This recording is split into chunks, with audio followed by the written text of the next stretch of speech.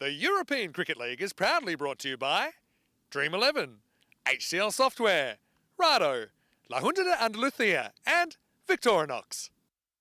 Well, Group C got off to a wet and woolly start with day one washed out, but we did get on the park yesterday. 5 matches determined who stays and who goes, and the Scots are out. A shock the result, and it came down to the very last ball last night. So this is wide open here. By the end of the day, we'll have another team for Championship Week. Welcome, I'm Mr. Maximo. This is the European Cricket League Group C Finals Day, and it starts right now.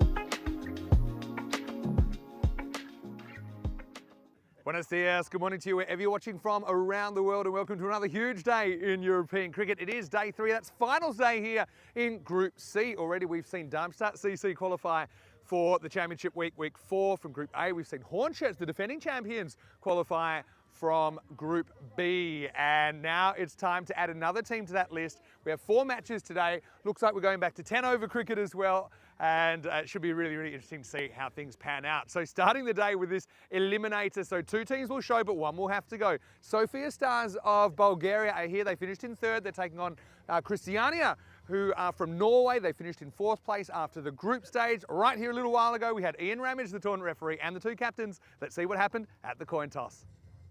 Sophia Stars, you're the home team, you'll toss the coin. Christiania, as the away team, you will call. Yeah. Dream 11. It's been called Dream 11. It's come down European cricket, so you've won the toss. The ball first. Okay, toss won by Sophia Stars, who will bowl first.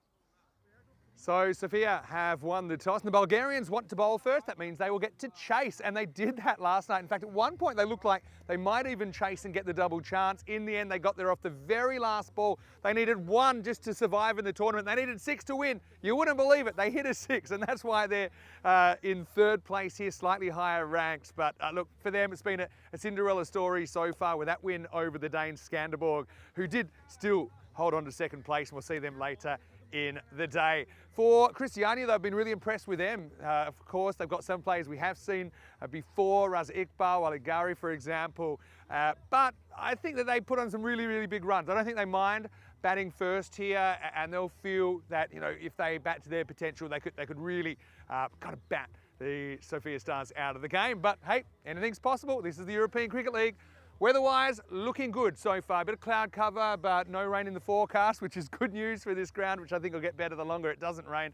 We're expecting 17 degrees. Currently, it's about 14. Well, the man that called that dramatic last ball last night is Corey Ruckers, who's with me for the first half of the day. Well, Corey, I know your voice is probably a little bit hoarse, but let's get back on the saddle now, because we're ready for Group C Finals Day, and it's the Bulgarian Sophia Stars winning the toss and bowling first.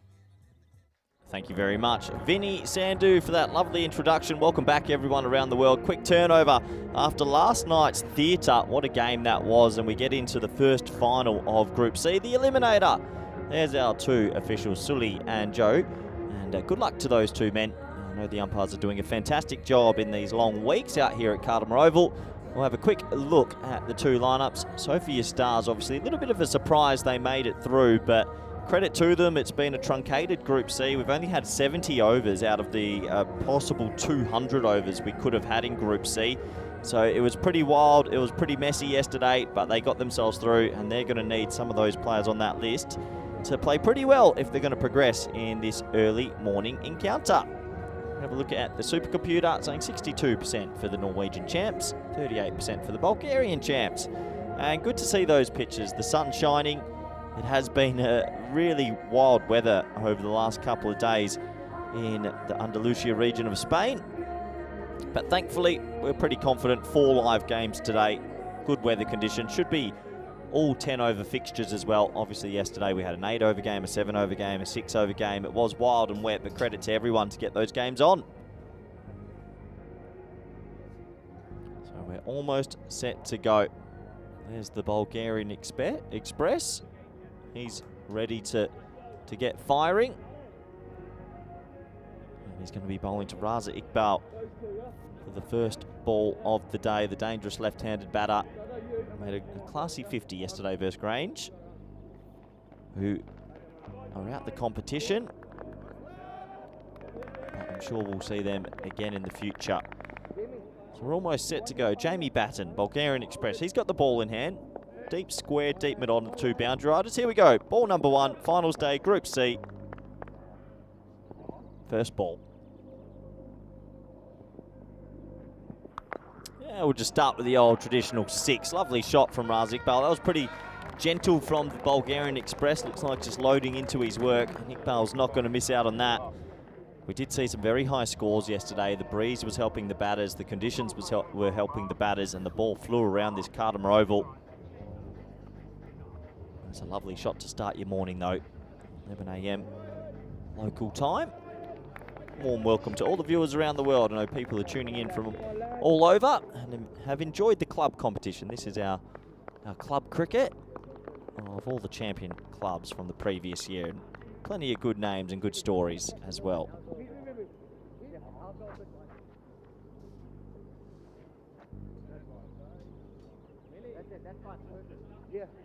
Just a little bit of a false start there, but yeah, great stories to see Sophia Stars win that crazy game yesterday and sneak themselves into finals today with a rather big upset.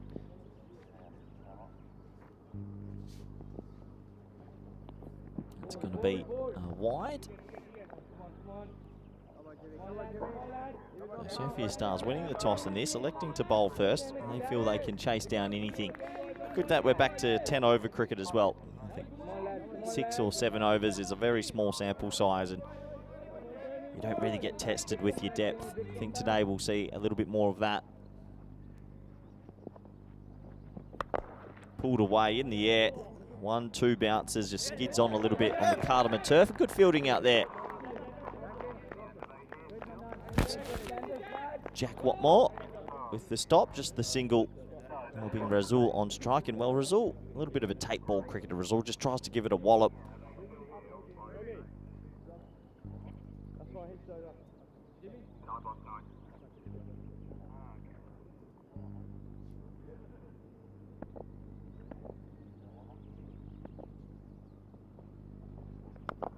And it gets a fair bit of bat on that though. That's going to race away for 4. So Batten just trying to build into his work. A couple of looseners.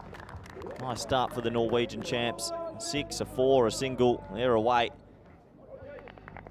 Always nice when both openers get their first boundary and get ticking together. Much more pleasant conditions here today. Very still. No breeze at all. Quite warm actually, and a little bit of cloud cover, but looking at the forecast, we will be fine.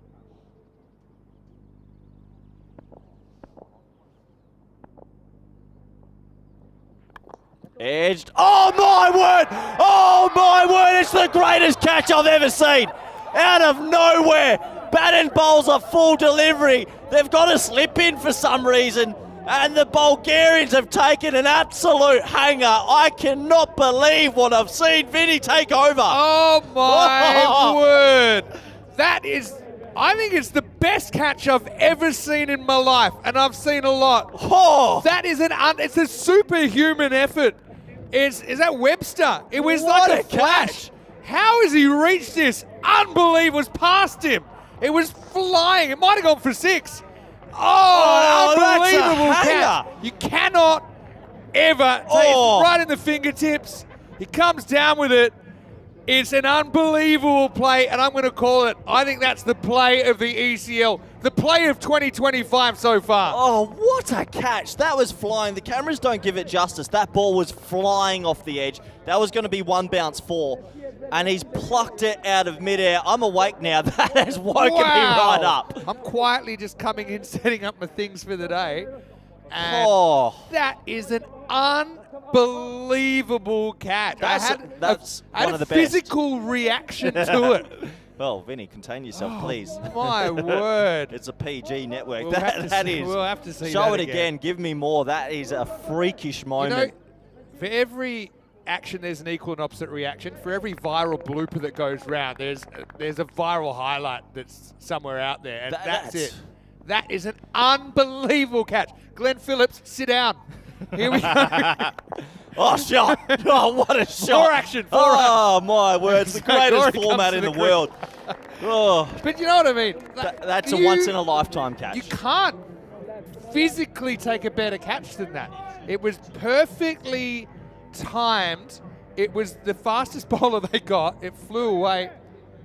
That is just, and what a moment. It went into his fingertips. It didn't. He actually got quite high. He couldn't reach it with the middle of his hand. The over's still going to go for about 20. And this one, unfortunately, isn't stopped. Probably should have been. Anyway, good morning. And yeah, I'm back. 20 for 1 off 1. Welcome to ECN Cricket, the best format in the world. That we need to get a replay up in because that is the best catch I've seen live in I actually don't think I've seen a better one. Come on, 2 circles. Go and find it and bring it back. Here's some numbers. You can see not too much of a difference batting first or second. And yeah, over 6,000 runs. Obviously, it's a tough group. I would like to, there's some numbers. 13 runs and over is average. Probably went up a bit yesterday. But I'm awake too. There's Webster, who's now... He knows. Right now, as a fielder, right now, he's the best fielder that walks the earth. Oh! It was flying. Oh, he got so high. He got ridiculously high, Vinny. That was going to be 1 bounce 4. That is a 10 out of 10. Look. Right in the fingers. It's actually between like either fingers 3 and 4 or 4 and 5. Even the way he jumps, one of his legs is up high on one thing because it's like a goalkeeper jump. It's phenomenal. And that was my first over back. Right now, he knows. As a fielder, you're standing there, you're like, you can't wait to get your phone and watch that back. Raza Iqbal had a good view of it from the other end. And now he wears one in the unmentionables. Yeah. Oh, he's gone. He doesn't want to run anywhere. Oh, it's in the Jats crackers, Vinny. Can you believe it? Iqbal's taken one. So, Sophia Stars, in 2 consecutive overs, they've pulled off 2 of the best plays of the ECL ever. The last ball 6 when they only really needed 1 to survive.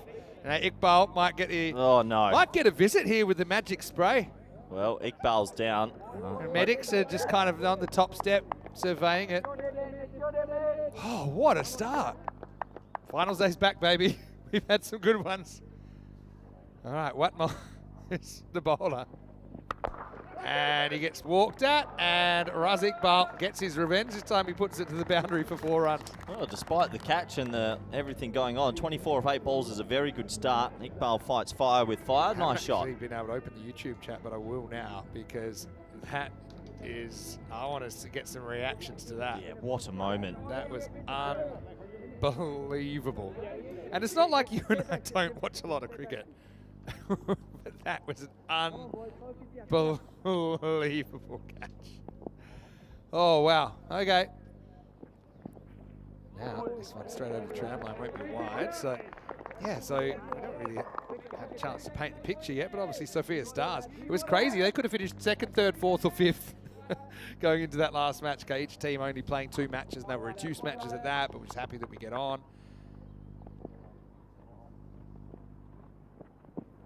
Short, this one isn't going to be reached. Wide will be the call. And let's go see what the comment section had to say.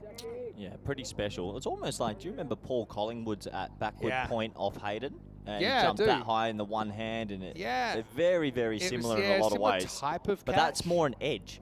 And off an edge, it flies. Yeah, and it was another wide that's bowled here. Everything had to go right, and it did. Had to time the jump 100% right. Couldn't get the middle of his hand on it, so I had to just lodge between 2 fingers. If that actually hits flush on a finger, it's no way it's sticking. But it lodged between, I think it might have been his ring finger and his middle finger. And then he came down, and actually, to be fair to him, another widest down leg side this time. To be fair to him, he was very smart the way he fell back to ground. He protected the hand with the ball in it, and he made sure he turned the ball in his hand, made sure he wasn't going to land and have that ball touch the ground. So congratulations to Webster. He's now the player of the tournament. Doesn't matter what happens. Give him the watch. Give him the watch. Oh, Iqbal, though, he is feasting on this. Watmore hasn't really got it right so far. Iqbal, though, just quietly He's moved to 17 off 6. Despite the crazy highlights, still a very solid start for Christiania. Yeah, very good start. These were the two yesterday that really cashed in against the Grange. The two left-handers at 1 and 3. They put on a 100-run stand and they smacked it to all parts. They feasted on the spin, and if you don't get these too early, Vinny, they're going to make a big score. Heart rate's slowly dropping back to a normal rate. Oh, he hasn't got this right. It's a decent block from the keeper. Good running as well, good awareness. Saw that Yeah. a few times yesterday. Players are realising if it just bobbles a bit in front of the keeper, you might as well go. Well, we know that Nagy's a bit of a dead eye, isn't he? From behind the stumps with his... I mean, it's not hard actually to underarm at 3 stumps from about 6 metres, but sometimes you think it is. He's pretty far back, Nick. He probably could take a step up. There's a slower ball as well, though. That's not a good ball either. That's Gundy with a capital G and Maximal. 6 to Ghauri. Says, I'll take those all day. And then this over's gone magical as well now. Yeah, it's still a good start. Despite that moment, it's a very good start. They've already got 40 on the board. That is a Gundy ball down the leg side. Just had to catch up with it. How was your day off, Vinny? You got some good rest? It was good, yeah. I was able to, because the rain actually held off, so I was able to walk around the local area, and I went out for a nice Spanish meal last night. But I was watching that last game at the table, and say that other patrons may not appreciate it, but I did. Anyway, that'll be the end of the second over. So it does finish with the end of the second. It's 41-1. Credit to all the crew, though, to be able to get things on the way they did. Again, as an organisation, obviously we're not as big as, we don't have the resources of multi-billion or $1 million or euro companies, but to be able to find solutions to get cricket on. You got to feel for Grange, but you can see that they finished in 4th place. But in the end, they did get on, just couldn't get the win. I saw it ran into Jarvis from Grange last night, and they said they absolutely enjoyed themselves. They gave everyone a bit of a trundle yesterday, and they just wanted to get on no matter what. So good to hear that sort of sportsmanship, and I'm sure we'll see them again in the future. That's the magic of the ECL. All right. Well, this is Gagandeep Singh. Now, he has told me, and you know, you're a romantic, aren't you? Sometimes.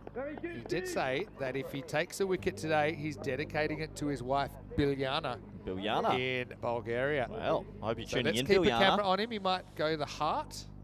But yeah, Gagandeep Sky we know pretty well. He's been to the ECL before as well. That's playing ECS cricket in Bulgaria. That's pretty good. Oh, he's overcommitted here. Turns around just in time. Well bowled by Gagandeep Singh. Yeah, good bowling, good start for him. It's the last over of the power play, so if they can get out of this and maybe try and keep the score low 50s, start to build on it from there. But this is a bright start, you'd have to say, from the Norwegian champs, who are just starting to find their boots in this comp. I don't think I've ever been so physiologically affected by a catch that I've commentated. I'm still coming down from it. All right, throws the hands at this, and he's going to get enough of it. He's going to run away for 4. That's Webster. Surprised he didn't die for it the way he's going. It was about 10 metres over his head as a result. 4 runs to the Norwegians. Yeah, a little bit of luck there. The thickish edge balloons over short third, runs away for 4. Yeah, so that was an insane piece of cricket. But yeah, honestly, I loved watching. I caught pretty much the whole day, so I'm up to speed. And yeah, 7 over cricket, 6 over cricket, 8 over cricket. Yeah, at least it gave something to build the standings on. Well, that's cracked. This time he tries the Yorker, and Ghauri's a very good player. First player to take an ECC hat-trick, actually, Wally Ghauri, back in 2021. He brings up the 50 here for his club, Christiania. Yeah, and good signs. These two left-handers are clicking again. The dreaded double click. So I see it sometimes at Carlton Road. When two players get going together, it's very hard to rein them in. The 50's up inside 16 deliveries today, and they look like they're set for a very big score. Shot. Rolling cutter, and he plays it really nice. He holds his shape, bangs into the vents. Maximal stays mass. One thing I really like about Ghauri, Vinny, he accesses the offside very nicely. He's not a leg side happy play. He really likes to say leg side of the ball and free his hands. That's a beautiful cricket stroke, and he's really ticking here. 56 sure now. Yeah. He's 28 off 8. Kind of been blinded by the highlight, but the reality of the fact is they're going at pretty much 20 and over here.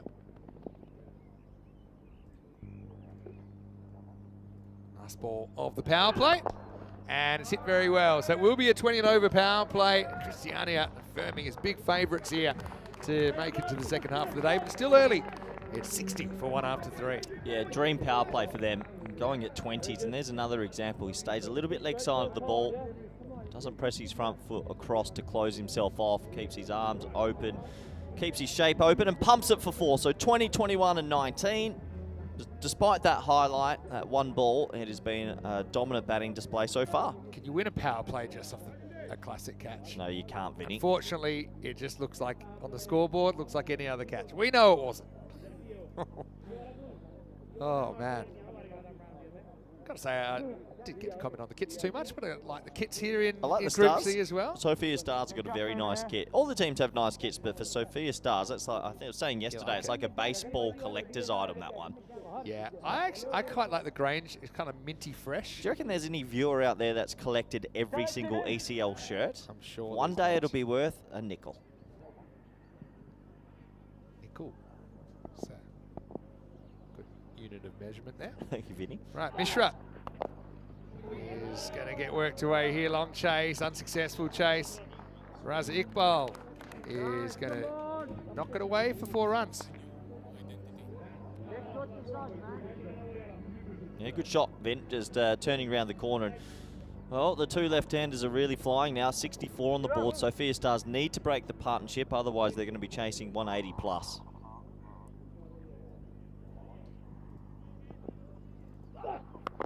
Now, miss hits, this should be out. It'll be taken. So Mishra is the one that breaks through with the wicket, Shiva Mishra. And it might be Gungadeep Singh that takes the catch down there.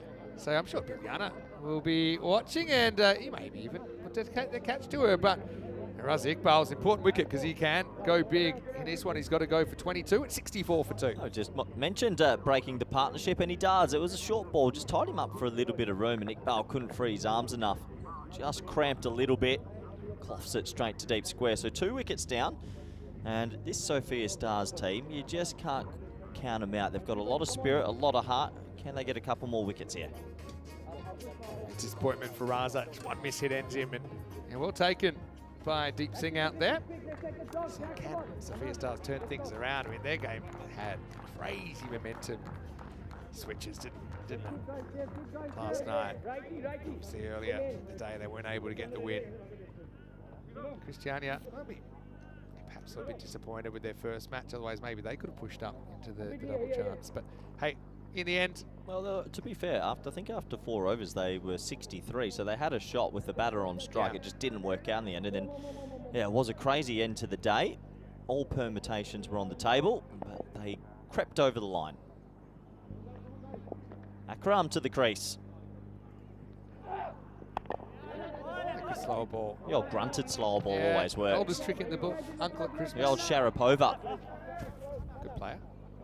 She was very talented. How many Grand Slams did Sharapova win? 3? 4? More? 2? 4? I'll go 4. Okay, I'll give you the answer. Thank you. It was World Tennis Day yesterday. Yeah, true. I heard that. Full of delivery, and that is a beautiful shot. Lovely batting from Ghauri. He's looking $1 million this morning. He showed us his skill over the offside, but that's a beautiful leg side clip. Yeah, beautifully done. Just timing. Nice little pickup land. Just got such a pretty technique, doesn't he? Nice player to watch. Good, nice on the eye. Slow ball, takes it on, and just over the top. Oh, lightning can't strike twice there for Sophia Stars. Just climbs over his fingertips. Ghauri survives, and the result, maximal 6 runs. Yeah, Ghauri, 44 off 11, striking at a flat 400. Just got enough. Just got enough. Maybe half a metre over the rope. But that's all it takes. So she won 5 Grand Slam titles in her career. That was close. Between 2004 2014. Ever play a bit of tennis? Good at it. 78 for 2 after 4. Yeah, a little bit of tennis. Padel's taken over. Fun game. I liked my squash, actually. Squash was a very, very fun sport. Myself as well. My favourite tennis story is nothing to do with the pros. In fact, at the other end, a couple of guys who I played cricket with had retired, and they'd gotten out of shape a little bit, quite a bit. But they were both quite good sportsmen. and they challenged in a bar one night. They challenged each other to a tennis match. In a bar? And they set it up, and they said they wanted it to be best of 5 sets. Now, they put on a good, let's just say a good amount of weight in a few years since they finished playing. Anyway, this up is in the air, and that is going to cover the boundary. Maximal 6 Masters 50 for Ghauri. He's come out on fire here. Gogev goes the distance, and Ghauri goes to 50. Nice on the eye, this man, isn't he? Another beautiful shot over the offside. Warm round of applause from his teammates. They know it's an important knock. 51 off 13 rocks. Yeah, fantastic innings, and he's so good at scoring all around the park, Go on, isn't he? finish that up. So, I know this is going to Australia, so I can't name them, haven't described them like that, but let's just say that they weren't in any good physical condition. And I went to watch, because, great, of course. I can't remember what the bet was, but, you know, but neither one played tennis, but they're both pretty coordinated. By the time I got there, it had gone from a best of 5 to a best of 3 to a best of 1 set. And this is in the first 8 minutes. The trash talk was amazing, but the standard was poor. And in fact, came about the 15-minute mark. It wasn't even a contest. Lifted up over the top. That's going to be 4 as well. So danger signs here. That's Christiania 88 now. We're not even at the halfway point. Yeah, he's really ticking here. And do I dare say, if he faces another 14 balls, we might be talking about the magical figure. Right now, the problem is for Sophia Stars, he's accessing both sides of the wicket quite comfortably, and they're not too sure where to bowl to him. It's not easy to work out where to bowl to him, really. Oh, he's got to wait for a mistake. Doesn't come here. Slashed away, and that's over the fence as well. Maximo! Says Carreras. This is where it's probably the most difficult time for an opposing captain. You've got Ghauri ticking. He's gone over mid-off, over cover, over mid-wicket, over square, now over third. Really tough person to bowl to. I think you've just got to try jam in your best Yorker and hope you land it, because he is really flying. 61 off 15, looking extremely calm and enjoying the pace onto the bat. Oh, well, that's a miss hit, and this is a huge moment, and it's gone. Well, there you go. The longest journey starts with the smallest step, and Ghauri, he's so disappointed. He looked on for a ton there, but again, that one just hits high on the bat near the splice. I think it's Jacob Gould that takes the catch. And so, yeah, Ghauri walks back for 61. Credit to Gogev. I mean, challenged him kind of in the boardroom there, and Ghauri just clunks it. He's gone. And the score is 94 for 3. Yeah, he plinked one out of nowhere, really. Proper innings, though. He's set up his team in a very strong position. And brave bowling to dig one in then. Not too sure if he meant it or not, but Ghauri goes. Very, very good inning. 61 off 16, 45 runs on the offside. Yeah. Nice to see that. Yeah, it's a brilliant innings from Ghauri. Probably goes into the category of high cameo. I mean, it's more than a cameo. That's substantial. Yeah. What's a cameo these days? 20? That's what I mean. That felt like a cameo because it just didn't last that long. Yeah. You know, what's a good cameo these? 20 off 6 or something? 20 off and over? Something in the 20s. Yeah. Something in the 20s off single digit. But would you say like 15 off 4's a cameo? Bit par. Oh. All right, Anwar strokes this quite stylishly through the offside for a single. Say Anwar for a moment then. It's Mirza Anwar. You know, one thing about Sophia Stars, they knew they were kind of outsiders probably to qualify, but they have, and now they'll give it everything they got. They'll feel, especially after last night, that anything's possible. Momentum could change quickly. Oh, I don't know what happened there. I think it's right off the cue end of the bat. It was hard enough to go past the bowler, but they won't get a run. So it's the end of the 5th over. What a 5 overs we have given you so far, and there's plenty more to come. It's 95 for 3. But anyway, let's welcome you into the commentary box. Vinny Sandu here, Mr. Maximo Corey Ruckers with me. Great job yesterday. What a day of cricket it was. I was an amazed spectator like everyone else. Rico Full will be with us a little bit later in the day for the second half of finals day. But what were your kind of thoughts? Any surprises here in Group C for you? Well, obviously the talking point's Grange, but I just think with the shorter formats of 7 overs, it was a lot more volatile. The tough conditions, as that one's misfielded, and they'll think about 2, but they'll self 1. Obviously the tough conditions meant some of their quicks couldn't charge in, but they kept playing with a smile on their face. That was good to see. Yeah. So there's plenty of surprise Group C, but it's a very confusing Group C because Grange also didn't get to play on paper the two weaker sides. They took on the two more strong sides. So it's a bit of an odd group, and that can happen. When weather affects a T10 tournament, it's pretty volatile. Yeah, especially with these 3-day groups we have these days. Would have been very interesting if we had lost another whole day, Vinny, because then I think we're, what do you do then? Or what happens if a whole group gets washed out? How do you decide a winner? You bought Monopoly. Maybe we have to play Monopoly for it. Tell you what, I was pretty good as well. Yeah, I did hear you mention that you won 4 of the 5 games. Grifter. Another slow ball, miss hit. Don't think anyone's reaching this though. Bermuda Triangle is after it, but the result will just be a single. That's a good miss hit. Yeah, it is a good miss hit. So just 1 to the total. Yeah, it was. I mean, this ECL, it keeps just going in all these different directions, as you'd say, left, right, up, down, around. There's no other tournament like it. And I was actually, I was chatting to some kind of high-level cricketers about this last night. First, let's have a look at this, because this is a real awkward catch. Cool, wants it, and he's dropped it. He just misjudged the hand placement at the last moment, and it ends up hitting the turf. Yeah, 1 more to the title. Gould will be disappointed. He's actually a pretty handy fielder. Just couldn't get himself in a more stable base and pull that one back in. So I was chatting with some pros last night about it, and they had been watching the last couple of overs of the night. Oh, that's hit, and I think that's going to go the journey. Going, and gone. Great effort there on the line. Gogev had a look at it, but had to watch it sail over his head. Maximal, 6 runs. Yeah, nice shot. 100's up, 105 with 4 party overs to come. It's a half volley, and he pumped it away. Yeah, go on. Yeah, so, but they said the emotions and the kind of dynamics were so different to anything you'd seen in any other cricket. So in pros, it kind of comes with the territory of, they'll have disappointments if they're full-time cricketers. They'll go to another tournament. They'll have another go with their team next year if it's a big tournament even. End of this 6th over here, 106 for 3.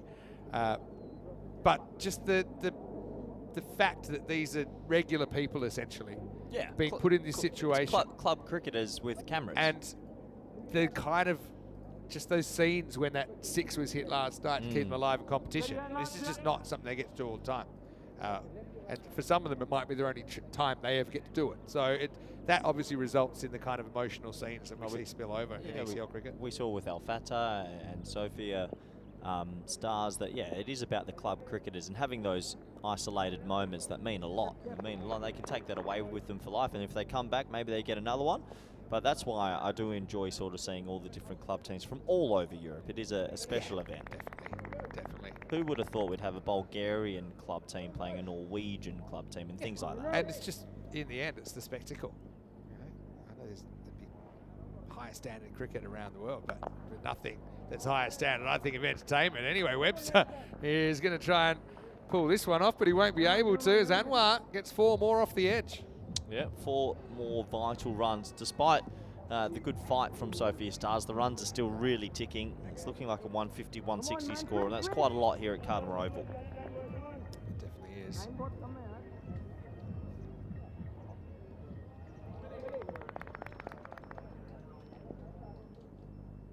Gogev with the comeback. Won't get hurt too badly here. Definitely this game's taken a different turn, hasn't it, since it's the Ghauri Wicket. And obviously the fact they got Raza Iqbal reasonably early. Yeah, look, they're fighting hard, but there's a lot of damage already done. The run rate's at 17.7, so just even a steady finish here from the Norwegian chance will get them up to a more than defendable score.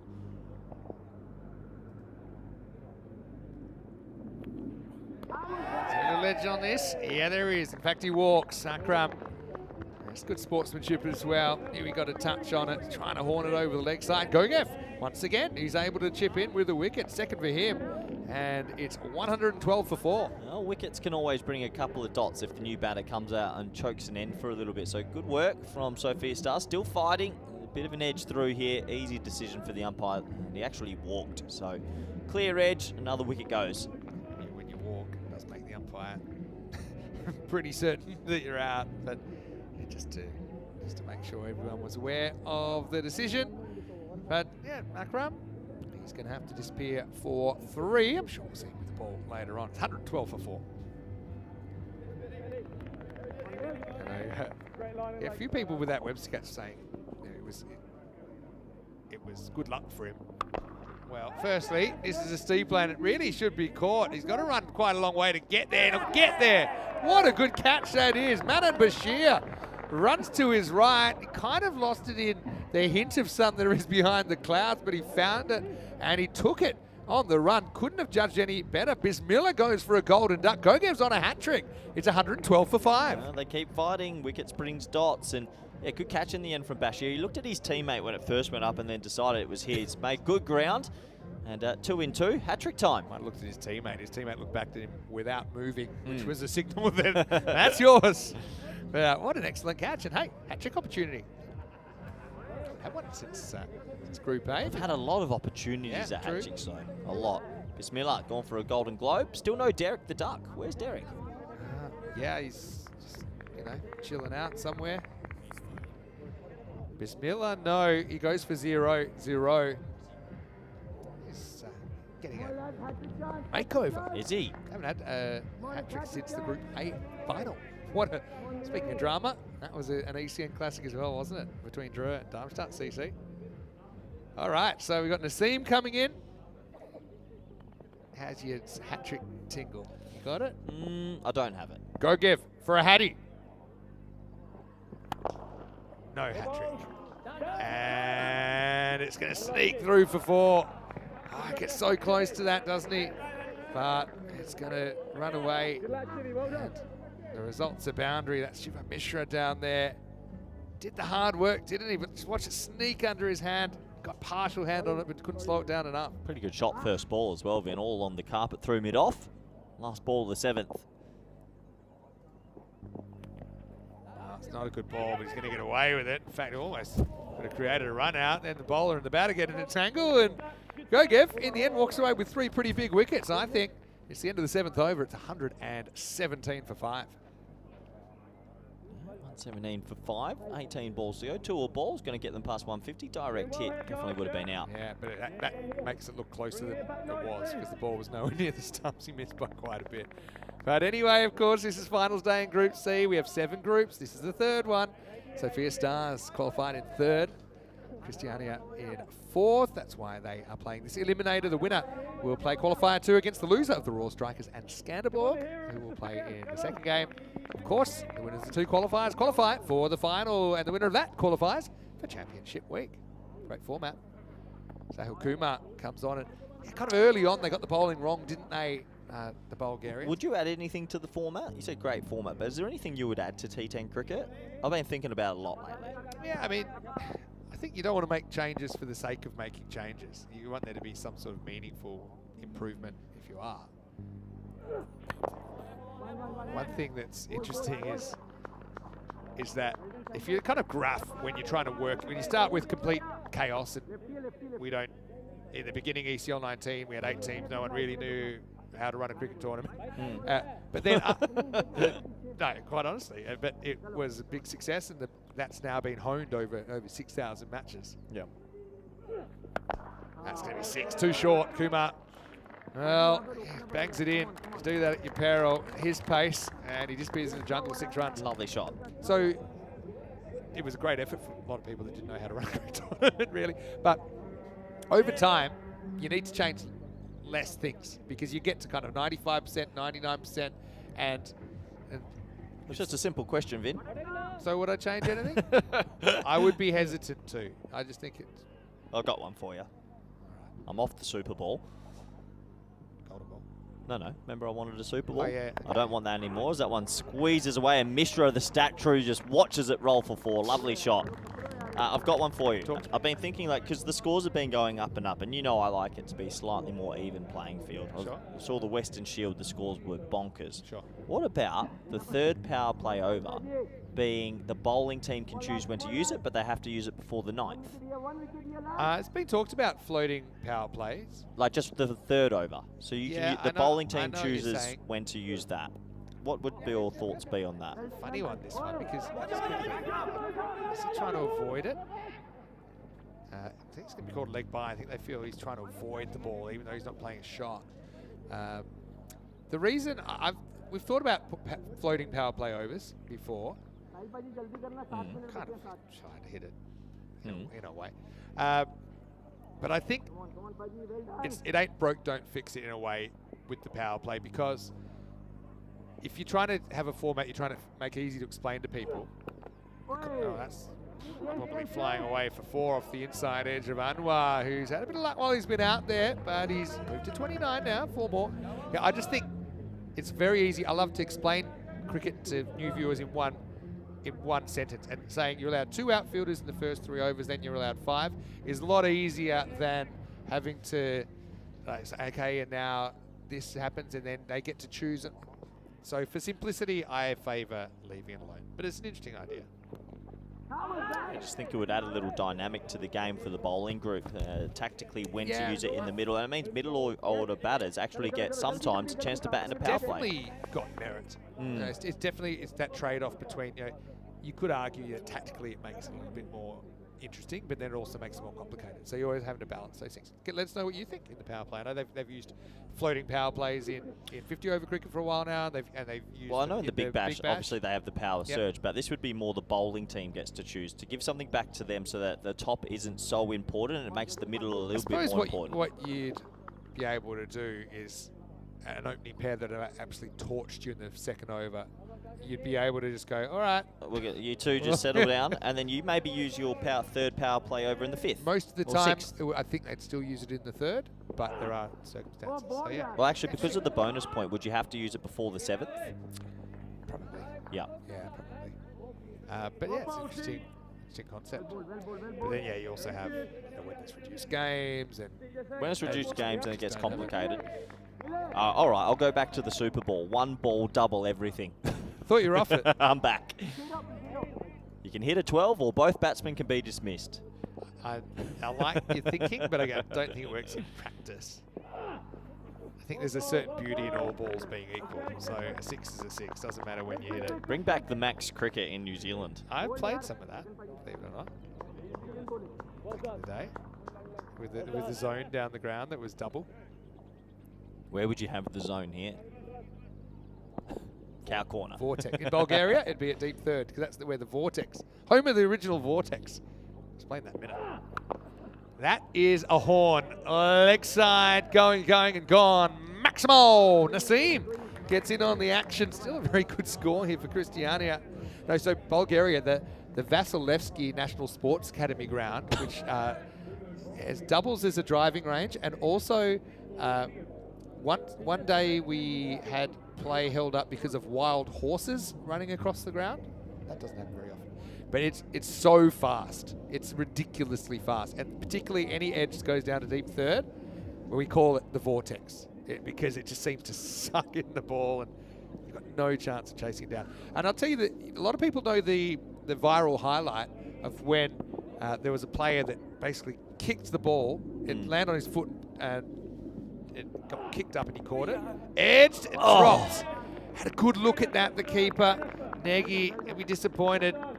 Get away with it, it's a single, but this is one I think you got to catch. It's not coming too quickly. It's one of those hanging edges and he gets 2 hands to it. Yeah, I think it's as he hit the ground, both arms just shuddered a little bit and it floated to him. He'll know he should have caught that. Has it? No, it actually popped out before he early, yeah. He'll be disappointed with that. All right. Oh, well, it's well bowled by Gogev. This is the 9th, 144. I mean, there's a lot of pressure on the top order. I think we saw that last night with the Bulgarians. Well, if Webster can continue his good form, maybe Mishra gets some runs as well. You never know.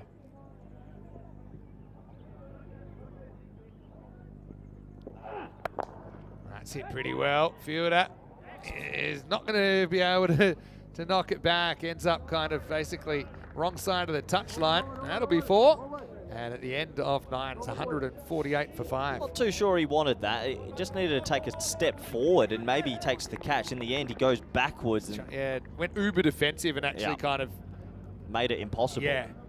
You could do that if you had a bit more room to work with, but of course he was pretty much already on the boundary. So 148 with an over to go. You look at the bowling figures there, everyone's been tapped around a little bit. Gogev picked up 3 nice wickets though. So I think they'll end with Jamie Batten. He is their senior sort of bowler, but this is already an impressive score.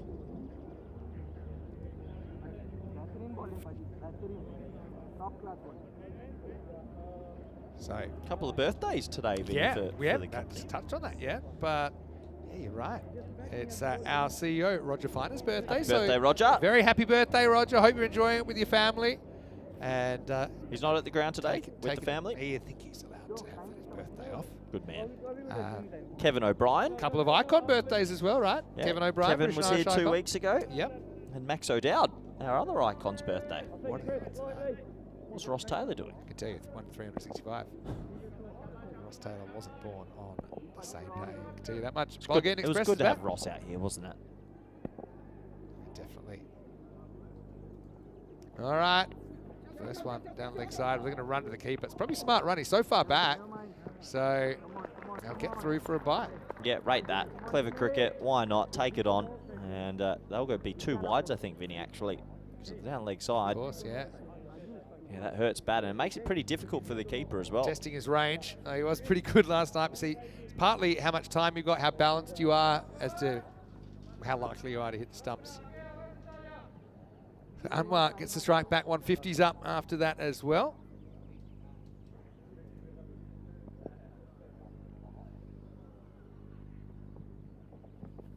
And this time they think about it. And, well, he's missed. And it probably could have got him at the other end. So, Nagy used up all his accuracy tokens last night.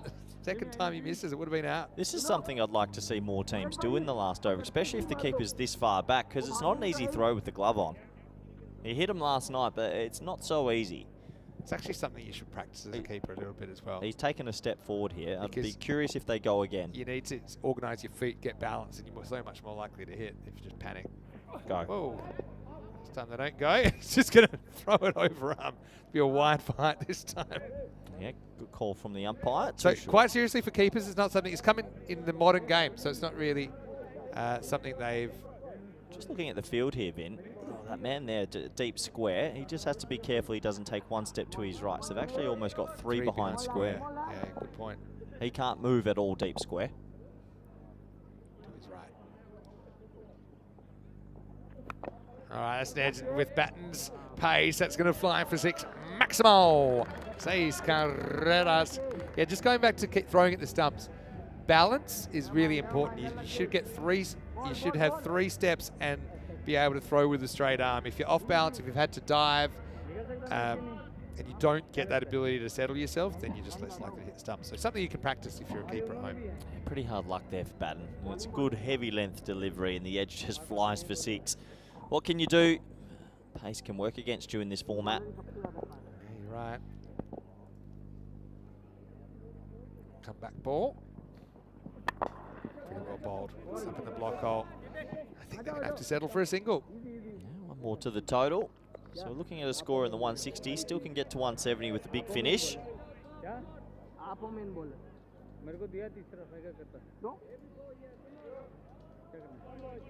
So, the Bulgarian Express to finish things off. And he'll get pumped. So what an interesting innings this has been. I don't know why I've just gone off the edge. I thought that was last ball. Yeah, well, keep your eyes forward, Vin. We still got, there was a couple of wide. We've got 2 balls to go. 175 still on. That's a lovely shot, really. Interesting, they're still given a 9% chance of chasing it. Yeah, 9% might be a little bit generous. It would be one of the more famous chases we've seen here. Obviously, Sophia Stars weren't expected to make it this deep in the competition already. They've tried their best here, but they've been outclassed. All right, back.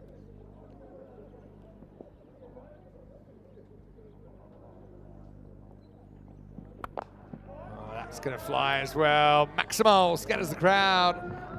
It's another thick edge that flies. Oh, strikers get a good look at it. And 6 more. So tough to be a fast bowler sometimes at Cardamar. I mean, there's 2 edges there that have just flown for 6. There's benefits to pace, but there's downsides, and I think that's what we're seeing here in this last over. You might not want to be the Bulgarian Express anymore. Probably be better off just Bulgarian What? locomotive.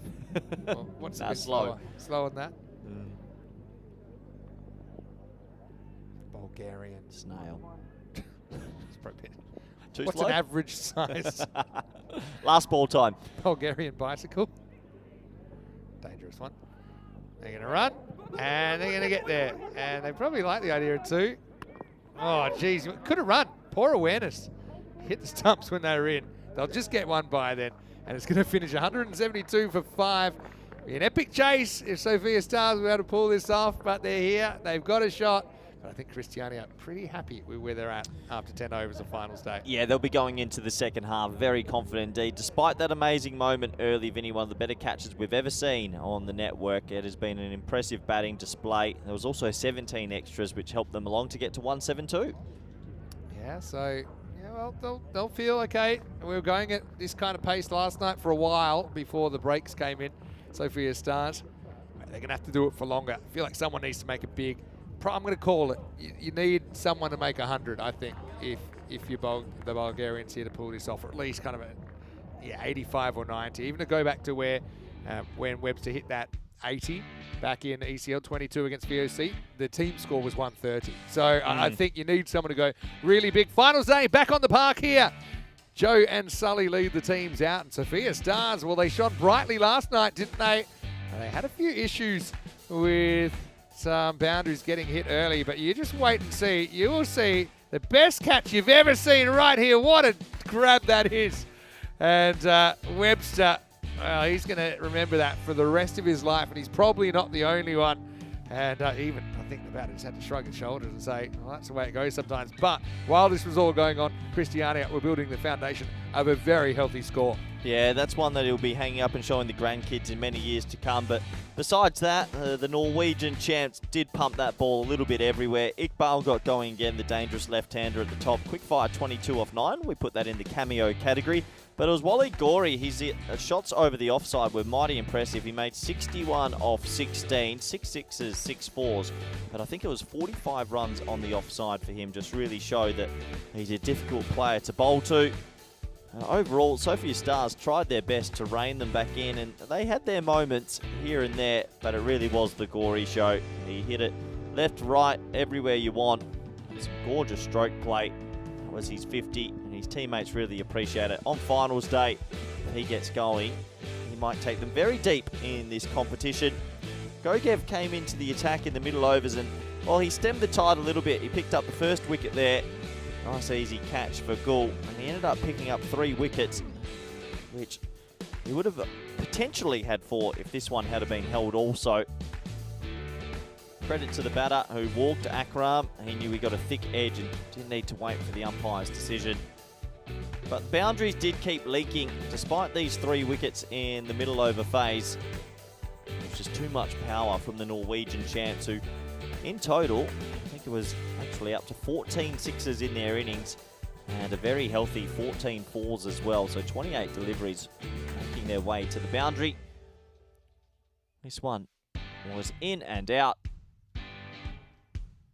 And it took us right down to the closing few overs where they tried their best to rein it back in. Baden bowled the last over, had a little bit of hard luck to be fair. There was 2 sort of spliced sixes, and when you have the pace, as we were mentioning, sometimes it can work against you, and in that final over, it definitely did, as Baden, in the end, his 2 overs went for 42.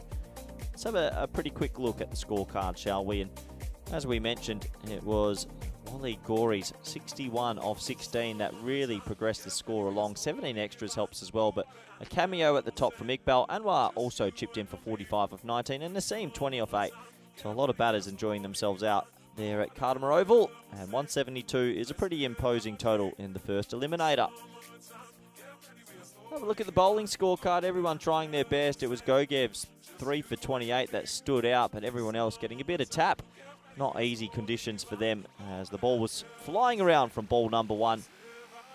That does leave them with a pretty monstrous chase of 173 to stay in the competition. So join us back in the next 10 minutes for the all-exciting run chase. Thank you.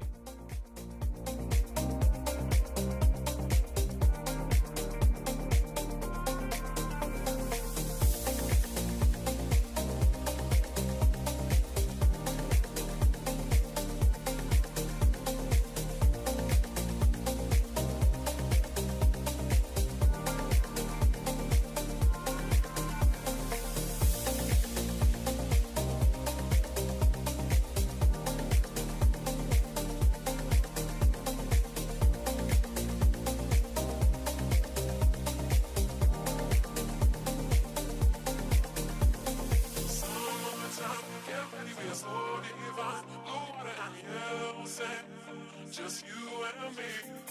Summertime, get ready, we are so divine. Blue water and yellow sand, let's live our dream.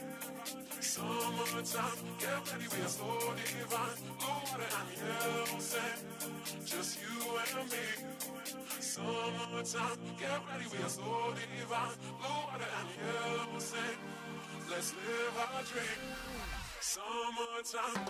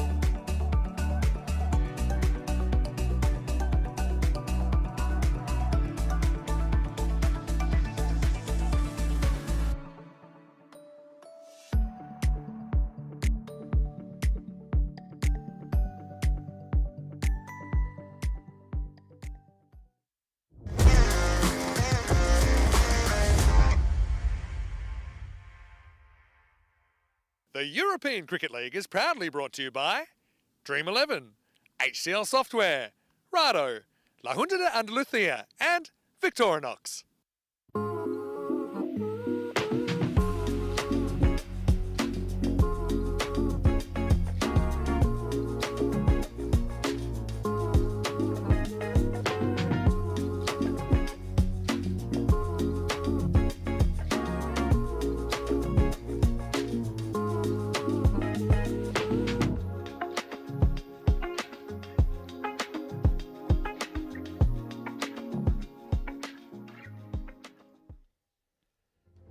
Hello and welcome back to the European Cricket League live from the Canterbury Oval in the beautiful Andalusia region of Spain.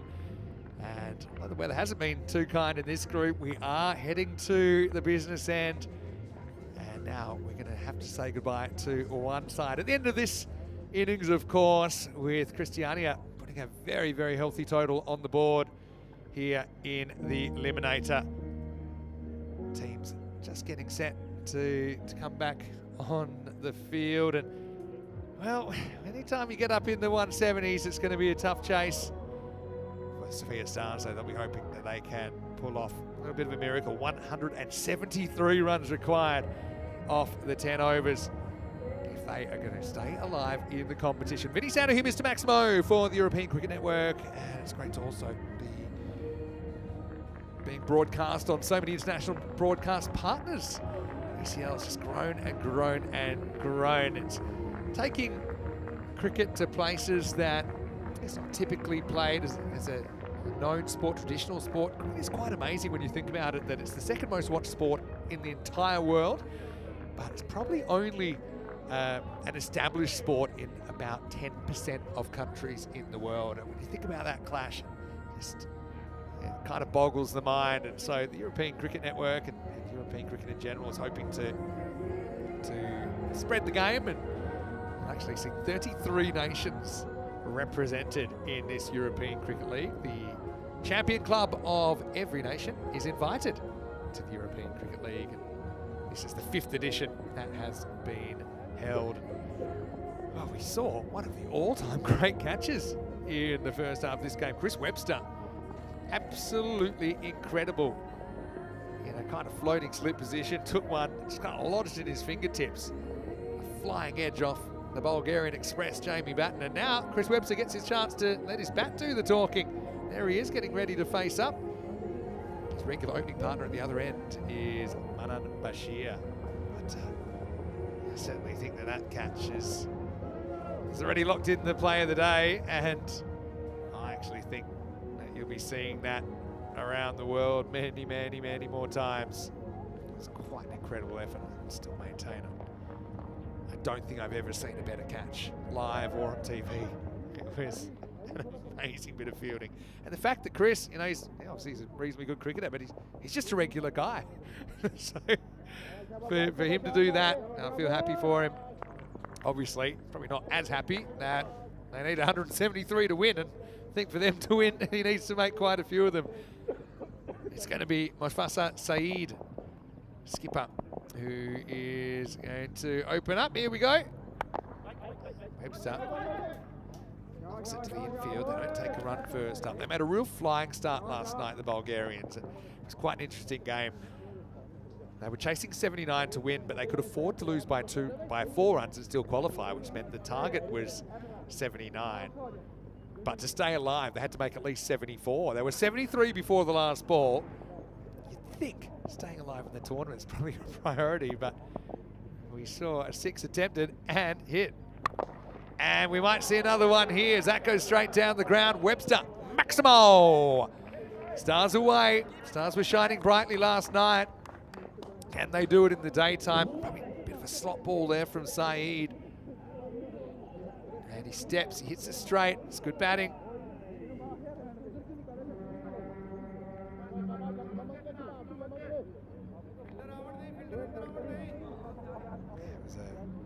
was a crazy old game.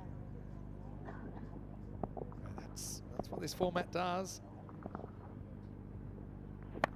Now he's in the air and he's gone. Well, there you go, 6 and out. Wasn't quite there to hit.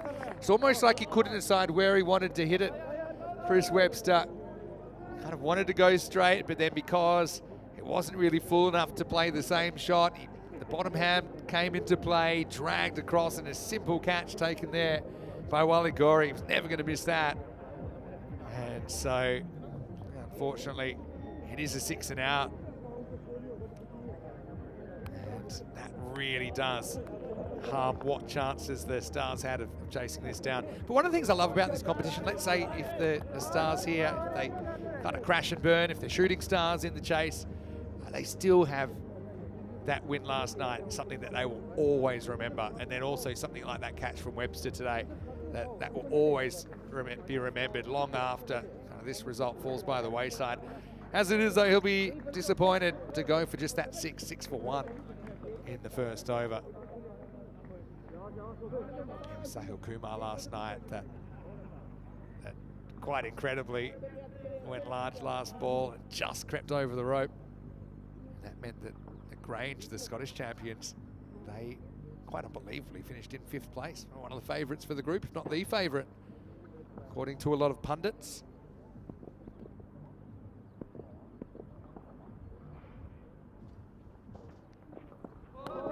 Just a wide. Remember, the regulations here say that if the ball passes the popping crease and even any part of it is over that red indication line,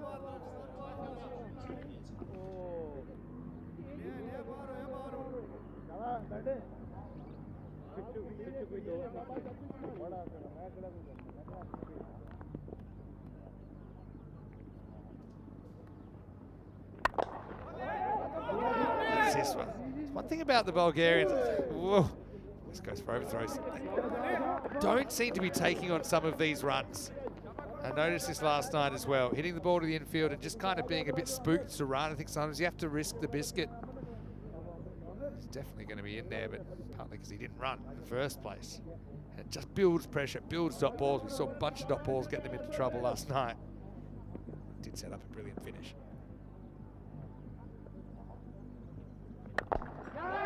This is up in the air, and that's going to be gone as well. So it kind of shows you, probably shouldn't have been on strike there. Mishra, Shiva Mishra that is, he's going to go for a duck 2-ball aside with the double strike here in the first over. And so that will be a fairly easy catch. Ghauri does the job again. This time he's gone back on the fence, but just as easy. And it's 7 for 2 in the first over. So what I will say, I know a lot of people are in the comment section, and we love that.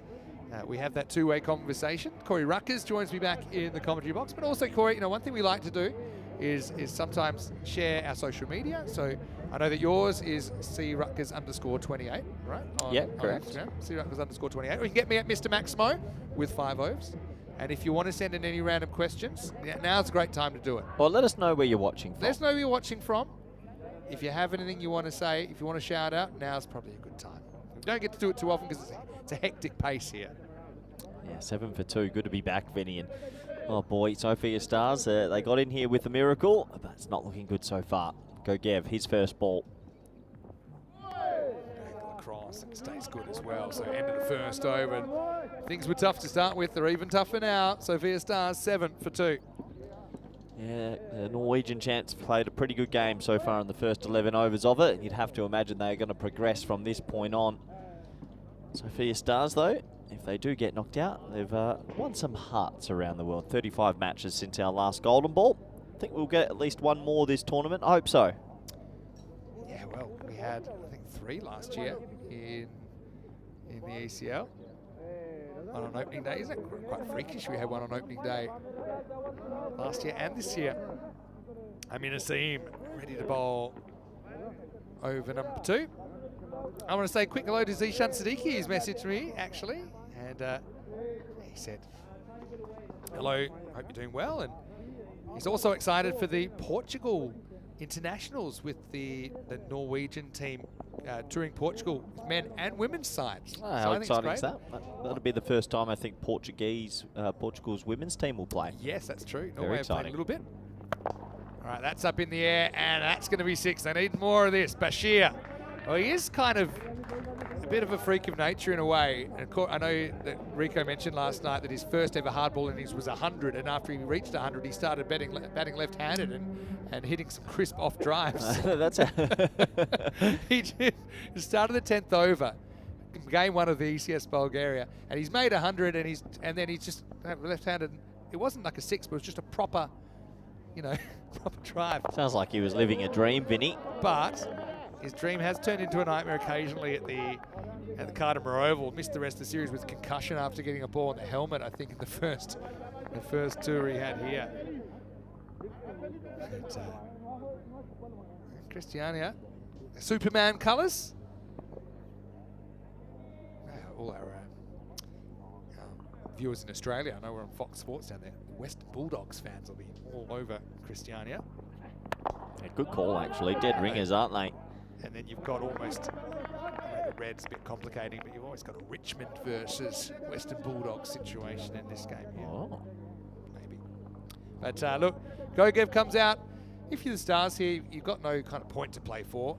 You're just... Oh, you're swinging from the hip. You're swinging, and if you go down by 100 or more, yeah, it doesn't you matter. go down.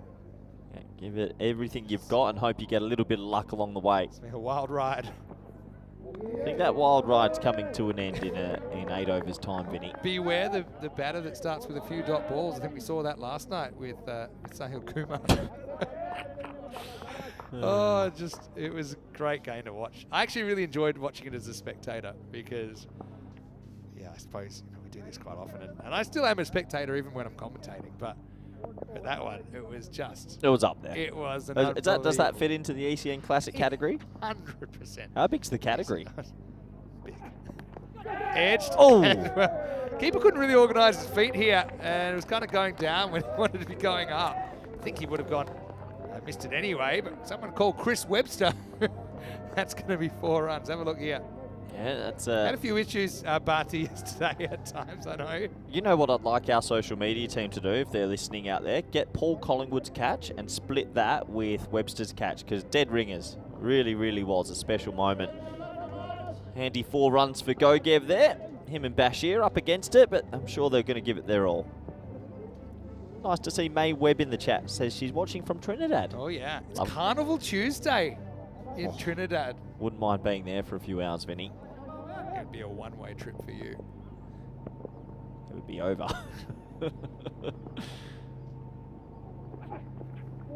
Takes it on, but Seam out muscles him. It's the end of the 2nd over, and it's 18 for 2. Yeah, 18 for 2. Obviously, it was always going to be a massive ask, and the early wicket of Webster doesn't help. Only a 3% shot on the supercomputer, which is pretty fair. Here we go. I've got a couple of messages coming in on my Instagram, Mr. Maximo. So I'm checking it right now. So, yeah, Mr. Maximo with 5 O's. So, I know Sean Dennehy is watching, and he wanted a shout out for himself. Well, Sean, you've already got it. And Tyler Carter. So they want a big Maximo. You'll certainly get it. So thanks so much for tuning in. I believe they're watching from Tasmania. They've got Eamon Spilane as well, who's watching from Sydney, Australia, saying, go Bulgaria. So obviously Bulgaria have won a few fans with their effort last night. It would have been early morning, maybe. Did you ever think in this world about 10 years ago, Vinny, you'd have Australians tuning in to a network cheering the Bulgarian club team? I wouldn't have thought that, but it's the crazy world we live in. In the air. Feel like this is catchable. Who's going to reach it? Oh, almost. What a fantastic effort that is by Ghauri. Almost couldn't believe he was going to reach it, and then he had to make sure he didn't run into Raza Iqbal. And it's kind of one of those moments you don't feel like it's a catch, it'll cost him too much, but it was a chance for another worldie. Oh, he made really good ground. Might just be off our pitches there, but top effort from Ghauri, who came streaking across from deep mid-on. That would have been spectacular, Vinny. Great effort. It was like a free catch. It's like a right of reply, actually, to that catch in the first innings. Yeah, when I saw it wasn't going for 6, I was like, well, someone has to reach it. Catching it's not another thing, though. This is up over the top, and nobody back on the offside. Pitches just inside. Cuatro carreras. Yeah, it feels like this is the sort of pace Bashir wants to bash a massive over and get them going in the chase. Yeah, so as I said, if you want to shoot us a few messages, now's a good time. Yeah, get them in. What time is it back in Australia now? Late, isn't it? It's 7:12 in the West Coast, probably 9 or 10:12 on the East Coast, depending on where you live. I'm still waiting for when we do go to ECN network down in Australia.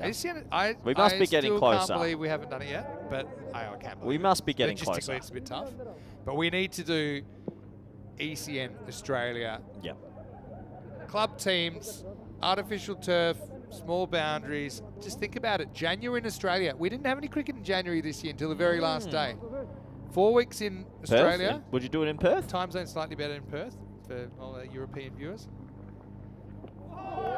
So, and If you put an invitation out to, let's say you're doing it in Sydney cricket or in Perth cricket, how many club teams do you reckon would sign up and say, yeah, we want in?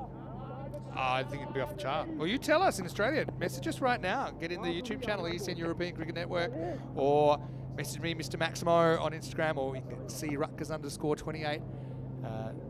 I think we get inundated with people that want to play. Easy. All right, that should be out. Anybody? Gone.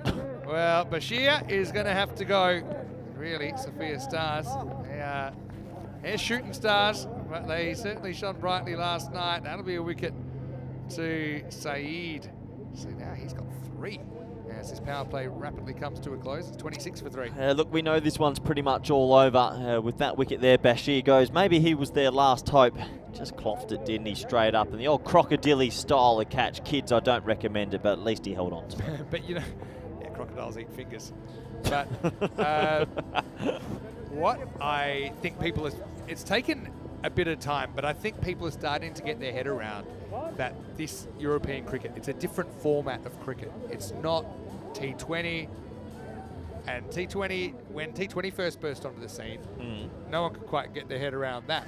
But over time, that's become mainstream. So T10, and not just T10, but it's the dynamics of European cricket make it such an interesting format to watch. And yeah, it doesn't matter what time of the day, you can tune in, you can catch some cricket action if you.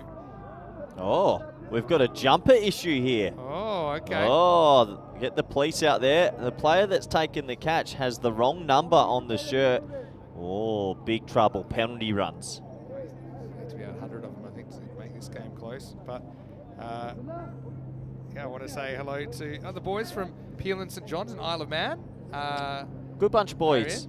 So yeah, well, Jacques actually sent me a message. So he said, watching from a tropical Isle of Man. I bet it's not. Do you think we're ever going to Isle of Man with the I'd love ECN? to.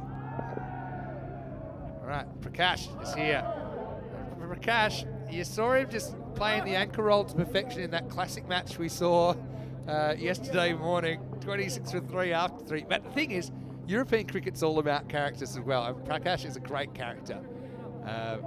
And he would have been as proud as anyone of that effort last night.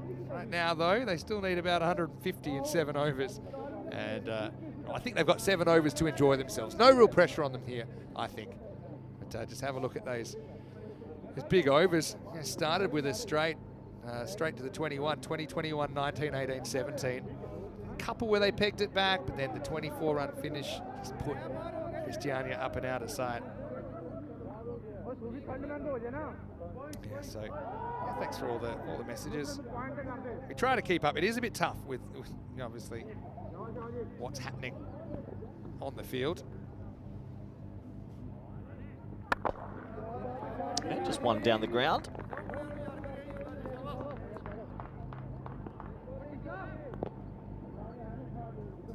So this would be a great chance. The thing with Mishra, I know you mentioned that he may have retired several times, I thought but he did you retire. never know if it's his last dance or not. If we learn anything from the Last Dance Netflix series, Good series. it's almost literally his last dance. He's almost knocked out his peg. What sportsman around the world, or sportswoman, has retired the most and come back? Good question.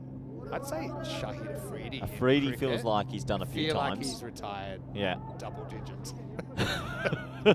Imagine that. Do you get carried off all 10 times when Yeah, you... you milk it. To use it for our Australian viewers, John Farnham is one that people often talk about. It's a I good think that's question, just actually. miscommunication. Ah, Prakash is away. We'll only have to settle for one here. So yeah, we've got Boom, who's watching from Adelaide, saying it's 9:45 at night and living for ECN, and that's what I love to hear. Floyd Mayweather retired multiple times, came back. Mike Tyson's probably going to be as well then, if you're going to go by that. This is a really good shot from Gogev. He's impressed me a lot this week, how he's handled himself. Kind of walks at this and pumps it through the offside for 4. Yeah, nice shot. Comes down the crease, bit of dancing feet, and pumped that away with that beautiful kookaburra. 4 runs. Have you spent much time in Adelaide? City of Churches? Absolutely not. Beautiful. don't be intimidated by the name. It's a beautiful city. I've been there multiple times. Abbas. Walked out again. I've gone on the search here, Vin. Okay. And they reckon Sugar Ray Leonard. Okay. 6 times retired. Well, Prakash's already beaten him. Yeah, Prakash has been in. As long as I don't mind if Prakash retires from cricket, but I hope he doesn't retire from cooking. Because every time we go to you haven't been to Bulgaria. I haven't been to Bulgaria yet. He does the best feast you could ever hope for. I think I can go there now as he has bombed Nailed it. Oh, Prakash. my word. Oh, don't be gone too soon. Don't if you retire. can hit a ball like that, Maximo. 39 for 3 after 4. Oh, that's woken everyone up. Prakash Mishra channels his inner 20-year-old and absolutely bombs one out of nowhere. He loved it too. No, I've seen him play some big innings here as well. Yeah, When? but you appreciate it. There's one I'm going to think of. I'll go find it. But there's one that he played here where he was untouchable. I think it was for Indo-Bulgarians. It might have been ECL 22, but anyway. Yeah. Yeah, he made... What, 30 off 20? No, well, he's scored 550s on the network.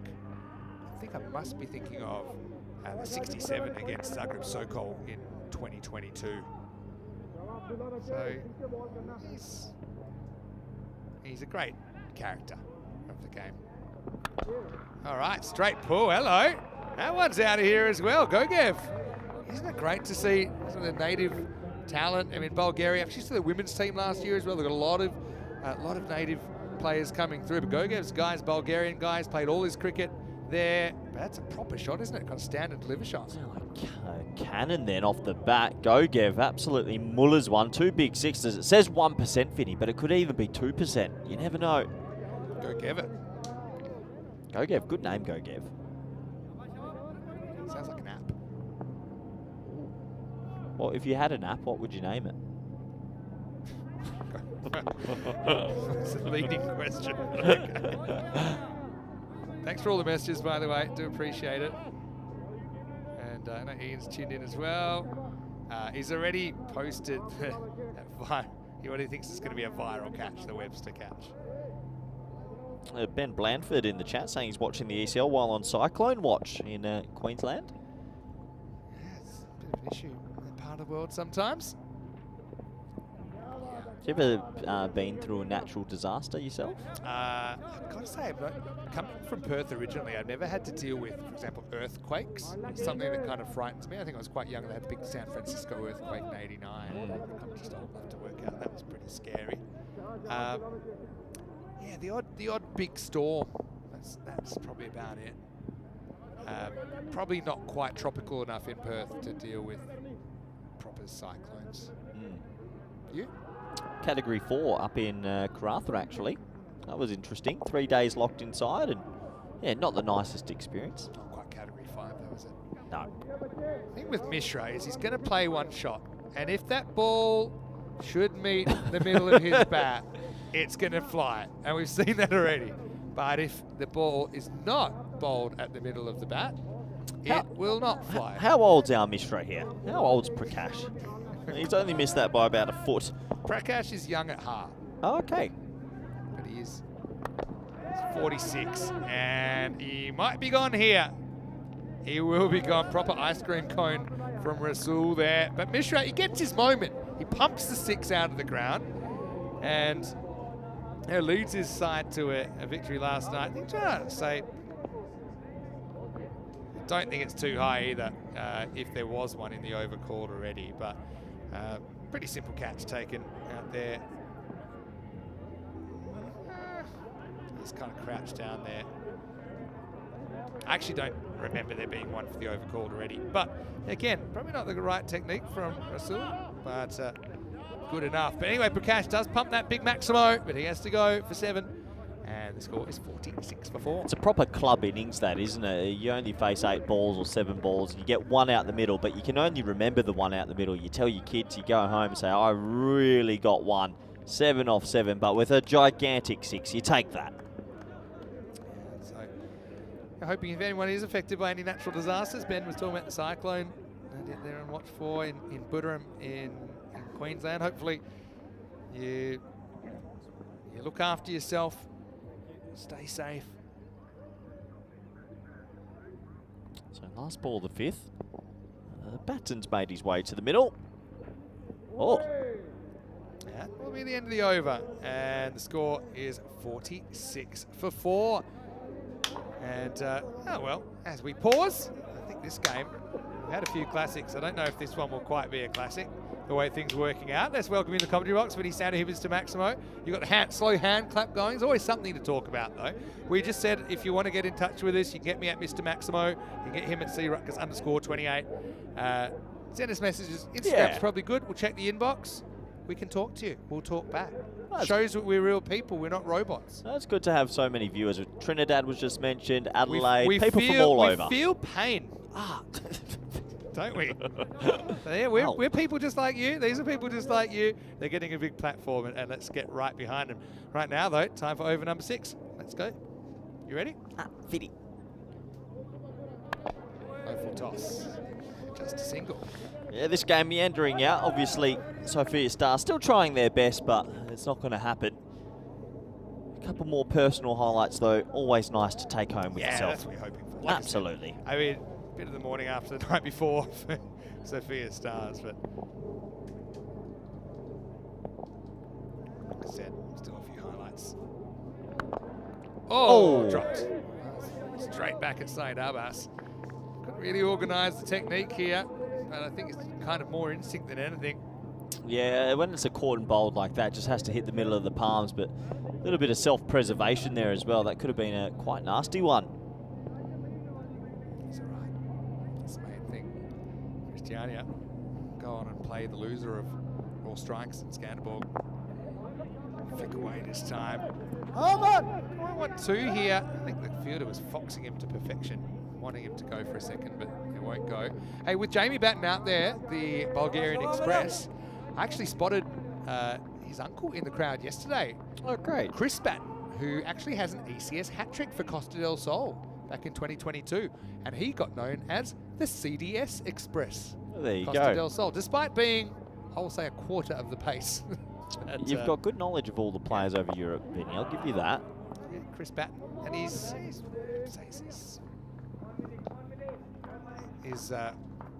twilight years of cricket, if you want to call it that. Maybe that's a bit unkind. But yeah, Chris, I remember he took a hat-trick here. It was the same series Viv Kimmer was actually playing as well. Yeah. I think Viv Kimmer's down in Namibia now. The Dutch have a series starting tomorrow. Chris Batten, 62 years old. Let's get a bit creative here. Oh, no. Run out waiting to happen, but they'll scramble through for a leg by. But the main thing about the European Cricket League, it's a festival of cricket. You've got players here that have qualified through their respective countries, and it just has a certain festival atmosphere, unlike anything else that you'll see. The spectators get to get up and personal with the players, and yeah, hopefully that translates through the screen. Anyway, here's Abbas. But good stop down there by here's Anwar. They're taking it slightly dodgy too, but the throw came back wide of the mark. 50's up as well for the Stars. Yeah, 52 for 4 after 6. 24 balls remaining in this game, Vinny. And I think we start to preview the afternoon's cricket coming up. Looking forward to seeing the qualifier between Royal Strikers of Malta and Skanderborg of Denmark. You got feelings about that game? Obviously, Strikers came out and struck them well yesterday. We've had such a small sample size of this group. It's quite hard to read. We haven't seen too much of the Maltese team. They've only played a handful of overs and one of their batsmen clicked. So I still think it's pretty much a 50-50 and looking forward to commentating that one. I suppose one of the things is that you can't rely as much theoretically on one player in a 10-over game versus a 6 or a 7-over game. This one he's gotten wrong. Fielder comes in and takes the catch. So Bismillah, well, he went for a duck, but first ball he bowls, it's going to work out pretty well. Batten gets that all wrong, as the Bulgarian Express will have to head back to the station, and the Stars are 52 for 5. I'm sure we'll see the Bulgarian Express in the future somewhere, Vinny, but wasn't his day today with bat or with ball. Another wicket goes. This game meandering out, but credit to the Norwegian side.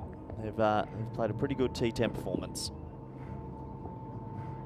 So Warren Casey has sent me a message. He said, always the most entertaining form on the television. Was it here from Ipswich in Queensland? Keep up the good work. And big thanks to Wazza. I've actually played in Ipswich before. I think I have as well, yeah. Nice part of the world. So yeah, thanks so much for sending a message. If you want to do it, you can. This is the time. Good comment from Deborah Hall in the chat. Being through a natural disaster, does marriage count? That's pretty good. That's the kind of chat we're here for. You got to poke some fun sometimes, don't you? Watmore comes to the middle now. He's got a chance for some personal highlights, and he's going the old Shivnarine Chandapal. I like it. The old frontage. It just bats normally in the last step and pushes the single. Boo. Do you think that Duckworth and Lewis tried to shorten their marriages using their own method? Good. Don't know where to go from that now. I'm curious Watmore's gone the old Shiv Chandapal. Shiv Chandapal, tell you what, underrated cricketer. He churned out runs for a long time. And he used to bat. He used to bat with the old baseball sort of. Of course, yeah. The paint under the eyes. How come that hasn't caught on actually? It's an extra thing to do, isn't it? Unless you're really. What's the difference from zinc? Probably. Is it easier to apply? What actually is it? There was a thing that came a few years ago saying you shouldn't use white zinc because it can reflect the light into your eyes, because white reflects the light. So you should use coloured zinc. I don't think I've ever seen black zinc. I use yellow. Yeah, yellow's okay. I guess better one. Oh! Well, he's not dead, so that's probably a good thing. Gee, I thought that got him. Actually gets him in the hands. That's one of the more scary things that it's going to happen one day, Vin. But I only saw that at the corner of my eye. I thought it laced him. Yeah, you got the hand on it. If you're really unkind, that's a drop catch. But have a look at it. Oh. He's thank. Like, don't worry, everyone, I'm fine. He actually he's pounded it. That was on target, wasn't it? Magic spray time? Well, kind of got the heels of the hand on it. It was less he was trying to catch it, more he's trying to protect his face, which was. Does that go down strategy. as a dropped catch? It's nothing official, but I think any ball that's touched, particularly with the hand or the arm, has to Did you see a couple of years ago the New Zealand bowler that started wearing a helmet as he ran in? Yep. Here comes the magic spray. Well, magic spray could really help here. Need the old jiffy finger straightener as well, maybe. Yeah, I saw that. And I actually think it's sensible, but it's about it being practical. Some baseball pitches, it's exactly the same issue as baseball pitches. They don't have a physically possible reaction time, especially in baseball pitches as well. They've got a big follow through. So there's been some really nasty incidents. There's one from the Zimbabwe bowler. I can't name his name due to his name being quite difficult to say. Yeah, difficult to say as a commentator, but he took one really bad, and that's when they started discussing in cricket, should bowlers have some more protection? Yeah, I mean, we see umpires sometimes yeah, you see with umpires, a helmet. so yeah, it comes down to what's required physically of bowlers. And also, I think the bravado of the players comes in a little bit as well. So the general thinking would be, if this guy's running in, bowling in a helmet, he mustn't fancy himself as much of a bowler. Does the umpire in the Big Bash, does he have the grill on as well, or has he just got... Why? Got the grill. I think that you could just do the jockey lid as a umpire would actually look okay. As long as you can see. The thing is, you could have the ball deflect off the stumps and into your face. There was a very nasty one actually in Italy a couple of years ago. The ball deflected off the bowler and did some really bad facial damage to the umpire. And that's not his fault. It bounced off the bowler's fingertips. So I think the grill makes sense if you're going to wear the helmet. It's always being comfortable with it, I suppose, as well. It's one of those tough things in cricket. There's no obvious solution. That's the end of the 7th over, 56 for 5. Let's have a look at the teams of these two teams that are coming up. Raw Strikers versus Skanderborg. with Clinto Paul coming into the side for Raw Strikers. Chandral Sudasanan will be behind the stumps, led by Savio Thomas. But yeah, Pushparajan, where do you think? I think he's got to open. I don't know about him at 3, but anyway, we'll see. Divya Kumar and Danish are listed to open. For Skanderborg, Darmgard and Shangiv T. I saw you balking at his name a few times, but he gave it a go yesterday. Shangiv Tanny is going to be there.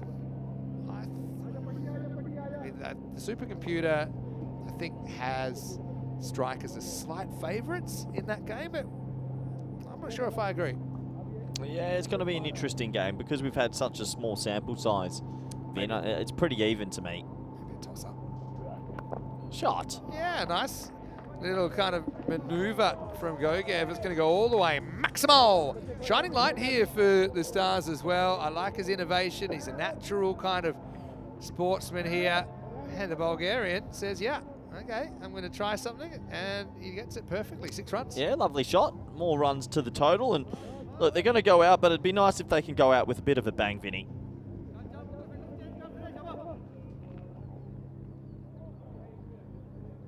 So, come back ball. Tries to stand a little, plays down the wrong line.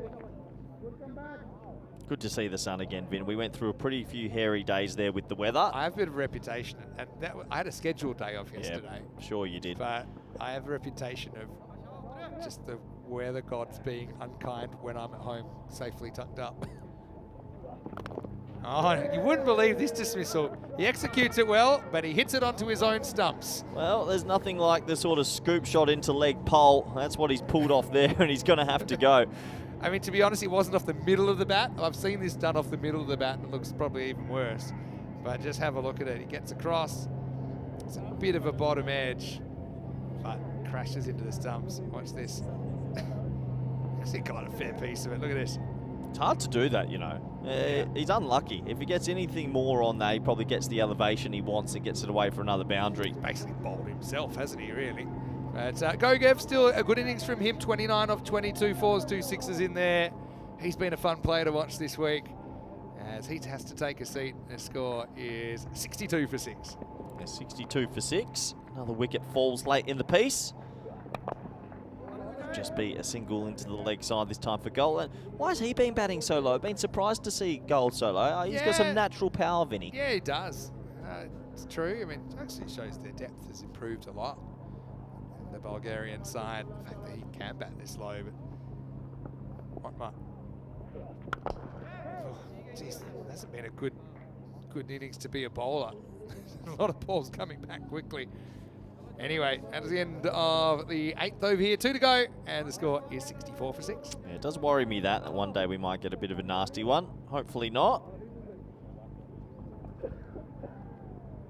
So 64 for 6, 12 balls remaining in the morning encounter. We're going to lose another team, Sophia Stars. They've tried their best, but a bit of a mismatch in this one. I'm sure we'll see them back in the future if they can win their domestic league, Vinny. Yeah, looking forward to that. We should be back in Bulgaria later in the year. That's a pretty good shot. Just picks it up. Whatnot goes maximal. Takes the Stars up to 70. This is kind of the exact score they were last night, the last couple of overs, and it got really close. Well, this is the thing. They've definitely found a couple of players this time. And if they can grow it back in their home country and keep working hard, win their domestic league, no reason they can't come back again, Vinny, and go a little bit deeper in the tournament. Yeah, that's what it's all about, the little club teams. That's what I love about the ECL. I mean, some teams probably know they're not going to win the whole thing, but you're trying to progress, you're trying to improve. Rolling cutter, so he has to wait. Now he hits. Gets it away from the fielder. Eventually it is picked up by Chaudhry Akram. Yeah, so you don't go too far. That next game, by the way, starting in around about 20 minutes or so. So it's really not too far away at all. Now, Cool is going to put this one up and over the top, and it kind of illustrates your point, doesn't it? He's a guy with unnatural power, and he goes maximal, even though he's Once he's probably late on it. He's opening up to hit the leg side, but he still makes good contact and gets the result. I don't even know if he was trying to hit that over the offside, but he's just got power. He just swats at it and it flew. I think they've missed a trick with him in this trip. I would have liked to have seen him in the top 4 because in the past he's had some pretty big innings. He gets his opportunity late here for a small cameo. Yeah, let's see if you can make something out of it. Just individual highlights is the best you can hope for here, I think.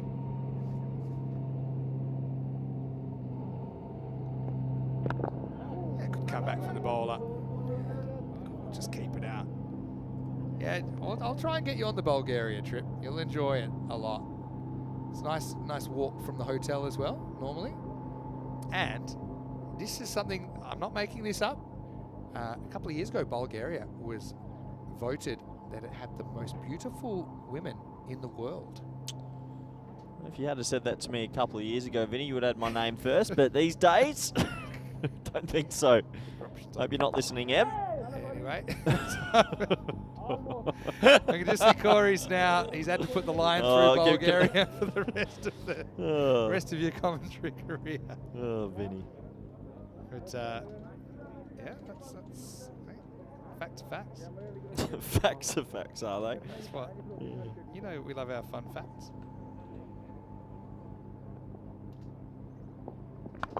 Oh, that's with us. Oh, what a shot. Way over us, Watma. He does have power as well. Maximal to finish the 9th. It's 84 for 6. Well, that's a lovely shot, and maybe they've been hiding him a little bit too low also.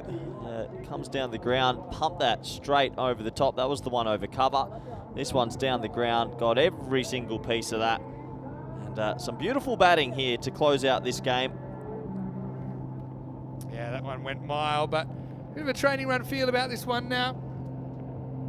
And so, Bismillah ends up going 1 for 24.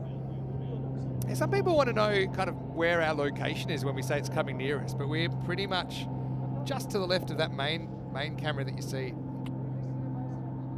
Yeah, maybe we can show just a little bit of our view. We do get a beautiful view here, especially when the sun is shining. That's us there, just at long off there. I don't know if you can see us. Wave our arms down. The 2 towers, one's the scorer's tower, yep. One's the commentary tower. We're right next to the side screen. It's a good view of the game. An extra bounce here for Chowdhury Akram. Starts the last over of this game. I don't think we've had the old grizzly ball fly into the scorer's box or the commentary box yet. It'll happen though. Yeah, we normally get a couple at some point. Taking a few catches in the box as well. Well, Baximo. I think it has gone all the way. That's 6 runs for Gould. Once again, I think the shots intended and the shots played don't necessarily match up, but they'll definitely take the run to the Stars. There's 6 of them. Yeah, the old Baximo. He swings hard, loses his shape. Doesn't really matter, does it? Closing stages, and it carries all the way for 6. Yeah, so this is only the first 4 games today, don't forget. So it's night time where you are. Settle in. Slower ball this time, maybe a bit too slow. And scramble through for 1. So maybe they can get up to 100. They're 91 with 3 balls to go. Let's see.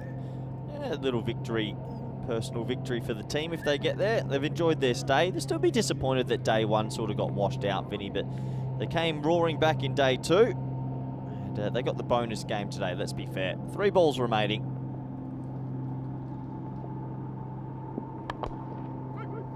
This one's just going to peter out a little bit, I think. But yeah, to the Stars.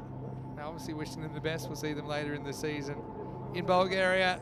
And yeah, if you want to watch that, you can. It's live and free all around the world. You can always watch on our YouTube channel, ECN European Cricket Network. You can watch the Vortex in action.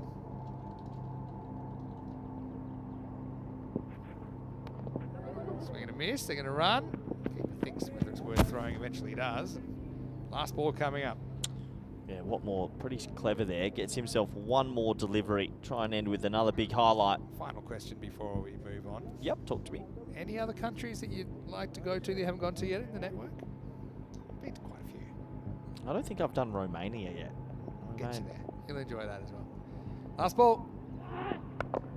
Oh, bowler has to find it, can't find it. Takes the catch. So Akram will take a wicket in the end. Watma got that done by a good slower ball. So Sophia Stars are going to go down here in the Eliminator, and the final score is Christiania of Norway 172, Sophia Stars 93. So I'll make that 79 runs the margin. But credit to the Stars, they were able to qualify fair and square. They had that huge highlight last night, a game they'll remember for years and years and years in Bulgaria. Today, plenty of highlights as well. The Webster catch. I certainly think that's something that we'll see again and again and again. But I think all credit has to go to Christiania. They had a job to do here. They were at risk. If they had an off game, they risked being eliminated from the tournament. But they have put on a big score, and they will survive to the second half of the day. So yeah, just confirming for you now that Christiania have qualified for Qualifier 2. The next match we see will be Qualifier 1 between Royal Strikers and Skanderborg. That's actually starting in about 15 minutes, so don't go too far. Now Christiania confirmed that they will take part in the second half of the finals day, and now they are 2 games, Christiania, 2 wins away from coming back for championship week. Yeah, and you never know. The Norwegians have done exactly what they needed to do this morning. Pretty disciplined performance. Sophia Stars won a few hearts along their journey. I'm sure we'll see them again in the future, or if not, we'll see them in Bulgaria when we head there. When I head there. But anyway, we're looking forward to seeing the highlights of this. And look, they kind of needed to play almost perfect cricket, didn't they? And we're saying, right, let's get loose, let's get real about this. Well, Webster, he got started pretty real, didn't he? First one went for 6, second one was kind of in betweeny, and he ended up finding Ghauri. That was a bit of a body blow. Any hopes they had, I think, probably walked off with Webster, and then very next ball was 2 in 2. It was 2 balls later, I should say. Mishra was caught by the same fielder. Having said that, they gave it a good old-fashioned try, didn't they? They kind of knew they were playing for pride, I think, after a little while. So you can't really begrudge them that. They still tried to be attacking. That would have been an amazing catch if Ghauri had pulled that one off. But yeah, just trying to make something of the innings. Some good catches taken as well. I mean, these catches probably didn't have a lot of pressure on them later in the day when Christiania play. There probably will be a lot more pressure to hold on to these chances. But yeah, Prakash Mishra with a blow heard around the world.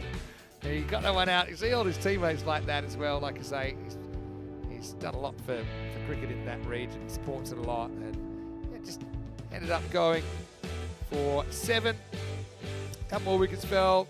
Jamie Batten ended up popping up a simple catch to Raz Iqbal. Then we always had a couple of bowlers that were hit into a next dimension.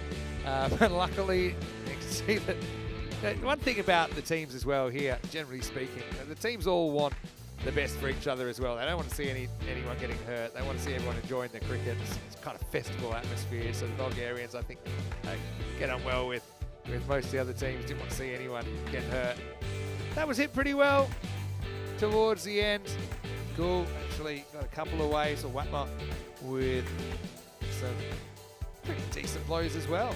But he would get caught off the last ball of this Eliminator, and it brought down the curtain with the final score 172-93. Christiania through to the second half of the day. Coming up next, though, Royal Strikers versus Skanderborg, the champions of Malta and Denmark. Royal Strikers, led by Savio Thomas, they will bat first after being sent in by Skanderborg. 96 Skanderborg there. They've gone unchanged from the team that played their second game yesterday. And I just think it's a bit of a risk, but Skanderborg feel that they've got the batting to chase down whatever Royal Strikers can set them in the 10. Let's have a look at this game, though. And obviously with Webster going 6 and out early, it was always going to be a tall order to get anywhere near that 173 target. They finished on 93. Top scorer, Milan Gogev. I've got to say, I'm really impressed with him. I think his cricket gets better every time I see him. And apart from that, we saw Watma with 17. We saw 15 to Bashir up front. We saw 15 not out, including a couple of maximos for Jacob Gould towards the end. And one big difference between the team there as well, apart from the total score, was the amount of extras conceded. They were pretty miserly there, Christiania. Just 3 extras in the entire innings. 3 for 15. Saeed got things going in the power play. 2 wickets for 15 for Abdullah. Wickets also to Nasrat Bismillah and to Chaudhry Akram as well. We'll take a break and we'll be back in around about 10 minutes time. It's for a spot in the final Royal Strikers of Malta take on Skanderborg of Denmark. Group C finals, Dave. Vinny Sander here, Mr. Maximo with Ghauri Wicket. We'll take a quick break, then we're back with more European Cricket League.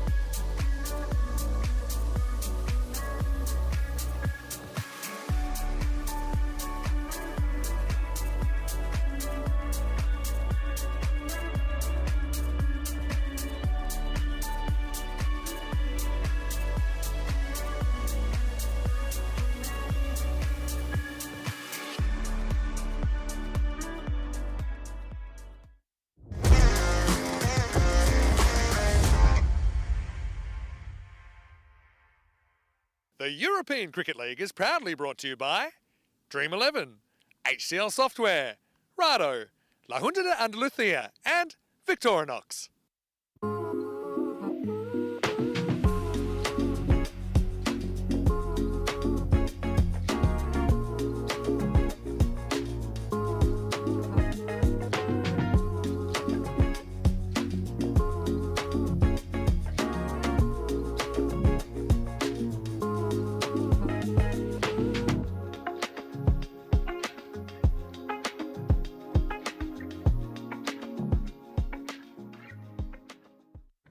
Hello and welcome back. Great to have your company. One game into Group C, finals day, and we're heading into Qualifier One, and the first spot in the final tonight is up for grabs between these two teams that finished in first and second position after the group stage. And I'm talking about Royal Strikers of Malta taking on Skanderborg of Denmark. Let's see what happens at the coin toss now with Ian Ramage and the two captains.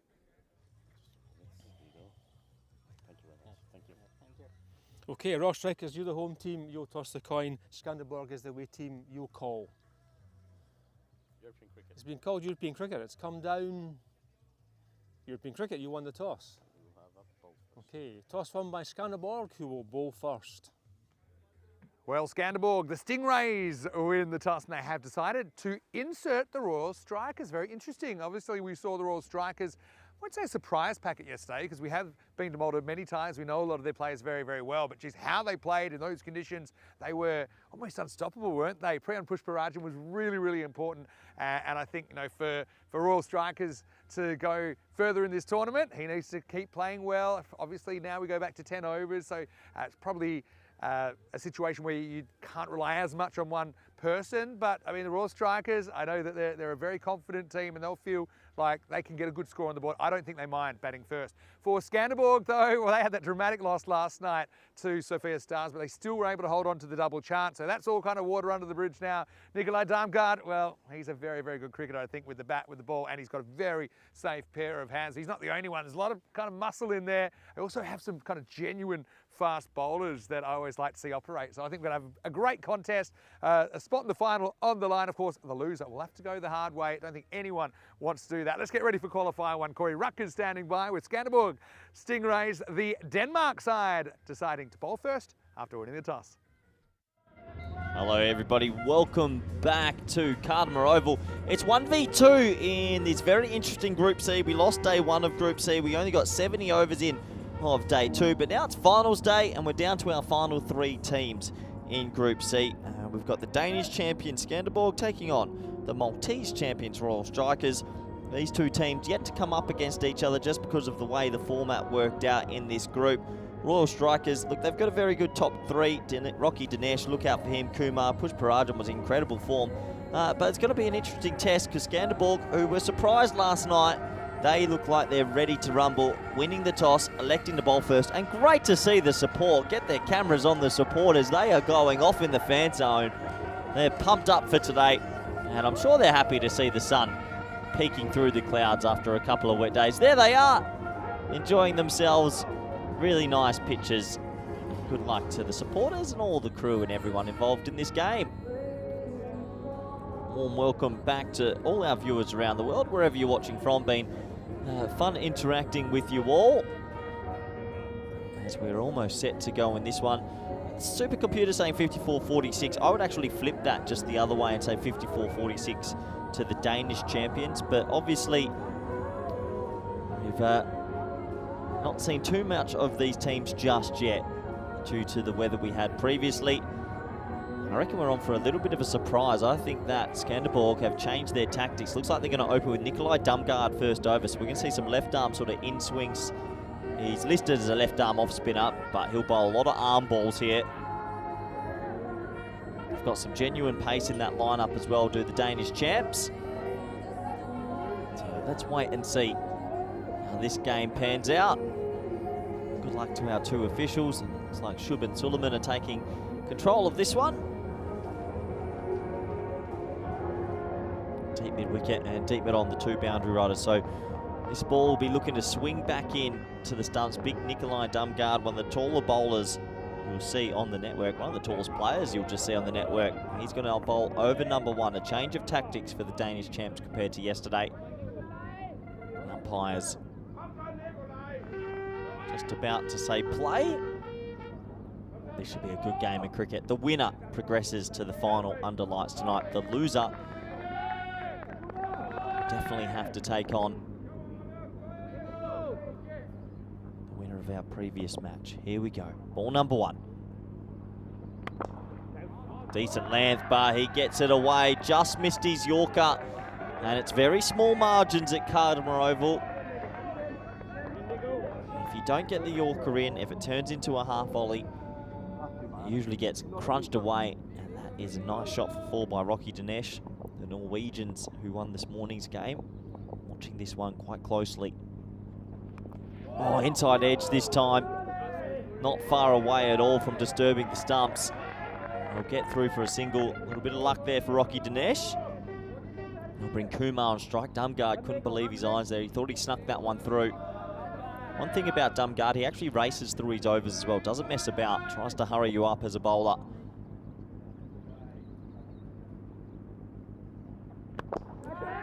Shouts a catch and caught. Well, there you go. Swings it in. It's full and he picks up a big wicket early. Kumar goes for a Golden Globe. And that's exactly what the Danish champs were after. They've changed their tactics. They went pace heavy early yesterday. Not this time. Darmgard picks up the early blow. Definitely some shape in, from the tall. Almost call him a left arm swing bowler at the moment. Got that one to drift in quite a bit. A nice catch from Weldon, who made good ground tumbling forward. First wicket will go.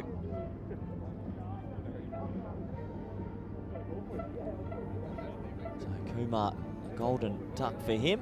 He'll be disappointed, but he'll get another opportunity at some stage today. Here's the big matchup though, coming out at #3 is the man that smacked 2 50s yesterday in under 13 balls both times. Pushparajan, he's a very good player. This is a different test though. It's a 10-over game. And one thing about Royal Strikers, they did get the luck of the green, you'd have to say, with their draw, because they didn't have to play 2 of the more senior teams in this group. And this man was in imperious form yesterday. How will he go today? Well bowled. And they're going to go off for a quick single. Direct hit could be trouble, and it wasn't far away. Big moment early. And the reaction from the fielding unit tells me they think a direct hit there might have been out.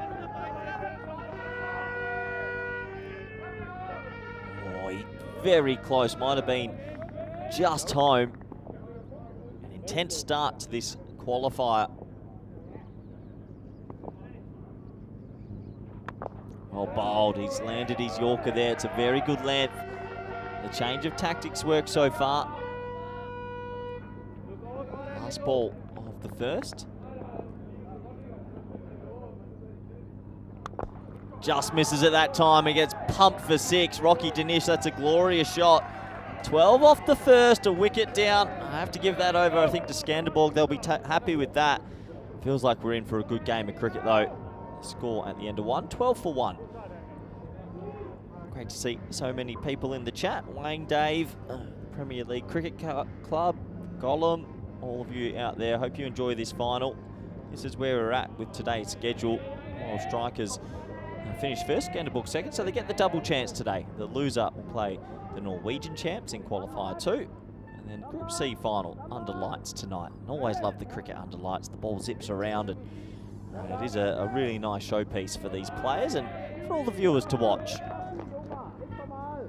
So we're going to go back to pace now. Weldon's going to come in. He bowled well yesterday without too much luck.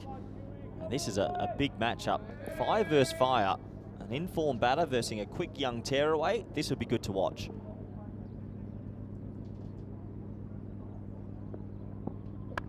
It's pretty well bowled. Jams in the Yorker first up. Just the single.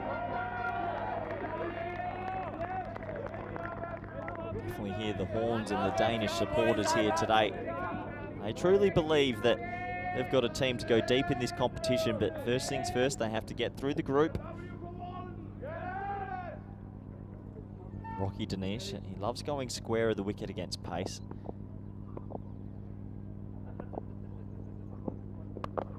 And you can see there, square of the wicket, he just sits back and he was looking for that.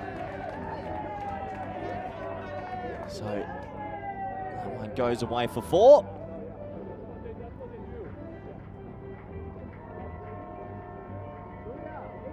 Bowled. But unfortunately for him, he's bowling to a guy that really enjoys sort of playing the cross-bat shots. I think he'll look to go a little bit fuller here.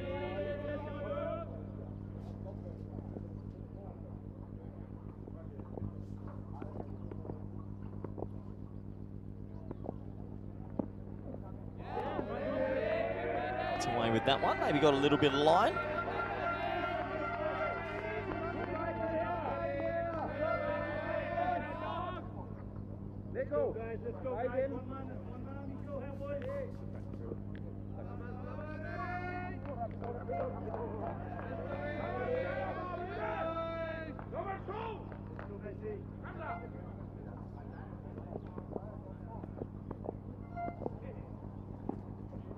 Well bowled, that's the cutter.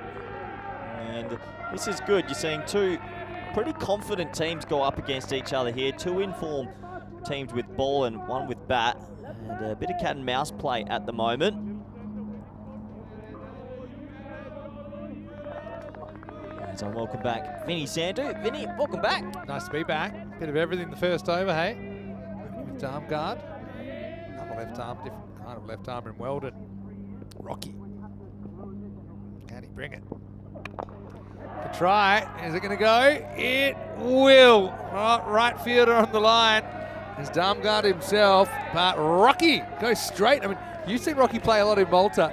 You know, he seems to be getting better every time we see him. He's the master of the 52-metre 6. That's what you normally call him, and I think he judged it to perfection there. Yeah, he really is. He loves just a little 52-metre loft wedge over the top, but I like the way he goes square of the wicket. That time he's gone straight, but look out for his cut shot and his uppercut. He's got a very good uppercut. Pulls out occasionally. Weldon, last ball of his over. Oh, it's going to be a no ball, and it's going to be guided away for 4, so 5 and a freebie to come. The over has another turn. Well, it wasn't the full uppercut, but it's a nice cut shot, and it is a freebie, Vinny. Big no ball. Fake charge, and then he's only a little guy, Rocky.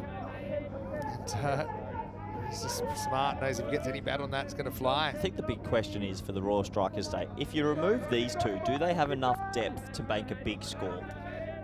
He's still got Prasath floating around. Free hit time. Yep. Oh, no. What a shot as well. He's got it for 6. So that's 12 off the ball. The ball hasn't even happened yet. Maximal, second and final warning for Weldon, who gets it horribly wrong. Oh, yeah, Weldon's yipped up here. 2 big no balls. And he's only got 1 more. If he bowls another no-eve in, he's out the attack. That's a biggie as well. It's about shoulder high. And remember, ECN regulations, if you bowl a high ball that's waist or higher on the full first warning, then final warning, then you can't bowl anymore. So he's on his final warning. Still a free hit here. Sophie's got off the rails very quickly. Now he walks and he's going to get 4 more. So that ball goes for 16. He had 11 conceded off 5 balls bowled well, and he goes for 27 in the over. What a turnaround. It's the end of 2. And it's 39 for 1. It's the old 16 runs off 1 ball, Vinny. Not quite the Jack Hogarth magical ball, which was 20 off 1 ball, but ouch. Yeah, that really hurts. This is how the table ended up. And, well, I guess Royal Strikers earned their double chance. A little bit of luck with the way the draw walked out. It's the way it went. Yeah, the luck is a factor in life and sport. And I do think I would have loved to have seen these two play each other yesterday, but we get to see it today, don't we? Darmgard's going to bowl out here in the power play. Pushparajan hasn't had too much to do so far. Oh, it's chipped, but how well's it hit? It's maybe coming down. It's going to go for 6. It's a bit of a collision. I think this has just carried the line. Even if he caught it, I don't know what he was going to do next. This is going to be a really interesting replay. Great effort, though. It was Weldon running back with the flight. Gee, I'm glad they didn't hurt each other because it was a proper collision. Let's have a closer look as it comes down. Yeah, just crept over the line. We had a good view. It was right in front of us. Oh, This that's one mine. is, That's mine. Corey. Oh, he yes! dropped it! What a catch! Yes! But, mwah, I knew I'd get one today. You can't That's count a off catch. the chair. That was a catch. I will give you it didn't hit the ground. That was a catch. Thank you very much. Oh no! Look. No! Oh, no replays! No replays! Oh, come on! Oh, that's evidence. It hit the wall. Broken my watch. I've broken my new watch. I'm out. Oh no! Oh, it's so good. Oh, it's made my day. That Not gonna go. My Show hands. what. I think it's broken my. Look at my hand. Look at my hand. It's ripped my skin apart. Oh no! Oh boy. So show everyone what's I happened think to it your hand. smashed me watch. Me hands gone, gravel through. Put it to It the somehow camera. went through the Oh, I don't know. Garbage. I'm not happy. It's about as much of a sitter as you can get up here. It's ripped the skin off Corey's hand. It's Oh, it's ripped it apart. It's had some fizz on Put it. it up to the camera. No, I don't want to. I'm off here. Let's focus on the game. How did that miss this camera and the So top the bit? I have to commentate the ball retrospectively now. As last ball of power play's coming up.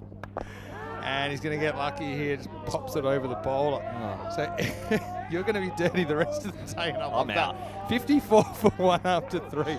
So it was a much I can see. He's fizzing. It was as much of a sitter as you can get. It wasn't. Is it, Vinny? I've got 4 come laptops and a straight at camera in you. front of me. To be fair, it never hit the ground. It hit you, then it hit the wall, then it bounced onto the chair, and Right, then you hold on, tried to good. claim it, and now Off the the wall. replay. It never hit the chair. It landed in the chair. Nah, it did not hit. No, it didn't. I was off indoor cricket style. That's out. There was chair. Damn it. Damn it, I had that. And then you didn't even. We talked about how it broke your watch. It's broken my watch and it's ripped my skin apart. Corey's gone viral a couple of times for great catches taken, including one where you dropped your headphones in Malta. So all of our Maltese viewers would definitely remember that. That's of one Basil George. off the wall catch. Honestly, let's just talk about the luck. It's You- avoided our comcam. It's avoided the pergola. You've lied twice. You told everyone you caught it. You didn't. You said it didn't hit the chair. I watched you pluck it out of Didn't the chair. hit the chair, Vinny. I watched Grow you. up, Vinny. Back to the action. Here's Peck. Have a bowl. Anyway, what a power plays today have been crazy. We had the Webster catch, and now we had Corey. Swelling up. We had Corey bust his hand. Oh. Oh man, what entertainment! Game on as well. 55 now. Good power play. Oh, reverses in, and he's gonna get it. How about that from Rocky, who's gonna put it up over the top? It'll go for 4 runs, and the strikers running away. Believe it or not, they're favourites now. Yeah, look Look at where he holds the bat. He actually holds the blade. as you do. That's a different style of reverse Malachi, but I'm a Yeah, look huge at where fan. look at where he's holding the bat. He just basically keeps his bottom hand where it was. Are you allowed to do that? Do whatever you want. I'll bat upside down if you want. All right, now he's going to get this. He's in the gap as well, and that's going to be 4. Rocky stealing the show here in Qualifier 1, moves to 44. It's the old double click, Vinny. The double click is on 44 or 14, 17 off 8. They are flying along. Do you think we can get the medics up here for Corey's hand? I think I literally mentioned it an busted hour your ago palm. that we haven't had one up here. You did. I know. You did mention it. All right, now he's going to go offside, but this is probably going to work for him. It's going to curve away from the fielder as well, actually. Oh, he's in Oh, trouble. it's a bit of a dodgy one. Direct hit would have been out, but would have had to hit from about 48 metres side on. And they'll get back for 2. 2 more to the total. And tell you what, Royal Strikers, they believe they are on here. They've batted well so far this tournament. No team has been able to get through that pretty good top 4. I want to see the crowd reaction now. I can go back and read it. Danish on 46. Quicker one goes for it, and he's going to get his 50. Rocky brings it up off just 16 rocks. Finals day action, and Royal Strikers from Malta. I mean, last time we saw a Maltese team at the Cardam Oval, they were very disappointing. But, well, Rocky's changing the narrative, and he brings it up with a Maximo. Yeah, 6 runs, Vin. Nice shot. Proper innings from Rocky Danish. He is clicked, hasn't he? 52 off 16, 24 on the offside, 22 on the leg side. Add another 6 to that leg side with that shot. Good length. Rare miss. And, crazy start. Come to expect it. It's the end of the fourth over, 71 for 1. I'm not going to harp on it because I know you're disappointed. Can we get some magic spray up here? I know you're disappointed. How hard's the grizzly ball? But you did adhere to rule 1. There was no equipment that was going to get Honestly, hurt. it's gotten our camera that does our commentary cam. It couldn't be any closer. And we got a bit lucky. Can I give you a task? If I send you to get magic spray? I'm not going to get magic spray. What if I send you over to Magic Spray Valentina? I'm not going to Bulgaria and I'm not going to Valentina. Anders Bulo is going to be bowling over number 5, Pushparajan. Only faced 8 balls so far.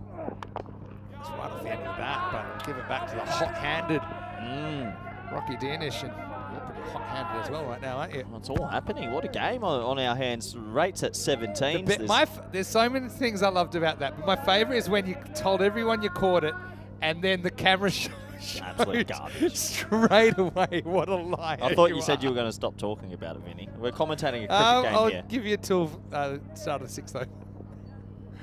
Bulo, good player. Side of the line. Get through for a single. That's a shot Rocky likes to play a lot. Little pickup shot over square leg, but that's just a leg by. I love it. Wayne said you tried to claim it, though. So Aussie. It's off the wall, Vin. It's indoor cricket style. Did the ball ever touch the ground? The answer is no. If you tried to claim that and I was batting, you'd end up with a bat in an uncomfortable position. Go in the air, but that's away from the fielder. That's going to be 4 more. Pushparajan, the scary thing is, he hasn't really even got into his work yet. But they're up to walking 677. They're on track for 150 here, Vin, and that's a big chase, especially in a final. I think the Danish champs are a little bit in shock at the moment. They started well in the very first over, but since those 2 no balls that went for a 6 and a 4, the game's completely flipped. Ball. Can you think of any other cricket in the world where something like that would happen either? I've seen baseball announcers occasionally catch one because the fouls go a long way back. Yeah, fouls go a long way back. Saw a hockey announcer take one in the head recently as well. Yeah, you're right, Vin. He hasn't really flown yet, and that's a good sign for the strikers. He's got a nice action below. He gets it through. A little bit of pressure now, though. Needs to make sure he finishes this over well. It's been a good first 4 balls.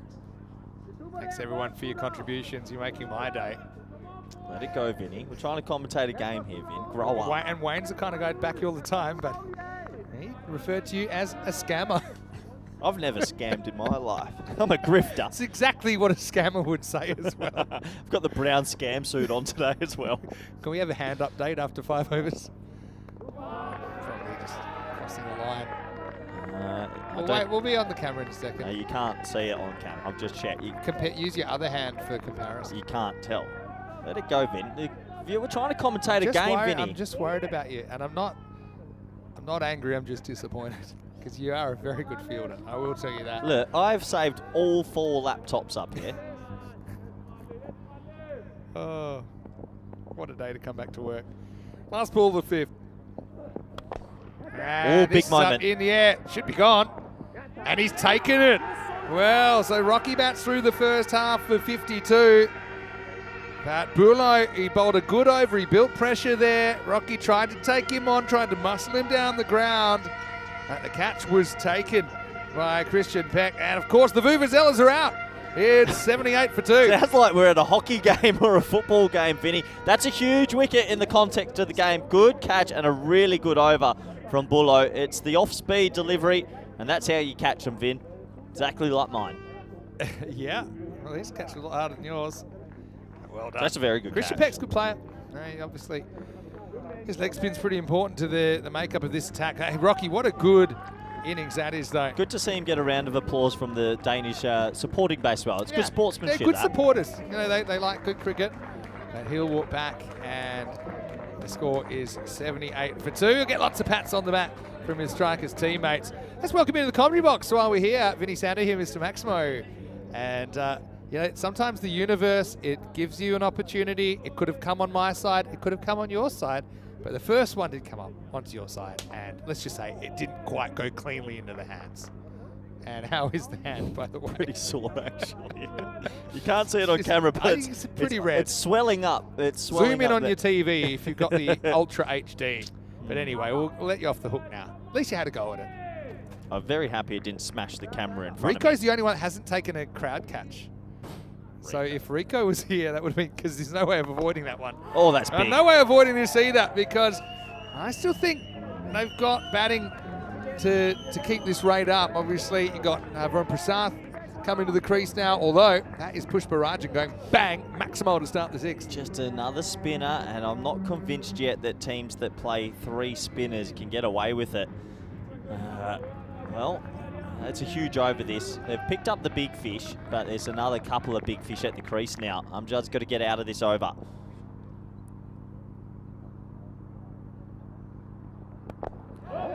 Clever. I actually think he can get a bit of turn out of this pitch as well, Amjad. And I think he saw him coming, just pulled his left back slightly. Good bowling. It's on the Clayton Floyd technique. He's coming over the wicket with his left arm spin. Pretty rare. Well, that's a good shot though. He's picked the right line there and pumped it. Pushparajan goes Maximal. Thanks, Mas. Just not sure this was the right matchup. Prasad's come out as a left-hander as well. I like that the teams are bringing spinners, Vin, but I'm not too sure you can play 3. Do you know? Oh, yeah, I think it depends. I mean, different kinds of spinner, I suppose. He's a bit shorter. Might be a bit skiddier, I think, as well. Just thinking, though, these two teams, they couldn't be more different as far as how much cricket they've played. You got Denmark, obviously, pretty tough play up there. All right, well, that's in the air, and it's going, and it's going to be 6. He steps over the line. Maximal just didn't quite know where he was there, Weldon. I think as soon as his first foot comes down, he's actually out of bounds. 6 runs. Well, Weldon's not had a good couple of minutes on the Cardamom field. He just lost his bearings a little bit. I think that should have been a catch in the end, and just lost his bearings a bit. First foot comes down, it's already 6. By then it's too late. That kills you as a bowler, Vin. South has to hustle here. Yeah, but in Malta, remember, they just came off a European Cricket Series. Now, Royal Strikers didn't play in that series, but they do have a lot of players that did play for other clubs as guests of other clubs in that series. So at least there has been cricket in Malta recently. I don't think there's been any, definitely no outdoor cricket in Denmark this year. Prasad, left-hander. How destructive he can be. So left-hand, right-hand combination at the crease now. Curious if he tries to tee up this first ball. He's got the matchup he wants. Kind of tee it up. Will. Especially, yeah, the matchup. Not going to look at one? If it's really not in his zone, he won't go it, but almost anything will be. Yep, that's actually a really good piece of bowling. Turner will be a bit annoyed, didn't get down to it. Wasn't an easy take. Sneak through for a bye. Yeah, that'll be 6 overs complete. Good game on our hands, 98 for 2. And these two teams going back and forth a little bit, but I feel like Royal Strikers are slightly ahead. So 98 for 2 off 6. Just had a message here from our CEO, Roger, saying it would have been a great birthday present if Corey had held on to the catch. Well, please let Roger know that obviously we have a watch company that sponsors us. And you did break your watch. This watch... Is it gone? Show me. No, I've got it back. A pin came out. She's back. Tell Roger that I wouldn't mind a new watch for my birthday. Happy birthday, Roger. Send that footage to Max O'Dowd maybe as well. Kevin O'Brien. Max, of course, your ex-housemate, though. He's an icon now, Max. Probably afford to buy a new one. He'll be getting a message tomorrow. Just never know what's coming next. Hello to Shreyans as well. Your old sparring partner in the comment section as well, Shreyans. Enjoy your time out, Shreyans. Yeah, don't time him out. He's great. Okay. Surya Anand, the bowler. First one is pulled away. Anand, he was the player yesterday that came on and bowled that freakish maiden, Vinny. And all of a sudden, it felt like it was going to be game on again. It looks like we might have a little break. It looks like a bat change here. Cracked his bat. He can do it next ball, though, because he's not facing this ball. Had some good bat breaks in our time last couple of weeks here at the Skanderborg Oval, haven't we? Oh, we've had a lot. Was it Maxi's bat that's shattered in half? Shattered in half. That really promotes a top-grade Kookaburra bat for the pros, doesn't it? The old 2 grade. But I'm going to be honest, this Grizzly ball, it's harder than Mercury the planet. The thing is, sometimes in European cricket, this will be literally all the bats that a team will have. Like, choose one. Well, the old MRF. Yeah, tyre Rubber company. factory, yeah. Jinx. What's your favourite type of rubber? When it hits the road. Good answer. Good 12th manning as well.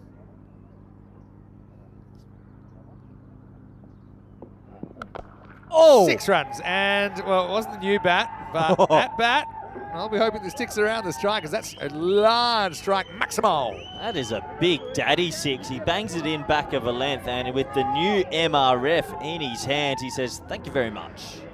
Look at his wrist as he connects here. Bang.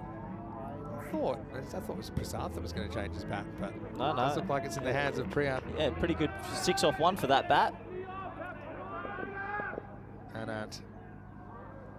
turned on there, probably thinking he's going to go fuller. No, he goes short again, doesn't learn his lesson. Maximal and 50 to Pushparajan. Strikers flying in this ECL. And this is what I love about the format. You never know which club's going to have a heater, and right now they're on one. Well, he's gone bang and bang. That bat is 12 off 2. This man's gone 350s on the trot and having a serious Group C. Slightly disappointing international series for Malta when we were there. Did he play? Yeah, he played and just wasn't quite batting like this. You know, and it happens, that's form. I thought he'd come back big, and he certainly has here. Oh, now, this probably was a big wide, but he chases it, and he'll only get a single. But, yeah, good players do that. They fight back. He's channeled it. Obviously, looks like he's been training or trying to kind of prepare as well as he can. I suppose they're lucky also in Malta with the facilities. The fact they're one of the countries that can kind of play outside at this time of the year, and they have some nets there at the Marsa Sports Club. Well, that's going to be a no ball. No ball, and I think it's going to be, well, it's before, no ball called, second bouncer of the over. He was pretty clear cut. Prasad with his first boundary and a free hit to come. Oh, it's crazy from Anand. He knows he just bowled the bouncer for the over. He got told, you've bowled your one for the over, and then he comes in and bowls another one. Pretty good shot. Pretty amazing shot, to be fair. Varun's tall already. That was very short. But what, Vin, where's the thinking there? He just bowled the one for the over. Oh, it must have been a mis-execution. Maybe he was trying to bowl coming chest high. Probably no to Prasad. It's pretty dangerous to bowl in the slot. I actually think he's one guy you can get with a good Yorker. Never moves his feet, Varun, but he's just got such a good eye. Free hit, though. Oh, that's a pretty good shot. And 4 runs. I mean, that's probably the most footwork you get out of him. He actually gets a good stride in, gets towards the pitch of the ball. And Royal Strikers of Malta are putting down a real marker here on Group C Finals Day. They are smoking it, Vin. They really are. They're going at 17.7, and they score 180 here. Oh, boy. Could be in the final. They might not defend it. Oh, it's hit very hard. That's a bullet down the ground. Side screen buster. And cuatro alas. The Maltese top order look like they've been on the bowling machine for 6 months. Everything is coming out the middle. Oh, that is one of the shots. Absolutely tattooed down the ground. Luckily, it was a fair bit over the umpire shoe. He has worn one in the melon before here at the Skanderborg Oval, and actually he was umpiring the helmet for a while. It's, honestly, it looks like they've sat on the bowling machine for 6 months. 5 for 2 after 7. Of course, previous editions. You were part of the first team ever to win in 2019. Yeah, Happy memories. That was good fun. We didn't know what we were coming into. We had a pretty strong team. It was good. Yeah. Pack Ike Badalone up there in Group D, which starts tomorrow. Looking forward to that. A bit under strength this year, Pack Ike, if in the group stage, but they're confident if they can get their way through. It'll be interesting to see. Bullock comes back, and he's going to get hit out of the ground as well. Maximo!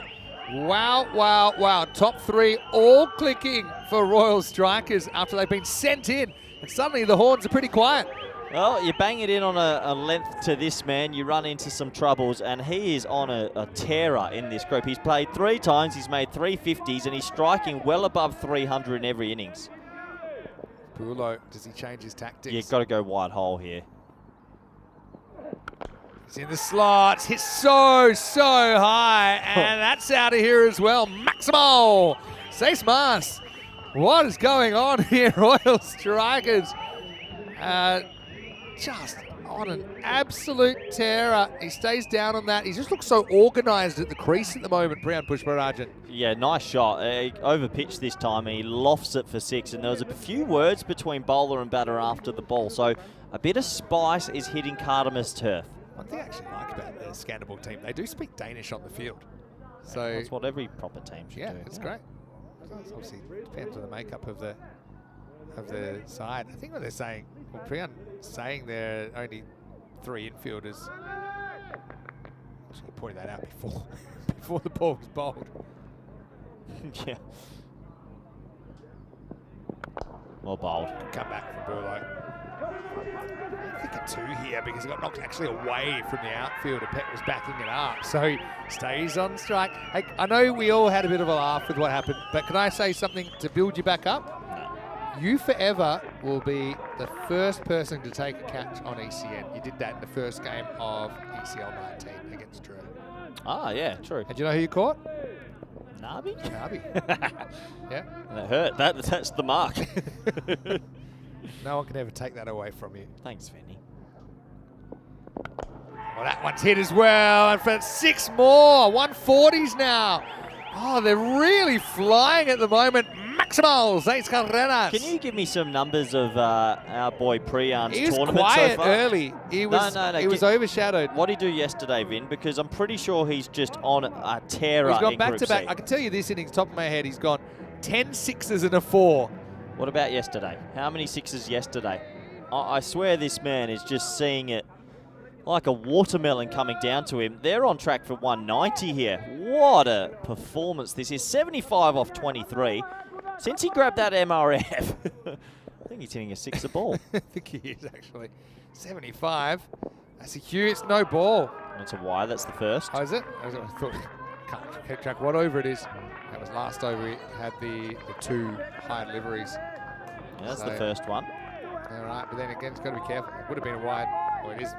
Well, he's used it now, so he can't go there. You'd have to think he's thinking Yorker here, and I tell you, if you don't hit that Yorker, it's going for 6. Pretty good drama, a nice intense game. You're right. It's pretty good drama because I actually don't think there's a score that you say you're absolutely safe if you're all strikers against this Skanderborg lineup. Oh, just on at the moment. 81 now and counting. These are big bombs flying out of the Cardiff Oval. This is some serious striking. Priyan is tearing it up. 81 off 24 rocks. Yesterday, he was in the exact same flow. Would you like the yesterday numbers? Yeah, talk to me. So yesterday, in the first game, he scored 65 off 15. Right, striking at 433. Yeah. Another one. Oh. This is unusual punishment. We got 5 6s in the over, and it's gone supersonic. It's gone for 33. He's 87, and the Royal Strikers are 158 for 2. By the way, last time we saw a Malta side at the Cardiff Oval, the national team, they couldn't even take a single point out of their 4 games, but this is something else we're seeing right now. So he made 65 off 15 yesterday. And Second game, he scored 77 off 23 with no 4s but 11 6s. Yeah, and what's he on now? And right now he's 87. So he's got 229 runs off... I'll give you the exact. I think it's about 50. What is he? 87 off 25. And he's got, I'm losing track, is that 1, 4, and 12 6s? All right, I'll give you the live numbers in a second. Yeah, I want the live numbers. Back to spin. Shankiv T gets the ball, and he gets lit up as well. High. Is it going to go the journey? It does. Maximal trying to sneak the quicker ball in there. Prasat's ready for it, and we're looking at 200 pace right now. Oh, we're easily looking at 200 pace because these two are just on song. The ball is zipping around Cardiff Oval. It's one of those moments where you just can't rein them in.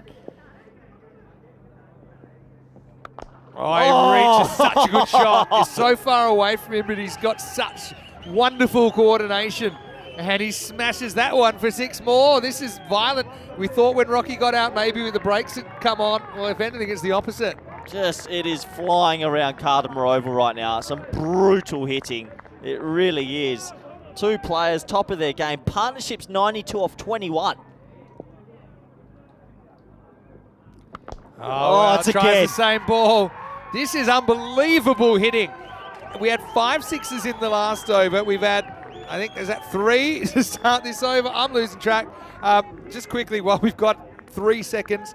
So now Pushparajan's 229 off 63. He's only been out once, so he's averaging 229 off 63 at a strike rate of 363. And he's only hit 2 4s in the series in those 229 runs, and he's hit 32 sixes. Unbelievable. Look at the last 10 balls, Vin. Look at the last 10 balls. If you're Danish, you won't want to. Now, straight up in the air, but is he going to get away with a long chase? Fielder had to cross the prime meridian, couldn't get there, and everything rolling the Royal Strikers' way right now. It's got to be a great feeling to be in that bench right now. Oh, they have got 1 foot in the final. I mean, they could bat them out of it here. If you make 2, you're saying they might not be able to do it, but you make 210. You ain't chasing 210. Pushparajan. Heater and a half. It's like, yeah, it's a double heater. Oh, it's atomic. Credit to Gogev. I think you've got to take the pace off. They tried the quick ball a few times and just got absolutely laced. Unbelievable hitting. 100 partnership off 24 balls, Vinny. It's a pretty violent number. Something that pretty violent 5th wicket partnership. Pretty casually. Anyway, wow. Last ball of the night. He wants it too, Prasath. Smart. He got ball slower to him. They won't run here. So red dot ball in a 9. As the throw misses the keeper. And the wheels are off, actually. Skanderborg right now. He hits 178 for 2. Well, incredible stuff, isn't it? 178 for 2. They're on track for 200. And since that bat change, it's just been raining 6s. No, look at the bowling figures, Vinny. Oh, Besides Dumcard, everyone's been taken to. you wouldn't want to. I think they're going back to Weldon, who just had that 1 ball that went for 16. And the rest of his over was all right. Remember, he's on his last warning, though, for height. No balls for full height balls. Oh.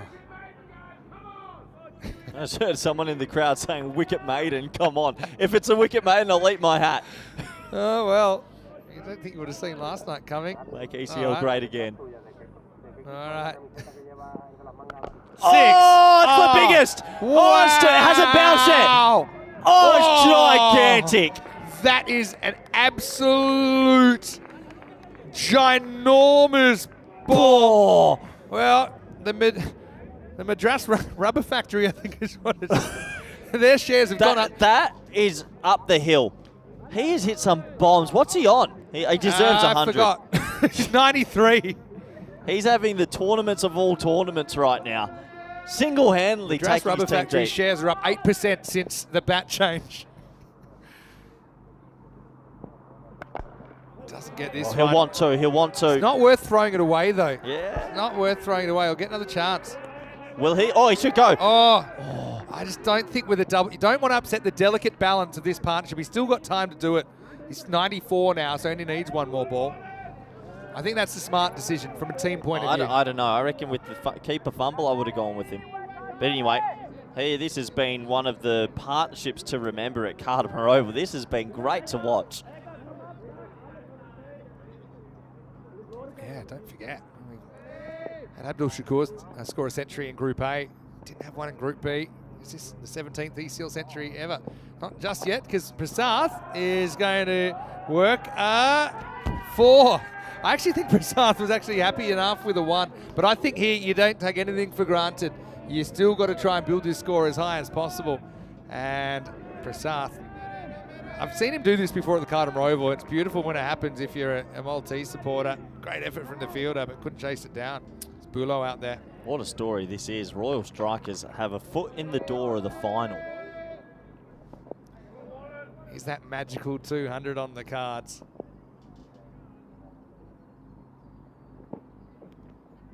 There's your 1. Back. So you're always going to get it back. Wasn't worth. Well, he might have 1 bite of the cherry here, because if he scuffs it, they'll probably run the single. You have to for the team. You do the team game here. You're not taking a single. Yeah. So He might have one bite of the cherry here. 94. So he deserves a What ton. knock. Deserves a ton. He's faced 28 balls. Maybe had what seemed like a slowish start. Well, he should be opening. Him at You 3's dropped him. wasted. I dropped him. I can. He's hitting it hard, Vinny. 94 for one of the best centuries we've ever seen at the Skanderborg Oval. It's in the air. It's going. It's going. It's 100 for Pushparajan. What a magnificent knock on finals day. This ECL continues to deliver stories, action, entertainment, and it's going to the heights we never thought possible. Pushparajan, what a knock. Take a bow. He thoroughly deserves the 3 figures. He's gone 50, 50, 100 in his 3 knocks this tournament, and right now it's an incredible display of batting all over the ground as well, but monstrous sixes from this man, and he's put his team very close to being in the final. Third ECN 100 for Pushparajan. First here at the Skanderborg Oval. And he's going to finish with another boundary. It'll be 6 more to finish, so they do reach the 200 as well. What striking. We wondered, would they be able to sustain their form from yesterday over a full 10 overs? Oh, you bet they have. 106 not out of 30 for Pushparajan, and Royal Strikers 202 for 2. Skanderborg, the Danes, will have to be great if they're going to get anywhere near this. Look, at least they do have the double chance, obviously, but hey, what a knock. Let's just take a minute to appreciate that. Yeah, let's enjoy this warm round of applause. Keep the cameras on him and keep the cameras on the crowd here, because everyone will be giving him a warm round of applause. That's one of the best knocks we've seen at Skanderborg Oval. Definitely in the ECL, in club cricket. It's probably one of the best I've seen. And great to see everybody being good sports here and giving him a warm clap, because that innings was fantastic. And he has put his team in the driver's seat to get to the final. Yeah, he has. Although we've never seen 200 chased. We have a feeling it'll happen one day. It's low 200s. You've got someone like a Darmgard there.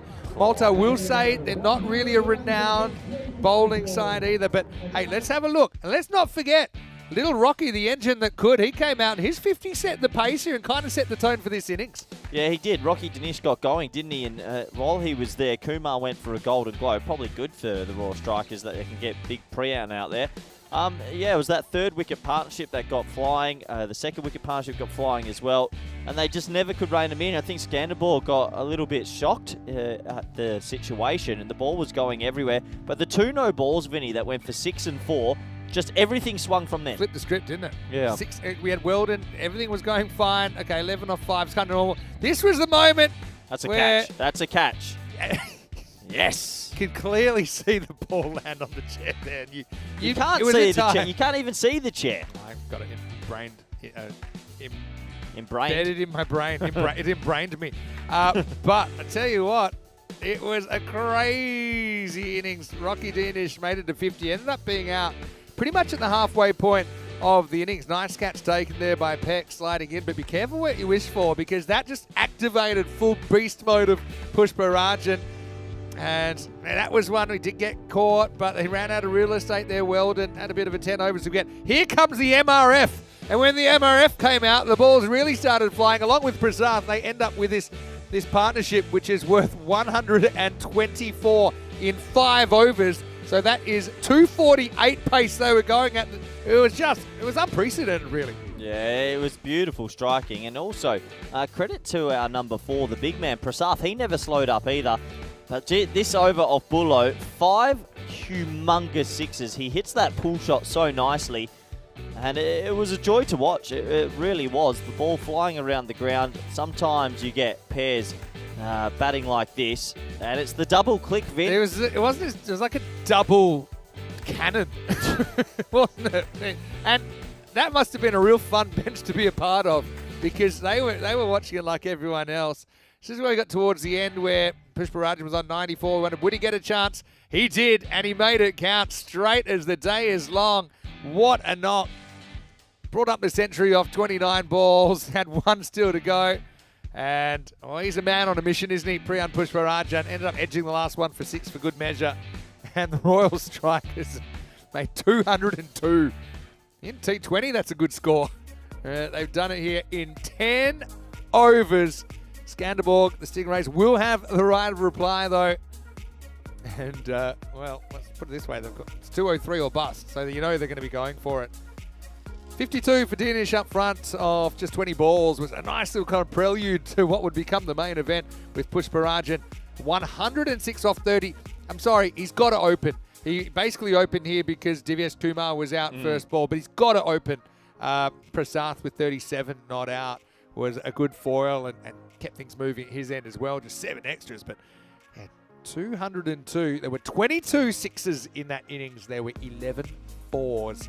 And Skanderborg, they started well enough. Darmgard won for 27. Things would go off the rails. Weldon had only conceded 11 off his first 5 balls, but ended up going for 51. So he went for 40 off his last 7. And then Bulo, again, had his moments, took a wicket, but also went for a lot of runs. So, look, what's done is done. Just look at the quality in the Skanderborg lineup. Shangiv, Tanny, Darmgard, and these kind of players. You got the Mahmoods, which are going to provide a bit of muscle.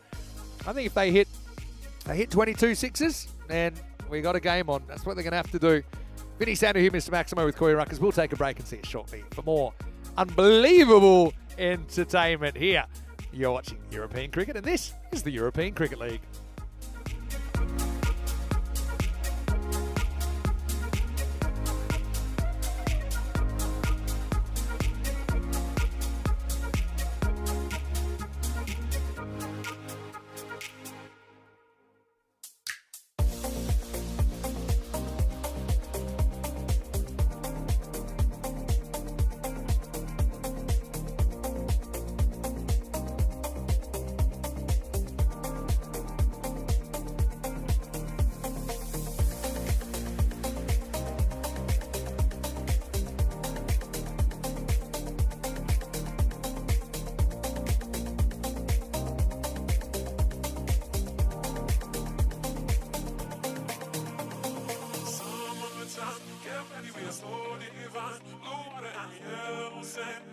Just you and me. Summertime, get ready, we are so divine. Blue water and yellow sand. Let's live our dream. Summertime, get ready, we are so divine. Blue water and yellow sand. Just you and me. Summertime, get ready, we are so divine. Blue water and yellow sand. Let's live our dream. Summertime.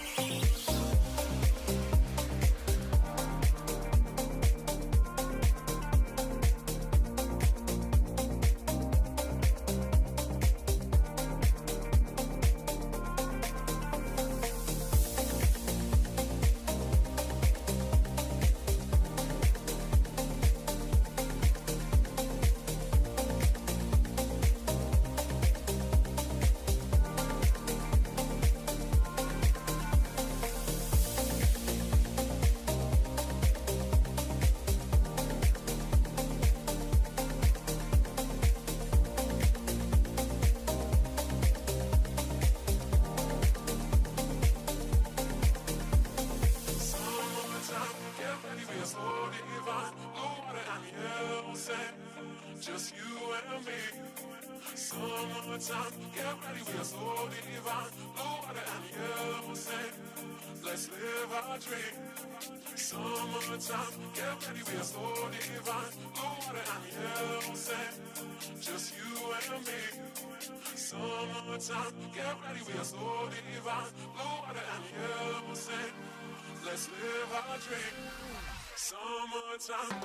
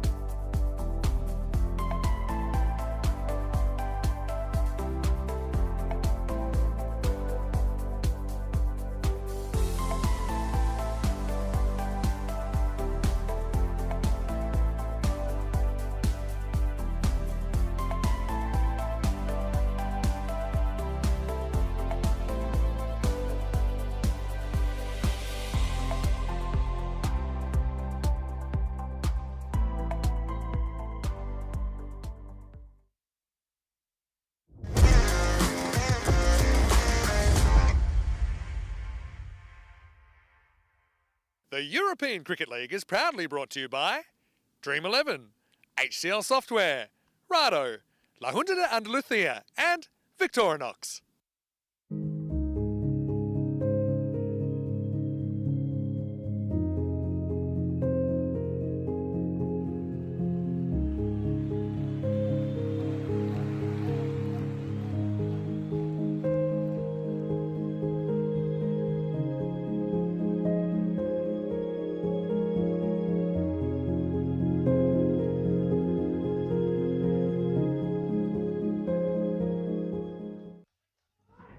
Hello and welcome back. Great to have you with us. And what a show we saw put on in the first half of this Qualifier One for the right to qualify for the Group C final tonight. And of course, the right to come back in Championship Week 4. Royal Strikers of Malta got an absolute terror, 202 for 2. And we had our first century of Group C, our second century of this ECL. Interestingly, both of the centuries so far have come in Qualifier One. It was Abdul Shakura that did it for Darmstadt CC on Group A finals day. And now we've seen Pushparajan take his game to scary new heights with 106 not out of 30 balls. 200's never been chased, but Monday will be chased. I'm sure of that. Will it be today? It was certainly something you had to see to believe. A lot of the cricket we've had today, in fact. It's great to have your company wherever you're watching from around the world. It's been thrill-a-minute stuff. Skanderborg, don't count them out here. I don't know what the percentage would be, but there's a non-zero chance they could do this. They're obviously huge underdogs. 203 required, significantly high, about 10% higher than the previous highest chase that we've seen achieved. But time will tell if they're able to do it. Vinny Sandu here, Mr. Maximo. We've had one of the best one-handed catches I think that anyone's ever seen. We've had Ball join us here in the commentary box as well. All the chaos you could ever hope for and more here in the European Cricket League. Thanks again for your thoughts, ECN European Cricket Network. We love to have the comment section light up, and it certainly has been that way today. Looks like we've got Siddharthan who will open up for the Royal Strikers. Nikolai Damgard will be facing the first ball at the other end. Shangiv Tanny. So, thing is for Skanderborg, it's basically they make 201 or 41. It's the same result, so they might as well just go for it. Damgard, good player. He's going to start with a boundary. He's going to run away for 4. And they're talking about the field. There's nothing illegal about it. It's just unusual field. He's gone right arm around, and there's hardly anyone on the leg side. There's no fine leg. But quite get in the middle of the bat on that. Does Nick?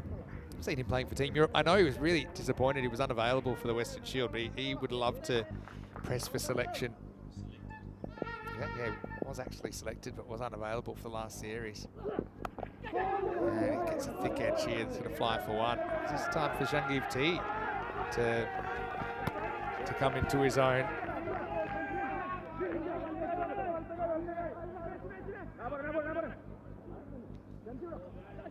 So power play, let's talk power play. What do you need? A lot, but you're talking 60s to be on the pace. And ideally you want to kind of get a bit ahead of the game. So it's kind of just if you can not be hit for 6 or not be hit to the boundary a couple of times in the over, you're pretty much safe. He's created one of those so far. Siddharthan. Just want to be called a wide. Good signs there. I mean, carries through to the keeper. Chanjo Sudasanan behind the stumps. Marginal. umpires aren't sure, they will err on the side of a wide, but anything that's even a little bit on the line is technically good.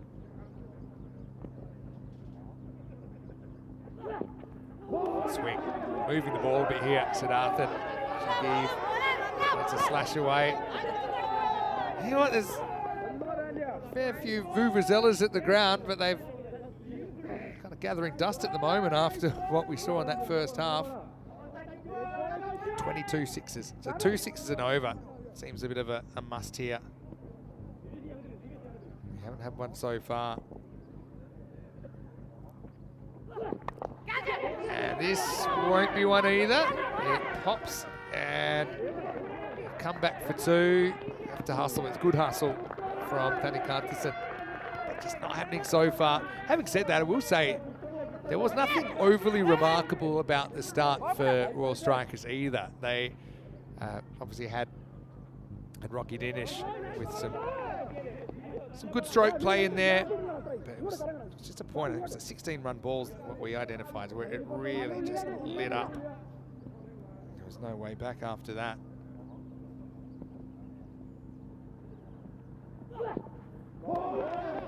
Backs away slightly there.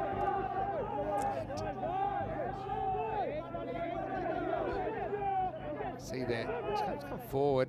Yeah, to be honest, it's probably the same ball, the 50-50 that was called earlier in the over. If it is a true 50-50, maybe that's the right result. But remember, any of that ball goes over the line, it's good.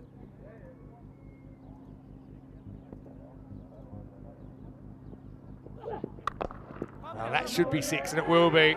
Tanny has got very, very good wrists. Just clips this away, so not what they needed, but they're not too far behind, at least after that first over. Skanderborg are 14 without loss.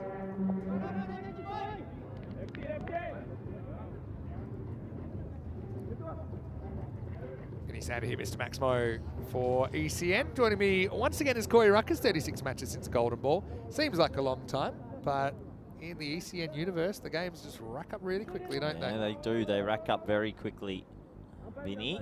And this game could be wrapped up quickly if the Danish side don't get off to a flyer. For me, it's Dumgaard. I think Dumgaard needs to go 70 plus. If he can go 70 plus, they might have a chance because he'll do it quickly. Looks like Johnny's going to come up with his left arm around the wicket to the left-hander, which is interesting. Deep cover and deep third, so he's going to have to take it right across. Always happy when he comes on the ball, because we can say, here's Johnny. It's hit hard, it gets through the fielder. Prasath, not to his preferred side, offers out a hand, I hope, but it rattles the pickets 4 runs. Yeah, nice shot. It's over pitched and Dumgaard pumps it straight for 4. And yeah, he's a quality cricketer. He sets up outside off stump. That's clever there. Yeah, just tries to close the sort of zone where Johnny can pitch it. I think I'd prefer Johnny to come over the wicket to the left-hander, but he's going to stick with around at the moment. Yeah, I mean, it's an unusual angle, isn't it? Well, what Dumgaard can do is actually just put his heels on off stump and basically try and hit leg if you want. Still can go offside as well. He's got a good technique. Guy Dumgaard. Just missed out on a freebie. You can't miss out on an easier 6 in your life. Yeah, Dumgaard has got a bit of a gift there. I think they're checking this for height, but it hits him below the waist. So hits him on the knee. Yeah. So he's pretty tall, Vinny. But that's just a freebie. And when you're chasing 200, you need almost everything to go your way. Just not happening. So far, that rate, 24 is my point of no return. 21.2 required. Bowling for Johnny to take on a bit of a dodgy one. Wasn't the greatest throw coming in from Jamshid Kunancharakal. And one more to the total. They're not getting that massive power play they need. These next 3 deliveries have to go. Johnny, 5 off his first 3. That's okay. Like this, yeah. Comments about the crowd. They like the crowd noise. Yeah. I still think, give it a few years, we'll have a fair few spectators here at the Carter Oval. Grandstand full. Well, she does well. Gets a bit of a Tortuga there. Does Ashwin Raju. Knocks it down. got on the end of the fingers. But I mean, every time the ball's kept on the field, that required rate just creeps up a little bit more. Yeah, and the problem is at the moment they're just not finding the boundaries in consecutive deliveries which they want. So 21 off the first 10 balls, chasing 203. It would take something crazy from here to get close.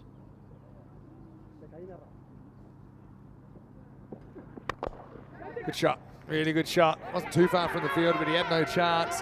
Shangiv T getting into his work.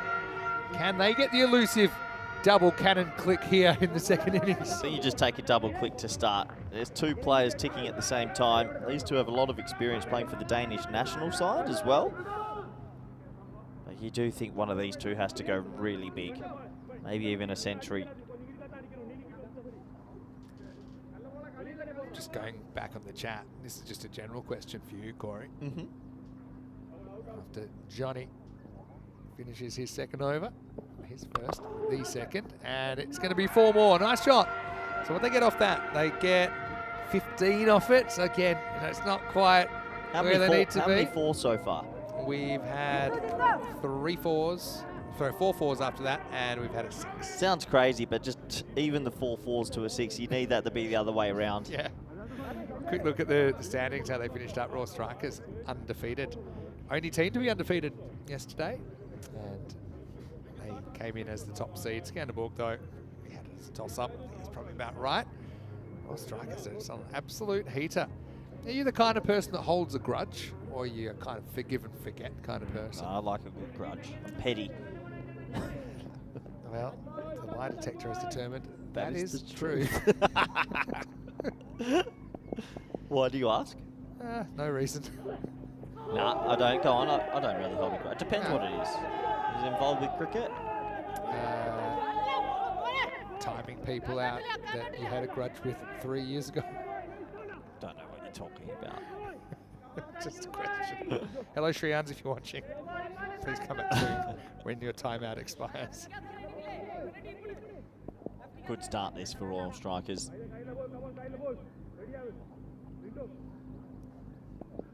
Guard on the start he was looking for. This is one here, so nothing. Teams are on the clock, by the way. If you just joined us and maybe haven't watched a lot of ECN cricket, that clock's just ticked under 27 minutes. That's how long you have to finish 9 overs, 9 of the 10 overs. 10th over, we understand. You know, sometimes you want to take a bit more time, but it's been really effective. I don't think we've had a clock fire. Have we had one maybe in the ECL so far? I don't think we haven't had one.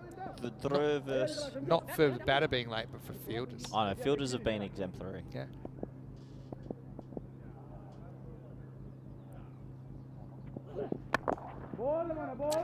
It just feels like it's one of those fizzlers. Yeah. They just can't get going. And isn't the game funny? Sometimes it's easier to hit when it's quicker, and when it's this sort of medium pace, you just struggle to get it away. Your head a bit. You're trying harder, but you're hitting them worse. It says 6%, but if they're to win from here, this is a 1% shot, 1 in 100 from here. Corey, the computer there with his. No one's chased even close to 203, but they need to be on 60 after this power play. It's a 1 in 16 chance they can turn this around. In the air, no boundary. Oh, I'm going to go the long way for fun. And well done, hit the stumps. Good throw. But I think this is one of those, you know, you've been set up on a blind date, you've heard it's going to be amazing, you've bought yourself a new outfit, and you turn up and it's just no chemistry. You know, and much as you try and keep the conversation flowing, it's just... You just look across the table and you just know in that split instant, it's not happening. It's not happening. 173 off 45. They just haven't. 11 off 8 and 17 off 7, just not happening. Maybe there's a 5% chance that there's somebody that gets stood up at the next table. You shoot them a little sideward glance and the old, you have the happy ending anyway.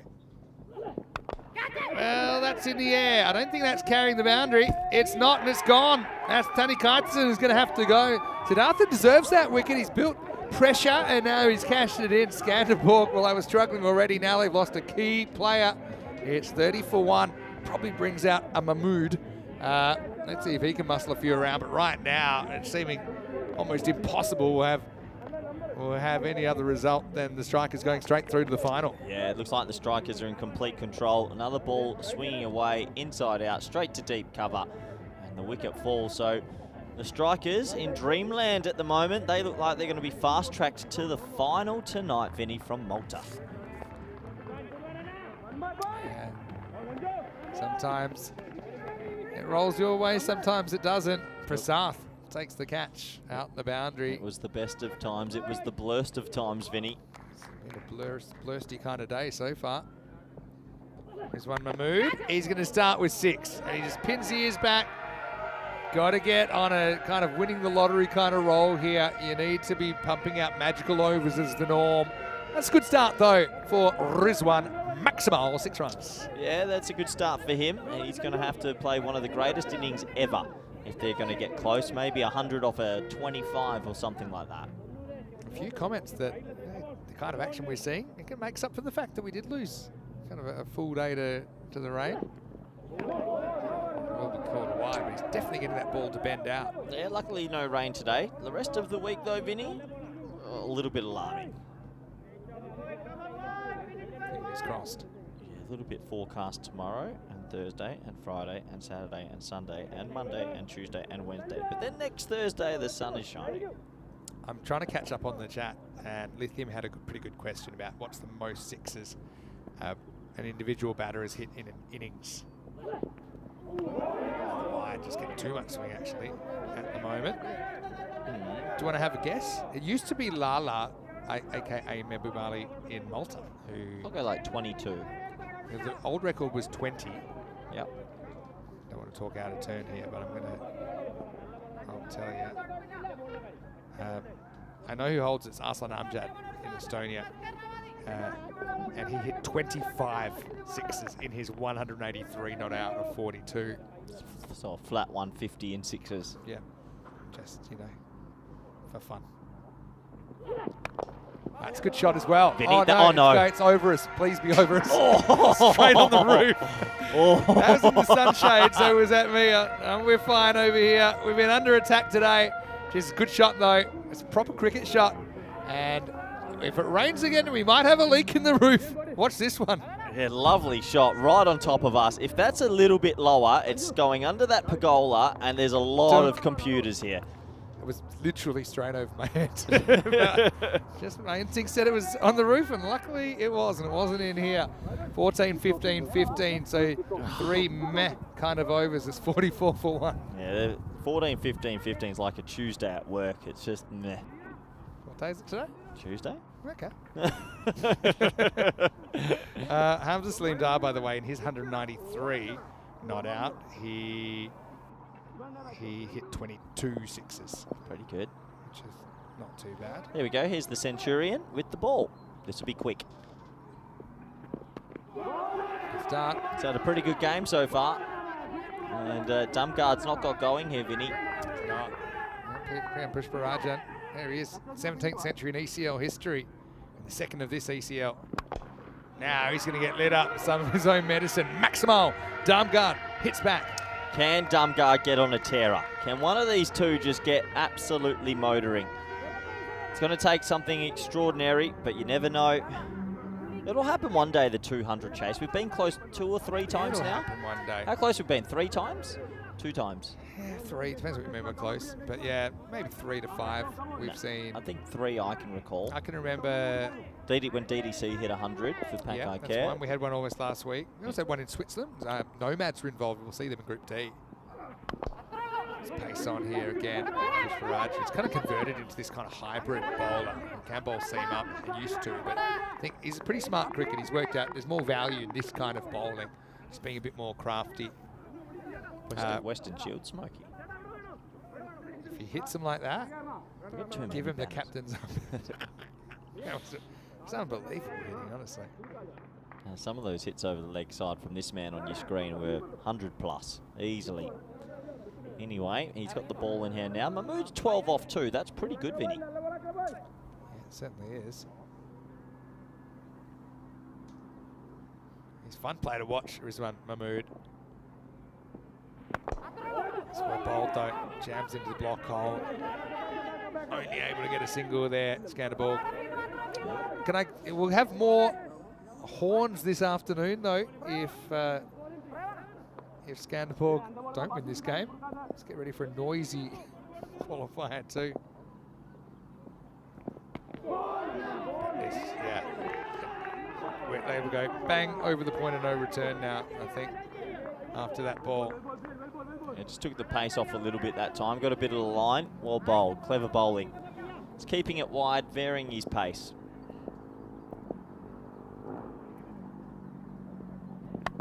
And now this is a slightly slower ball, but it's going to be connected, and it's going to have just enough to get it over the fence. Maximal to finish the 4th over. Still a good one, though, for the Royal Strikers. The 2 sixes in it, 2 singles and nothing else. 14 off it.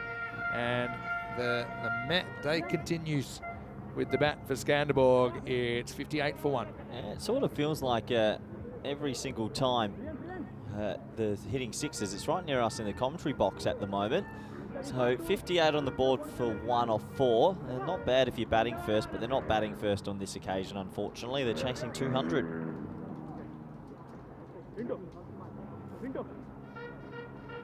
So, Skanderborg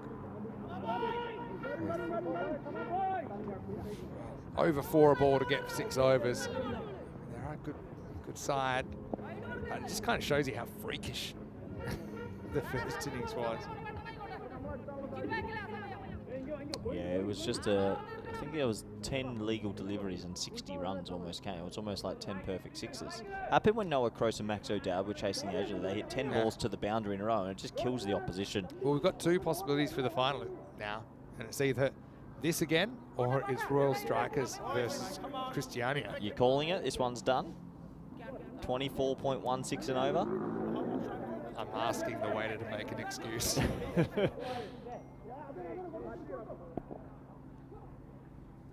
Anyway, won't stop him trying. Thing is with this guy, he slams it. Oh, it's the medics. Wow. If the medics get hurt, then who looks after the medics? Well, maybe Paolo. She was very lucky that they got the tent just in the way, because that could have been medic lights out. That was close. Oh, very close. Oh, good to see Paulo protect her there. Yeah, just let it happen and put it on the rebounds. Well, what happens if a medic goes down? Do we give them a concussion test? Yeah, who's equipped? There we go. Yeah, good to see he's still smiling. Yeah. Maybe the batter goes up and gives the test. You got to keep your eyes on the game, don't you? Did pretty well. Just knew to find a bit of shelter behind the wall of the tent. Well, this is the top edge. Keeper wants it, and keeper takes it. Sudasan takes the catch. They mean business here, Malta. Mahmood goes 6 and out. We had to make a personal apology because he's going to have to walk straight past there. Oh, it's kicking off. Oh, I tell you what, it is kicking off. Malta going crazy at the batter. Darmgard's not happy with something. He thinks that they went a bit over the top. I mean, I just think they were just excited. I don't think it was anything. Nah, you didn't see it. Well, I didn't see it, but I want to see it now. Let's have a look. They went running in the direction of the batters and screaming and carrying on. And when you do that, deep mid off and deep mid on came running in past him and gave him a fair bit of verbals there. And you've missed it there on that streak. He's given it to him there, top left. Yeah, so you don't need that. That's yeah, maybe Pushparajan copped a bit in the first innings, and so there you see his head turn around, and then... Well, angry boys. What was I saying about the teams always getting... Not always. For the most part, they get on. It's still heat of the battle there. No, you don't want to get banned for the final. Don't get banned for the final. That's the one thing, and I tell you what, that has now, if these two come up against each other later today, that is going to add a fair bit to it. The horn's facing the wrong way there. It tells you how it's going for Skanderborg. Hey, but they've earned the double chance, let's not forget that.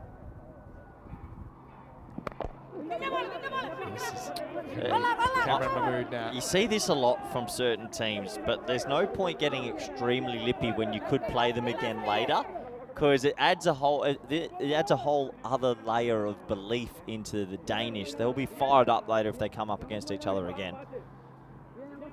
When you're so hot, though, you probably just feel completely like above the law.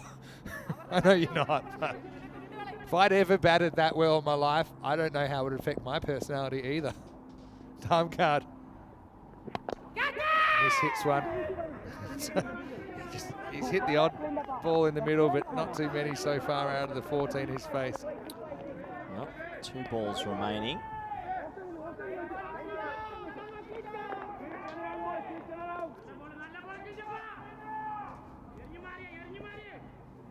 Oh, it's a quick moment to pause. It's been a fiery old ACL, hasn't it, Vinny? Loving it. Cut.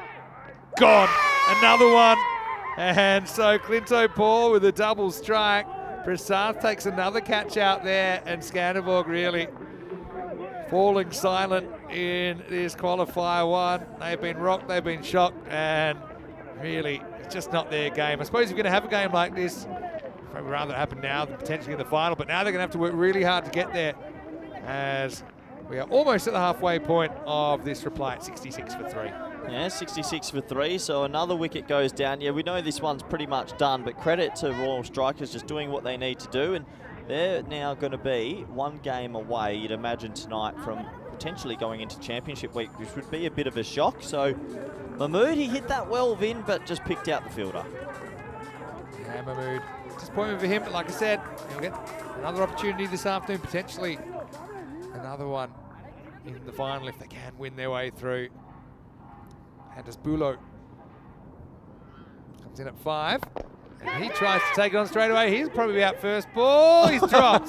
He's tried to take Mark of the Year out there. Jamshid Kunan Chirako tried to take it out in front like the fullback was chasing him, and for some reason it pops out, and Bulo gets super lucky first ball. Yeah, he should have been gone for a golden. I don't know why he's gone the AFL style mark, but in the end, puts it down. Well, there's been a few bowlers that have actually been charged with a 50-metre penalty in this game, I'll tell you that much so far. Vinny Sandu, Mr. Maximo. Corey Ruckers with me. Corey will be off the second half of the day. I know you'll be watching later on, but Rico Full will be in here, and I'm certainly looking forward to that. You've done a good shift. You did cop a bit of the weather yesterday. Yesterday broke me a bit. I'm not going to lie, it was pretty windy up here. It did come back pretty red, and it's a bit of a wind factor, but it's great work by everyone to get back on. For the Danes, I mean, they'll be experienced enough now, I think, to know that this can happen. And I will say they're trying to break a bit of a Danish curse here. Oh, probably if he hits, he's gone. Oh, add some fire into it. So, don't think there's anything in this, because he chooses his line. Well, the batter's not happy. This is just adding a lot of fire to if these two teams come up against each other later.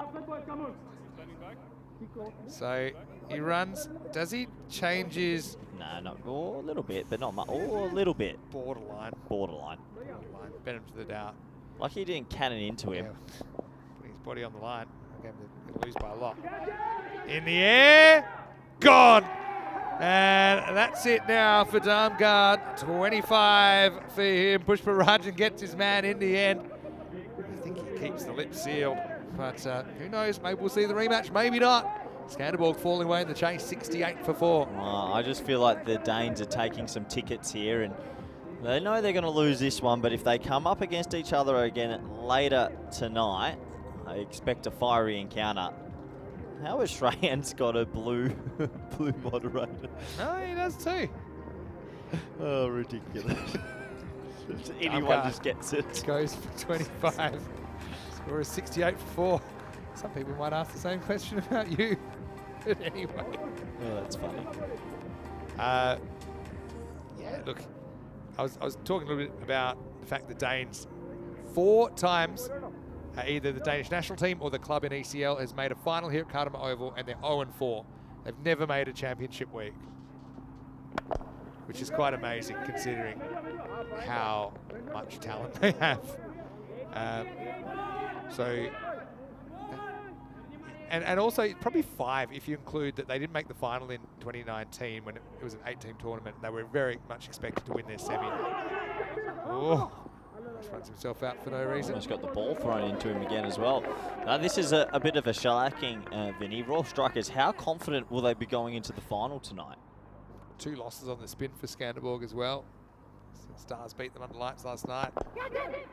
Gone. It's another one. Pretty good game. He got lucky early, and Pushparajan bangs 100. Now he's chipped in with a couple of wickets. And really, this one's all over bar the shouting. It's 69 for 5. Well, it's a little bit of a finger roller out the front, slowed it down a tad, and a good catch. So 69 for 5 now.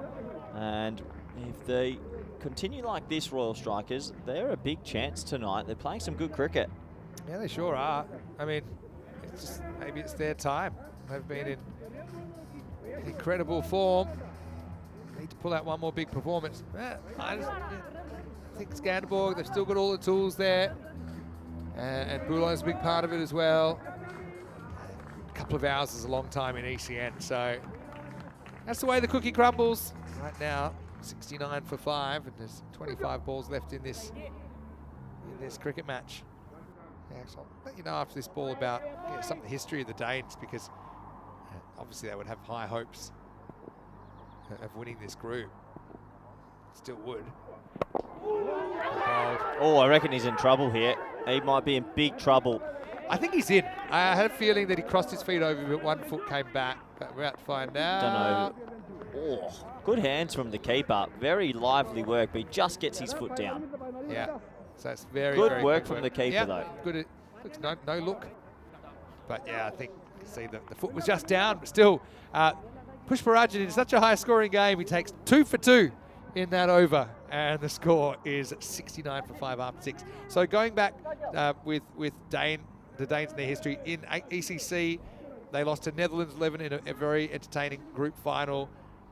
In ECL 23, Svanholm were here. They looked like the best team in the group. They lost to Farmers in the final of Jersey. In ECC 23, they lost the group final to Italy, the Danish national team. And in ECL 24, they lost the group final to Gina Brescia. And it was Skanderborg, of course. You see him here. In the air. Oh, wow. Oh, Rocky's has launched himself left-handed. And this, you know, the bar's pretty high for catch of the day, but Rocky's given it a good old try there. It's like he jumped off a springboard. Oh, that was good. Rocky's regularly a keeper. That one might have lodged in the webbing. But anyway, bowler here is Prasath. And now this is in the air. Pushparajan, of course, it's him again. And he'll take a catch. He's brought his own ball, or bag of balls. He's lost a few of them, but Hyatt's going to go for a duck. Prasath chips in. And the partnership of Prasath and Pushparajan continues into the second half. He hits 70 for 6. I think it's quite good they're giving Prasath the bowl, because I think he's a genuine option for tonight. He's tall, he's a left armer, he gets that extra bounce. And yeah, it's clever bowling. You always want to see what you've got in your arsenal, and he could offer something tonight. Yeah, and again, another converted kind of pace bowler that's rolling his fingers on it. In fact, he's left-handed. Yeah. Why wouldn't you? Hey, speaking of Pushparajan shout-outs, hello to Prince, who works at the hotel where we stay, and he's a big fan as well. I'm sure he's watching. So Prince Pushparajan, you love Prince, don't you? I'm confused. He always looks after me at the front desk. He works at the front desk of the hotel. So I'll be watching. What, here in Spain? In Malta. Oh. There are more hotels than Sunset Beach, even though we appreciate our official accommodation partners here, Sunset Beach Club. I think you giving Strands a blue thing's just opening up a can of worms. I forgot what your blue is with him. It wasn't me. Up in the air. And 6. Maximal for Anand. So now all he can do is maybe get a bit more practice and try and hit a few more as Corey begins to pack up his things. Show us your hand. She's healing. Is there a seam on it? If you missed it. So, well, to be honest, my hand eye still there. So that's right in the palm. It's the old Parnell Palmer. Just, what was it, technique? Techers. You are a very good fielder, I will say that. And you don't play much anymore. I haven't retired for 3 years. But you've retired more times than Prakash Mishra. But anyway. Skied. Anybody? I wonder if that was Prasath's catch. And he never moved off the pitch. But anyway. But yeah, I suppose you're out there warming up the guys, so you still have a lot of... Yeah, you get... That's one thing that you get that I don't get, being a coach. Warming up guys. Yeah, just physical activity. Up in the air, another triangle. We had the Bermuda Square. No, but I feel a bit jealous of you when you're on the mid. I'm like, oh, that's nice. And I'm jealous of you, Vinny. 7 overs complete, 79 for 6. How do you call the next game? Who's favourite? Coast Guard? Well, you might as well write that one in. We know who's playing who. Well, what do they need? 41 and over. Toss-up. You know, honestly, toss-up. And I still think even if these two met in the final, whoever meets, I think you got another toss-up. I mean, on form, Royal Strikers are heavy favourites against anyone. But there's always this feeling, can this form hold? You go back to a couple of years ago, Roma Sisi won every game and then lost the final. It happens. Going back further, Carlton of Scotland won every game and lost final. They won 8 games. All right, in the air, drops. Oh, this bit of a disappointing one, Siddharthan there. I suppose it won't cost them too much, but tonight they'll need to hold those chances. Won't cost them now, but they've dropped 3, I think, that they probably should have caught. A couple of AFL style trying to take them on the lead, but just, you can drop them now, but tonight you do not want to. Almost in and out. And that's going to be 6. That's a club. Jeez. From Anand. Maximal over the net and far away. Come again another day. Yeah, lovely shot. That's a big, big 6 win. Carlton of Scotland back in 2022. They actually had won 10 games, I think, and then lost the final.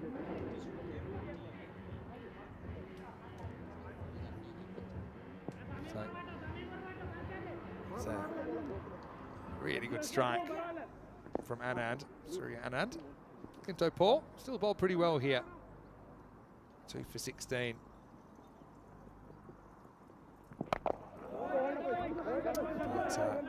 Strikers, I'm sure they've got the whole island behind them at the moment. They were one of the last teams to qualify officially for this ECL, Royal Strikers, but they have made an impact. I'll be curious to see tonight if the Strikers lose Priyan early and what that does to the game.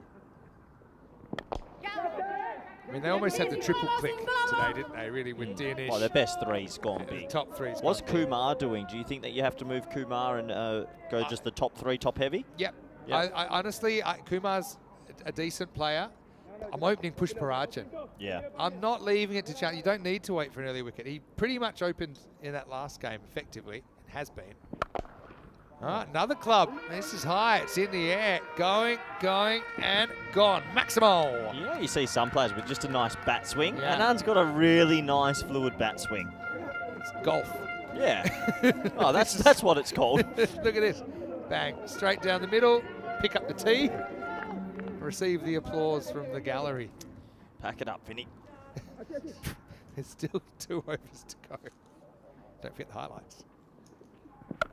Oh, yeah. Don't count these guys out of this group. That is huge. That's a bomb over the fence on the full. When you get over the net, we're talking height. Yeah, that was such a good shot. Just power. Lovely swing. Couldn't hit the ball more in the middle of the bat than that either. He's got that flourish at the end of the swing as well. Well, he's reached the green in 2 shots. It's a long par 5. End of the over. It's 100 for 6. So the crazy pace we've seen. Do you want some Pushparajan numbers then, up to date? Yeah, go on. I know you want them. So now, after 3 knocks, he's made 248 runs off 68 balls. So he's made 248 off 68 at a strike rate 380s. of 365. Yeah, wow. Proper tournament that. And he has hit, he's hit only 2 4s in the whole tournament, and he's hit 35 sixes. It's a lot of 2 sixes. 10 in 6s. Yeah, it's a lot for 3 games. Yeah. Yeah, insane. Prasad's kind of slowly perfecting his craft, isn't he, with these left arm finger spinners. This one, I think he just drops down on the line. Yeah, perfect. Couldn't have been more perfect. Line belongs to the bowler, and this wicket belongs to the bowler as well. Tosses it up and disturbs the furniture. So yeah, change of pace does the job against Anand. It's almost like They're hogging all the limelight, but they're just playing so well. Prasad and Pushparajan is 102 for 7. Well, my question is, Vin, under lights tonight, if the strikers get under the pump and lose their bigger heads, is there much from 6 to 7 to 8? Are other players able to step up? Potential. I mean, there's potential, but it's not to be done. Do you remember Jitu Johnny came and hit one over the cars in Master in the final last year? It was in the finals day. So they've got it, but I still think to be favourites, Tanny needs to clear. My question is, if you're Skanderborg and you win the toss, what do? They sent him in this game. They sent him in, and I thought at the time it was a good toss to lose. It's panned out that way. It's Christian Peck. And that's going to be out as well. It's going to be a wide, but it's going to be stumped. So 2 wickets in 1 ball basically for Prasad.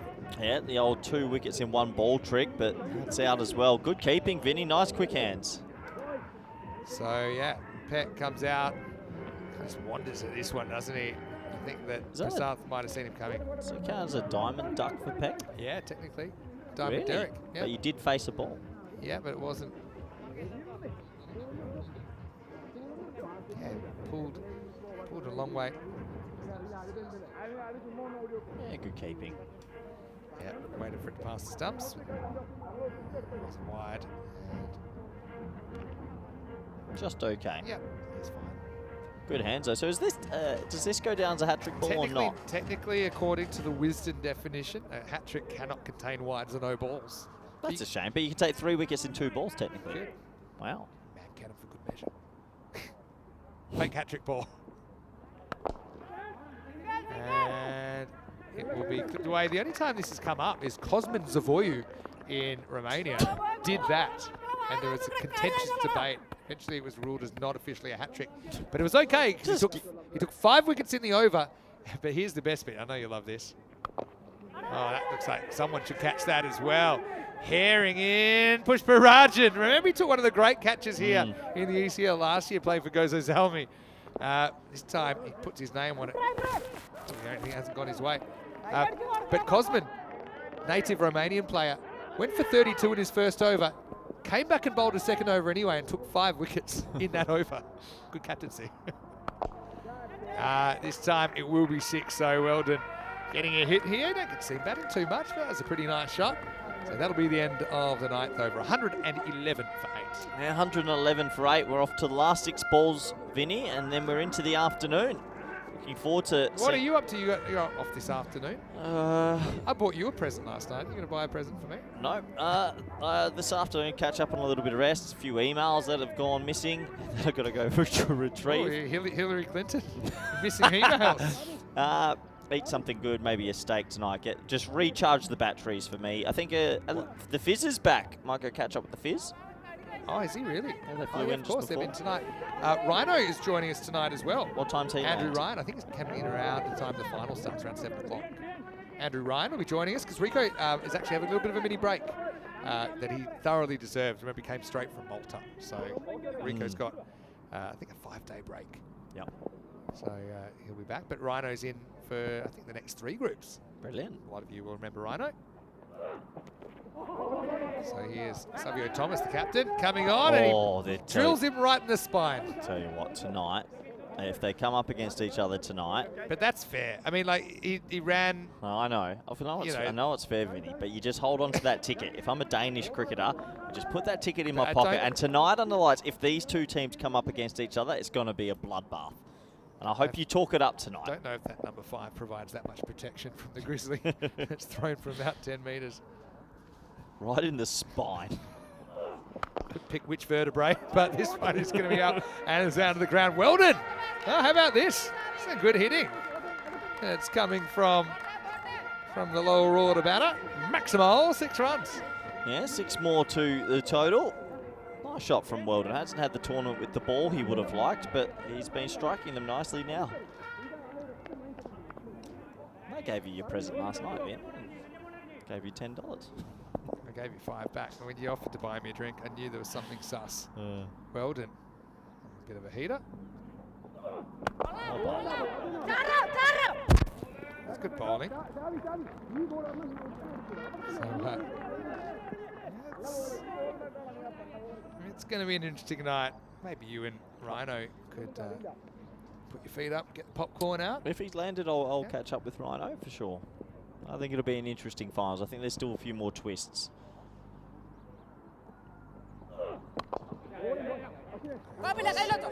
Only be a single, so things kind of winding down now.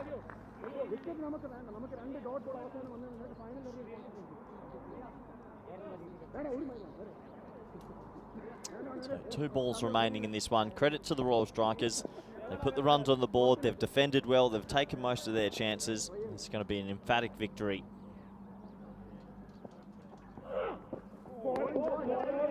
Ball, the dot ball. So they will go through to Group C's final tonight, and it's going to be Skanderborg of Denmark taking on Christiania of Norway, and one of those teams will come up against the Royal Strikers, and one will be sent packing. Looking forward to it.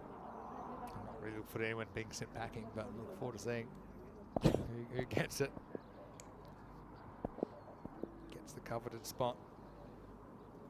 Anyway, last ball, Vin.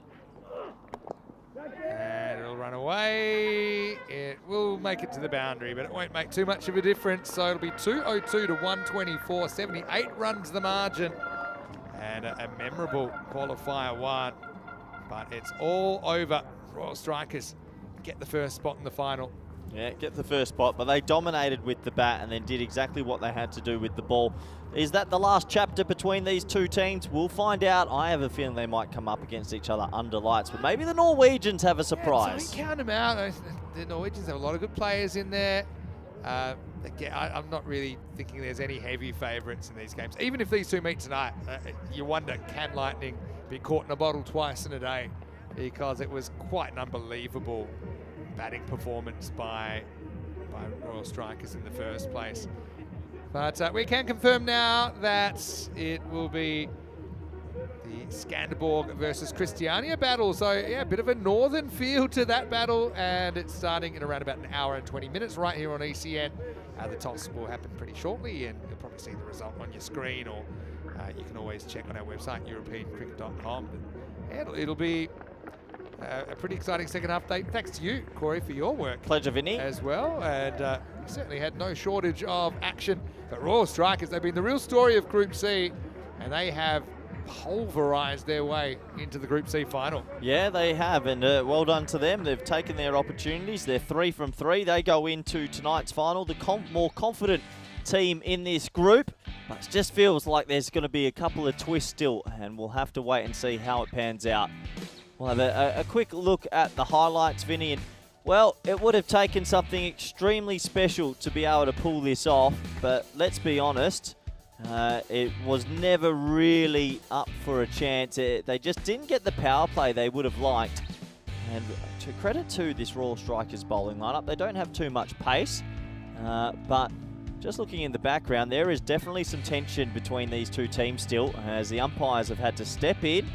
And Vin, come to have a look here. I told you this game is simmering. The two teams have gone to shake hands, and let's just say, if they come up against each other tonight, it's going to be a bloodbath. Well, I mean, obviously something's going on there. Hopefully it's nothing too serious. No, it just shows you what it means to these two teams. I mean, a day of everyone being in danger of the Grizzly, hasn't it? And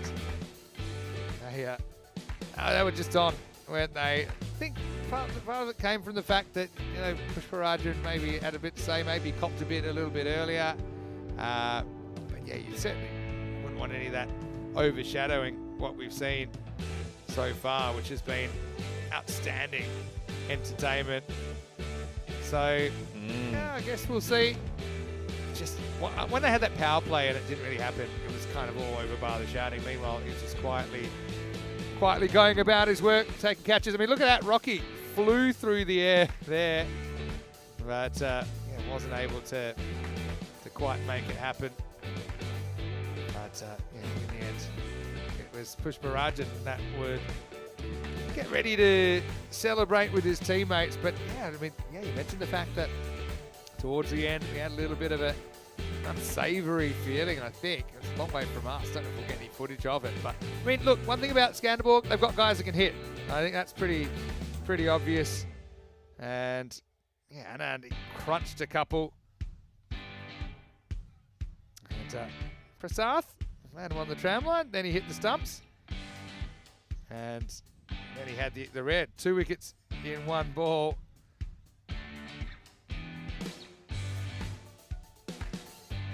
So, no, he didn't have everything go his way. I think Pushparajan had most things go his way. Almost put off a crazy catch late in the piece as well. Credit to Weldon, actually. He was able to get a few away towards the end. But, yeah, Royal Strikers, they have flown in. Well, they have done the business. But look, we want to bring you all the live action. And I'm just telling you right now, there was some frosty handshakes. There's been a few people called into the match referee's tent. And if these two teams, and it's blowing up on the side right now, if these two teams come up against each other tonight, I will tune in. And I hope you make it sound like it's a boxing match. Well, it was a match that kind of was a bit of a knockout punch early, wasn't it? When you look at the first half, Malta, their Royal Strikers were all over the Skanderborg bowlers. The second innings weren't quite able to catch their form. Skanderborg, 28 top score. I know, big hits though. Damgard never really found his feet. Likewise with Tanny and Rizwan Mahmood, despite the odd large one leaving, but it wasn't frequent enough to keep this game alive.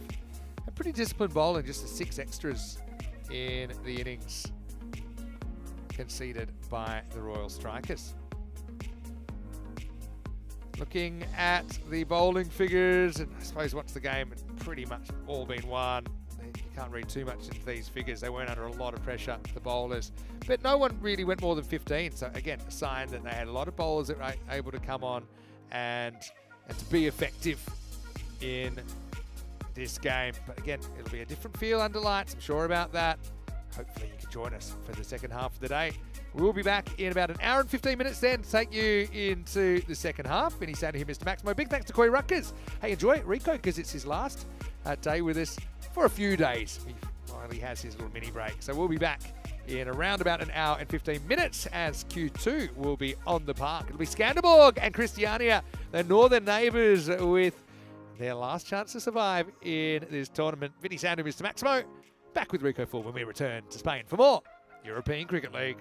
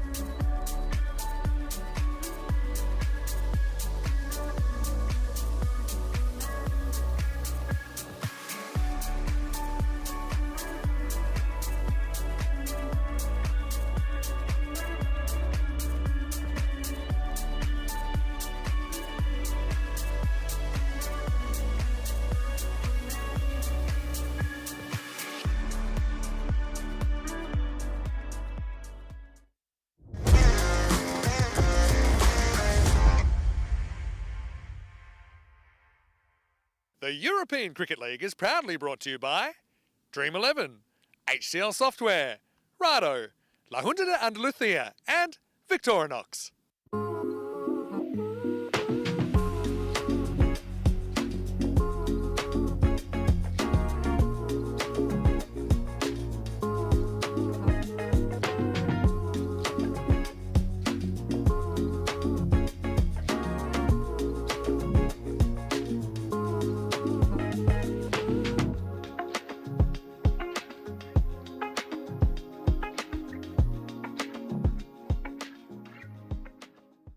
Hello and welcome back. We're halfway through finals day here in Group C, and coming up it's Qualifier 2 for the right to meet Royal Strikers of Malta in the final. And we have a really good game coming up between Skanderborg, the Stingrays from Denmark, and they're taking on Christiania of Norway. So a bit of a northern flavour to this one. Let's see who makes it to the big dance. A little bit earlier we had Ian Ramage with the two captains. Let's see what happens at the coin toss.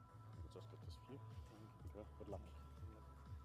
Skanderborg, you're the home team, you'll toss the coin. Christiania is the away team, you'll call. It's been called Rado. Oh, it's come down, Rado. You've won the toss. We bat first. Okay, toss one with Christiania, who will bat first. The Norwegians get the luck of the coin toss, and they're going to have a bat, and they'll be hoping they can do something like what the Royal Strikers did against Skanderborg in that previous game where Skanderborg conceded 202, couldn't get anywhere near it in the second half of the game. But I don't think it's necessarily a bad thing for Skanderborg, who back themselves to chase. They know it didn't go very well in the last game, but they'll feel that as long as they can keep it mildly under control, that they'll stay in this contest. I'd love to see what the win predictor's thinking. We'll see in a minute. Both teams going through unchanged here from the sides that we saw play their first matches on finals day. Christiania finished in 4th place, but already got over Sophia star. Skanderborg, of course, got the double chance and needed it. Okay, not too much in it. 51-49 to the Stingrays. Christiania, though, a very, very good side. So I think this is about as line ball as you could hope for. Vinny Sandu here, Mr. Maximo, live from the box. Great view of the Carter Oval there. Look at the Sierra Nevada mountain range behind as well. It's a beautiful backdrop. It's a multi-sport facility here, but it's a unique and special place. And haven't we seen some special things already today? We've seen one of the best catches, I think, ever caught on tape by Chris Webster. We've seen a brilliant 100 by Priyan Pushparajan of the Royal Strikers that has engineered his team to the final. And also, we're only halfway through, so remember that. As you can hear the ECL anthem. It was composed in 2019 specifically for this very special cricket tournament, the European Cricket League. Champions from 33 different nations. And it's nice to hear the horns going. The horns were here, but they were silent in that last game, really. Nothing went right, but I think Skanderborg, there's a lot of smart cricketers in there. They know that that's one game, and it's not the game that decides it. They certainly have the talent to go all the way. So do Christiania, for that matter. You've got players there like Iqbal walking on to bat. I often mention Wali Ghauri and his skill. Said Abbas also can be a little bit tricky. There's Weldon, left arm, number 19. He's batted pretty well in the last game. You don't see him bat too often. The Irishman, who is a wild card for Skanderborg. 2 matches away from adding another name to the Championship Week list. One good thing about Danish cricket as well, obviously there's a bit of an infrastructure there, so you do tend to see a higher proportion of native Danish born and bred players than some of the places around Europe. It's a bit more established and a very good one. And it's Bulo to open up, got Tor Turner behind the stumps. Nikolai Darmgard, of course, will be a pretty important part of this team. So it's this change in strategy we saw against the Maltese champions, Royal Strikers. We saw Darmgard opening the bowling 1 and 3. And actually it's one of the few things that went right in that previous game, but they're going to change that. Partly, I think that might be to do with the fact that you've got a left-hander out there straight away in Raza Iqbal. Maybe they don't really like that matchup of the ball turning into him. Welcome back to all our viewers as well, and some good chats so far. Plenty more to come. I've got a new commentary partner for the second half of the day. Well, not new, but I think you'll know him. Anyway, here we go with Qualifier 2. First one gets through. Raza Iqbal is out there, opening the batting with Umar Rasul. Like I said, both teams unchanged. I think you would know by now that the winner of this game goes through to the final against Royal Strikers, but the loser of this game, their ECL journey is over here in 2025. The long road to qualifying begins again to try and get back here in 2026. Wild ball, really. Turner does well to stop it. That does swing. There has been a bit of swing around today. Siddharthan actually got the ball to bend a lot. Swing's no good unless it's well directed. Hello to Thomas Martinez. Buenos dias. Great to see you. And buenas tardes probably by this time. Sneaks up. It's 4 p.m. local here. It's the third game of the day. 151 expected. There's that movement again. This kind of keeps Raza Iqbal honest. Bit of bat. Was there? No. Leg bite called.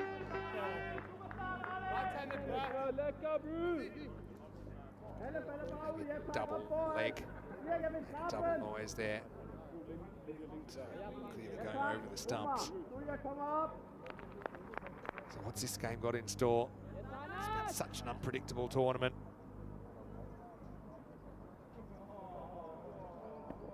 Rasul gets his first go, the right-hander. And he chops and he completely diddles Turner. I don't think it'll go for 4. We'll get it reasonably comfortable too.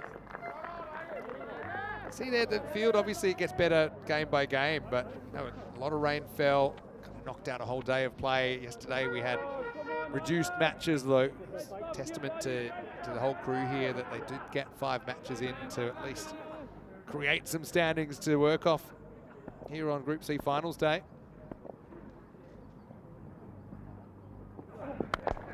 Goes for this, doesn't really time it. Can he get there? Not quite. It's a plugger, and it's going to hit the rope. So, yeah, I think it's a good effort, actually. Darmgard goes, and he does slap it back, but it just gives the rope a little bit of a kiss. If it was a thinner rope, maybe it wouldn't have. Have a look at it here. So he just swipes at it, and then just a little bit of a kiss into the rope. I don't think Nick knew, to be honest, because he was already diving, and when he came back, he saw the ball was inside. Boundary scored. Now, straight up in the air. Can anyone get there? Yes, they can. Weldon takes the catch. Rasul, boundary and out. Not particularly convincing there. He'll have to step aside, and Bulo bangs it in, heavy length, gets the reward, and Christiania lose their first wicket. The Norwegians are 8 for 1. Funny old one, that one. Thought maybe the bowler was going to go for it, but Weldon, he anticipated it and moved forward very, very quickly. You can see just not really in the best position to play that shot. Rasul, and really, he got there easily. Weldon, not sure if it was straight in the middle of the hands, but good enough. Bulo is happy. That smile there tells you it probably wasn't quite in the sweet spot of the hands, but he's the first wicket. It's 8 for 1. I think Thomas is happy. We're not getting any rain here. The Horns making a bit of an appearance already. Ghauri, very, very stylish player. I know what they're trying to do with Rasul, but it hasn't really been working. I'd be very tempted just to throw Ghauri in from ball 1. See if you can make plan A work. I suppose he's got 2 left-handers. Again, it's good over from Bulo. Definitely gets that ball to talk. End of the first, 8 for 1. Vinny Sandu here, Mr. Maximo for ECN, and joining me for the first time today. First time in a while, feels like, after all our weather issues. Of course, the one, the only, Rico Full. Rico, welcome back, and I bet you're as excited as anyone to see how these 2 games pan out and who will join Darmstadt CC and Hornchurch, and of course the other group winners in Championship Week. Yes, muy buenas tardes. Muy buenas tardes, everyone, and welcome. And it's glad to be back here and seeing some glorious sunshine out in the middle as well. Great to be back, and great to be back for this competition. Christiania, of course, getting that win against the Sophia Stars. A big win as well by 79 runs. And yeah, you're right, Walid Ghauri, he has been in great form. And in that match, Mirza Anwar also scored a fine 45 for 19, but it was that classy 61 of 16 on Ghauri which led the way. Skanderborg, well, of course, they went down to the strikers. Just cuffs at this one. And it's one that you really need to be putting away at this level. I don't know, Vinny, if you feel the same. I don't feel that Raza Iqbal has quite been at his best in this European Cricket League so far. We've seen him normally being so brutal. He scores runs quickly, but he just hasn't found his form, and they haven't used him much as a bowler either. Yeah, it's funny. I mean, he's come off the big off season. I think that's true to start. That one, he does get enough of it to get it over the fielder. That's going to be 4 runs. Cuatro carreras. So let's see if he can come good with it matters here on finals day. But what a day, and I believe that I've missed quite a stunning catch as well. The Webster catch, first over of the day, sometimes it takes a little bit of time to wake up. He woke everyone up. It was an unbelievable effort. Unbelievable.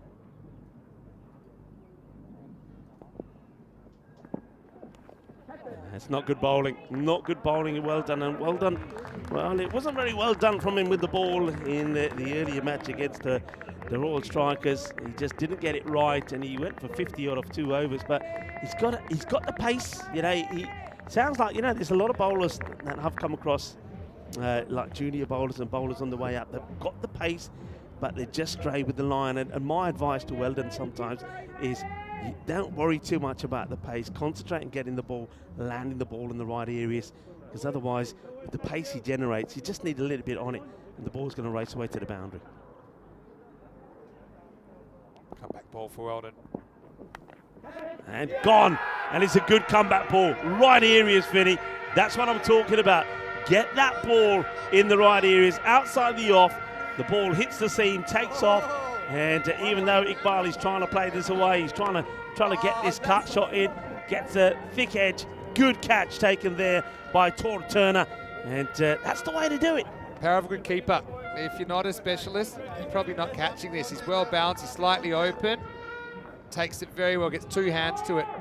I'm telling you, unless you're a proper keeper, that's flying away, probably coming off your gloves and going for 4. But Turner, like what I've seen from him every time I've seen him here at the Cartamore Oval, and he takes it without too much of a fuss. So yeah, Iqbal's lean run continues. Weldon with the breakthrough. It's 16 for 2. Yeah, well done to Weldon. It's almost like he was one of the juniors that I normally talk to and say, come on, just get that ball in the right area.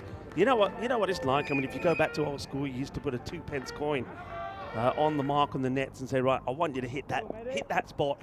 And he's hit that spot beautifully. Now he's got to get it right here to the right-hander that comes out. This is Chaudhry Akram. He can be pretty useful as well. We saw a little bit of cricket that we saw there on yesterday. He can come out and make a difference. Akram now comes out to join Walid Ghauri, who himself is yet to get off the mark. Oh, well, that's, I think, might be off the helmet. They're not going to run here.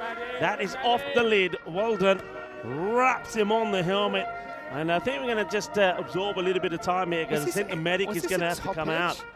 Let's have a look at this. Ooh. Maybe not. It was right off the scon. That's a pretty good bouncer to hurry up Chaudhry Akram. And yeah, here comes the concussion test. Yeah, well, that's the way a fast bowler says, welcome to the middle. Welcome to the party. As Akram gets one right on the nod, and well, it's time to do that concussion test. And of course, good to see this. Magic Spray Sophia actually was had big trouble earlier where a ball almost hit her. Luckily, she hid behind the corner of the tent. But we had a bit of an instant here up. You might, in the commentary box, you might notice a bit of a dent in the back wall, Rico. It's all over the place already. Corey dropped a catch. I've heard it. Corey, you let us down, buddy. And some people said in Australian fashion, he claimed that he caught it. And not just that, you missed it at the time. It actually ripped a bit of skin off the palm of his hand as well. Really? and it broke his watch. So it's the trifecta. It's the trifecta. Yep, Ghauri. that's what I said. Oh dear, Ghauri. Ah, shot. That's a lovely shot. That's the comeback that you want. He says, all right, you got me. Now it's my time to get you back.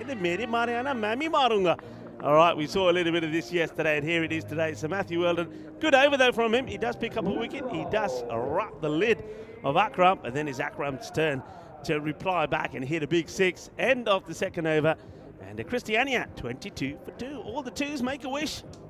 Yeah, looking forward to what's coming up as well with Portugal starting on the 22nd of March, the day after we finish here. It's hard to believe that's only 2.5 weeks away that we start in Portugal.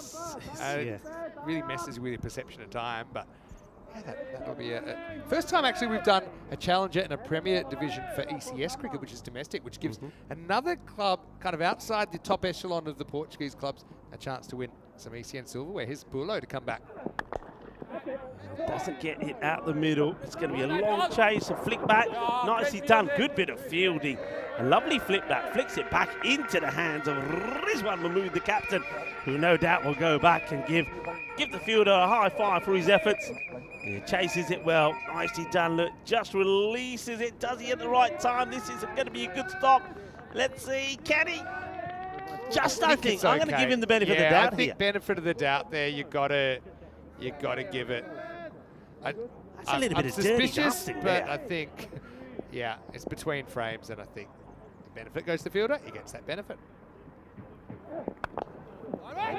Drags this one really. Looking to play onside a lot, isn't he? Well, Ghauri, but he's a player that can play to all sides of the field, in fairness. That is the good news about that one, is the batters, they only just... No, they did get the 2 in the end.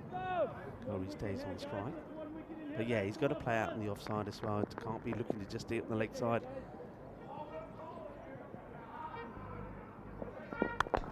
And he does. Good shot. That's better. Comes down the wicket and hits this ball in the right areas. He's not trying to go across the line. So nice strike. Played away for Quattro Carreras Mas. I think Malik Ghauri is pretty key here, I think. And a nice sunny day as well, Vinny. And I think with the sun, I've seen that already, that you should expect higher scores. And well, batting first, Christiania 172 against the Sophia Stars, winning that one. And then Royal Strikers, the little boys from Malta, 202. And that is well bowled. He says, all right, if you're going to be moving around in the crease, I'm going to keep it a little bit wider here. What about the Royal Strikers? And Priyan Pushparajan could not happen to a nicer guy. Yeah. He's on some form at the moment. He scored a 60, a 70, and now a 10. Yeah, he's only hit 2 4s. I think he's hit like 250 runs. He's hit 2 4s. I don't think I've ever seen him bat better than that. I saw him yesterday. I think maybe live, obviously. I appreciate it a bit more, but quite amazing. Bulo, he tries to bowl around him again. This is going to be a wide because it bounces past the stumps. I think it's something that they're going to have to check. But have a look here where this ball bounces. Yeah, it's about almost a metre past the stumps. See the dust, see the dust. So normally it's no ball for off the pitch, but that's only if the ball pitches before the line of the stumps. So wide will be called. Bulo to bowl around Ghauri really here, trying to get through this power play. That's a nice shot down the ground. That will go all the way. Bolle. In the zona. So is that going to be the pattern then? Teams batting first, scoring stat loads of runs. The difference it makes when the sun comes out is quite extraordinary. What do you make of that law, by the way?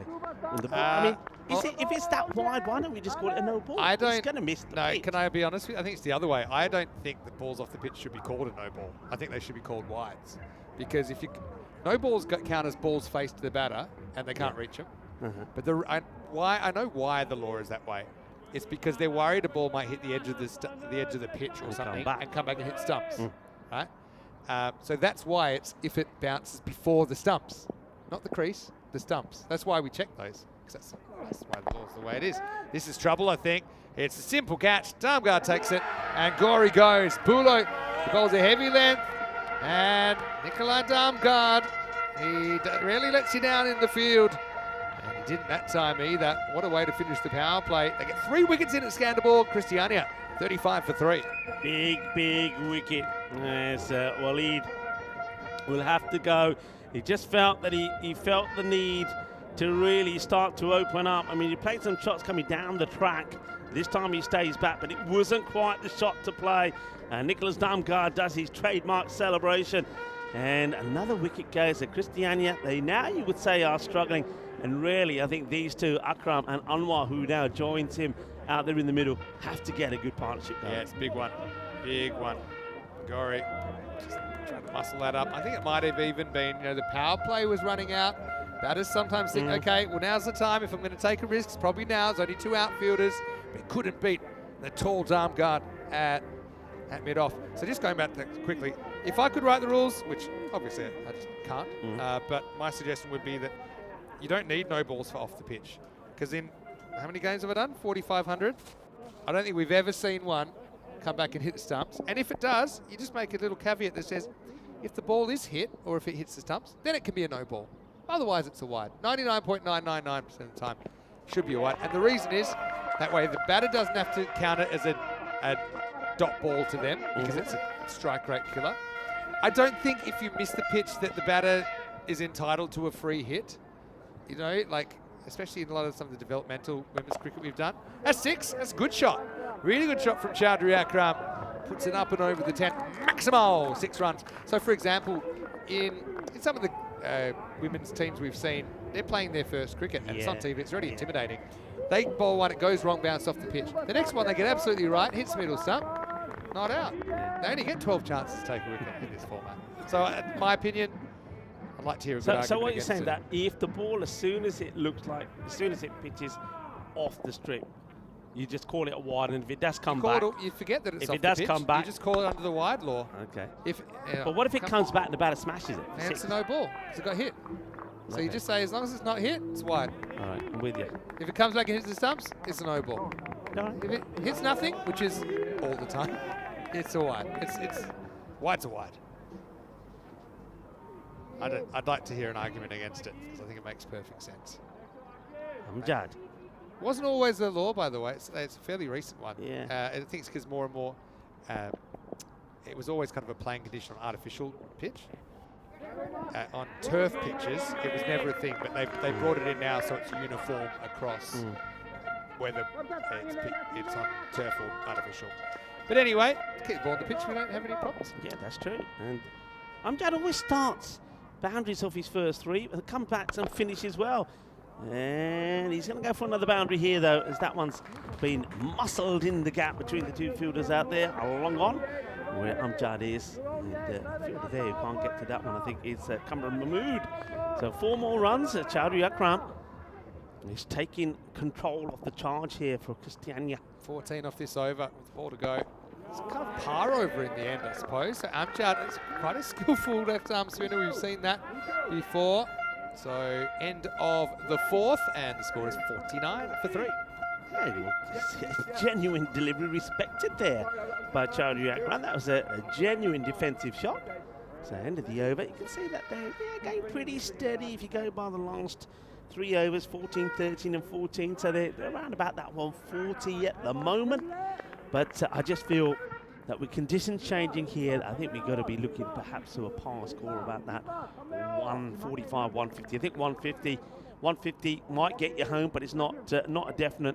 Ideally, you want to go a bit further, like the 2 teams have done earlier today already. You've got to be looking to go past that 160 mark. Horns are back. Suspiciously silent. So, well, they're ready for Nikolaj Damgaard. They feel that Damgaard is the man to do some more damage with the ball. He's a useful guy. He's a talent to have in your side. A tall left armour as well. Starts with a short one. That is going to be put to the boundary. There's the first boundary from Riz Anwar. Good start from him. Remember, he scored 45 of 19. Helping Christiania to that score of 172, which was too much for the Sophia Stars. I know that Sophia Stars are watching. I can see them. Now they're creating their own corner. Cockney corner's gone, and now maybe it's the Sophia Stars, the corner of the Stars. I want to say well played to them. They gave us such an entertaining match yesterday. And they're enjoying themselves in the sunshine now. They'll go back and remember that famous win they had yesterday. It was probably one of the most enjoyable matches and most exciting matches that I've seen in a while. That finish last night was, I spat out my paella last ball. Short again, and he missed his out on this one. I reckon that was quite clever. He wanted the batter to think it was short, but it was actually a little bit quicker and it was a little bit fuller, so it actually wasn't that easy to pull. Mistimed the stroke. A few people think umpires going to go big here. Let's see.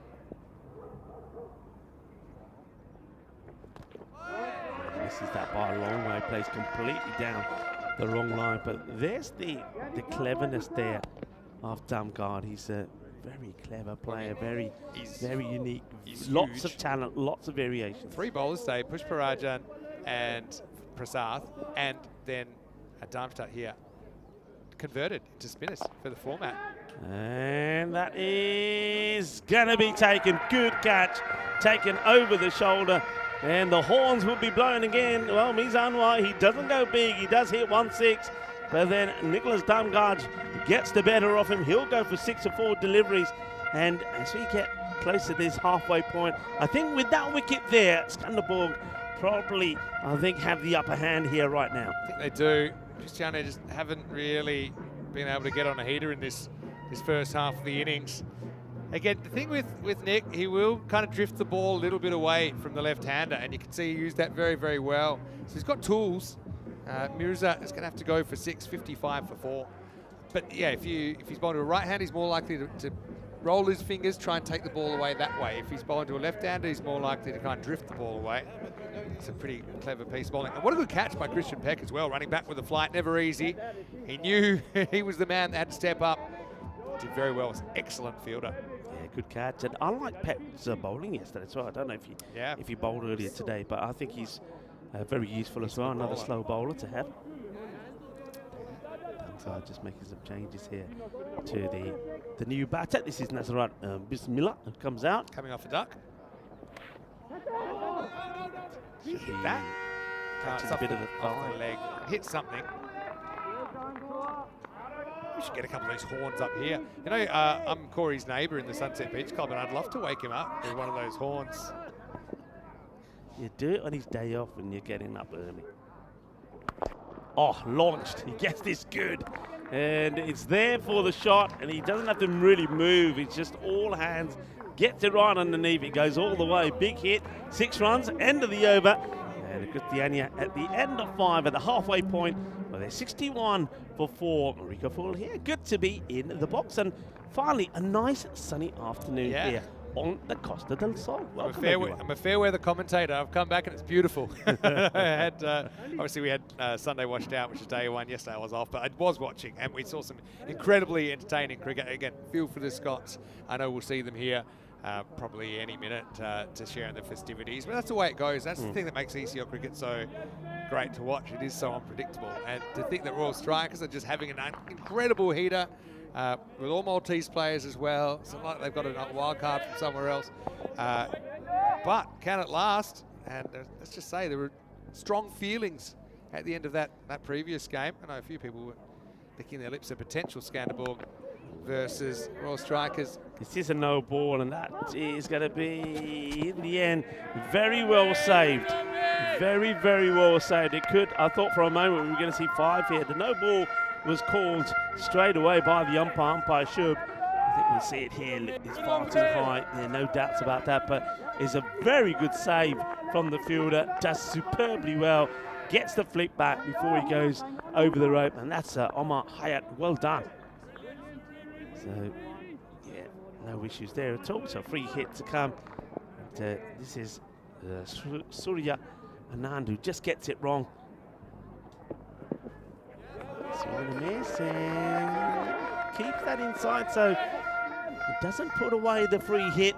It does Chowdhury Akram. Good comeback there from the bowler. Akram's got a bit of an important role to play here just to keep things ticking in the right direction. Bismillah. It's obviously about top 6, hit a long ball, but it's an awkward kind of time, awkward crossroads.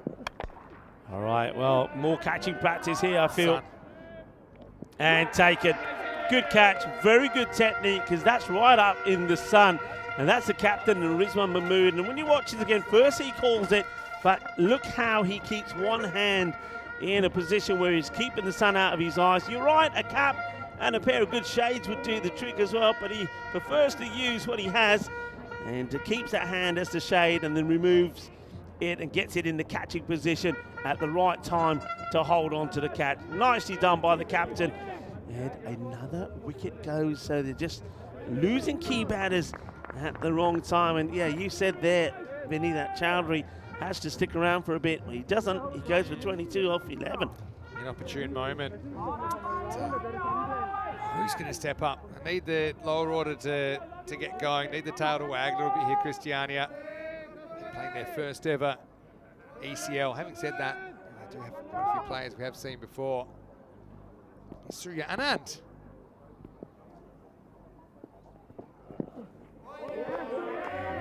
Swings and misses as well. It's an interesting choice, wasn't it, that they did revert back to seam and pace.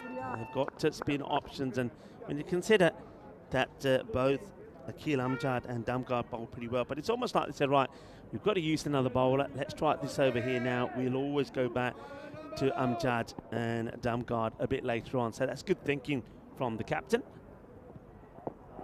It's going to be a little bit too wide. It gets dragged wide. But yeah, I think he's thought about this, Rizwan Mahmood. He knows he's got bowlers there he can go back to when he has to. He wants to keep the upper hand here as Abdul Raja and Bismal are the two batters trying to get things going here. Abdul Raja hopes he can get a few away. But of course the key batters now are already back in the shed, so what can they get to here? It's going to be another wide, just misses his line just by a fraction once again. Very, very good afternoon to everybody in the chat as well. See John Hisham, Tin Harmer, Paul Kempin is in there. And I want to say a very happy birthday to Roger Fine, of course, our CEO, who's celebrating his birthday. He's in the Alps having a bit of a ski, so enjoy. Thoroughly deserves it. Very hard-working man. It's 3 on the row, 3 wides. I'm not sure, not really a need for this. I'm not sure he's doing it on purpose, of course, but Anwar, you've got a new batter in there. It's almost like he's afraid to get it near him. He's new, test him. I'd put one up there and say, right, okay, there you go. Here's one to drive. Let's see if you got what it takes. He's got the 2 men straight, hasn't he? Now he goes for the shorter option, which isn't going to work. That's nicely whipped away. Good quick hands from Abdullah Raja, who gets a boundary weight. That's been sort of the story here at the moment from the Christiania batters. Batters have come out there. They've shown they can hit a ball. They've shown they can hit a boundary. But what they haven't shown is that they can make it count into a partnership. Need a partnership. Need 2 batters ideally here, these two, to hit around about the 25-30 mark to get them to a good score. Yeah, 125 doesn't look enough, but gives you a shot. That's the one that's pitched up. But again, a little bit of width on offer. And Raja swings hard. He's going to get a little bit of suerte. Cuatro carreras. That'll do nicely. So 4 more. So trying to pick it up a little bit here. Now, look, if they keep going, even if they finish going at about 13, 14 and over, which we've seen them do at the beginning part of the innings, they'll finish on a reasonable score. 127 expected at the moment, but I still feel that they need to go 10 to 15 more than that really to make this competitive. And this one could be out and will be out. Asking the question, the umpire is giving this. I do feel this tucks him up and probably comes off the gloves. I mean, sometimes we've seen it come higher up off the arm. There doesn't seem to be too many objections there from the batter, but let's take a good look at this to see where this strikes. It has been given out though by the umpireship, so at the end of the 6 overs is 75 for 6. But let's take a look at this again. Raja goes for 8 or 4. It just hurries him up, doesn't it? Let's have a look at it. Seems to be straight off the glove, doesn't it? Have a good look at it here. Actually, I think it actually might even come off the edge of the bat. Let's have a look at this. I think it's double. I think it goes there. There's a touch up onto the arm. For me, it's a double touch. Yeah. Bat arm. It seemed to take a little deflection as it went past the bat and then onto his arm. So it's actually a really good decision, I think. Not too many complaints from Abdullah Raja. Disappointment for him, though. He's out for 8. 75 for 6. Yeah, it's a simple catch taken there by Umar as well. So another batter comes and goes. So it's Amir Naseem. Now Naseem did hit a few good balls earlier today. Didn't have a lot of the strike, but I think he scored a quick 20 of about 8 deliveries. So somebody who can hit the ball pretty well. But at the moment, he's going to have to watch and see what Bismillah does here, as Peck does come and have a bowl. I liked the bowling of Peck yesterday. Yeah, he really does give it a rip. And you can see the side spin there, right to left. Just have a look there. Beautiful rotations. Oh, that's a good shot. That's the one thing that Peck will do. I mean, he does float the ball up, so he's basically inviting the batters to get down the ground. Now, that sort of length, batter doesn't have to move, but if he just draws it back just a little bit, then the batter has to come out of the crease, and that's what he's hoping to get. He's hoping to get to Turner in the action, but just slightly over pitches that one. I said good rotations ball before. Good distance on the next shot from Bismillah.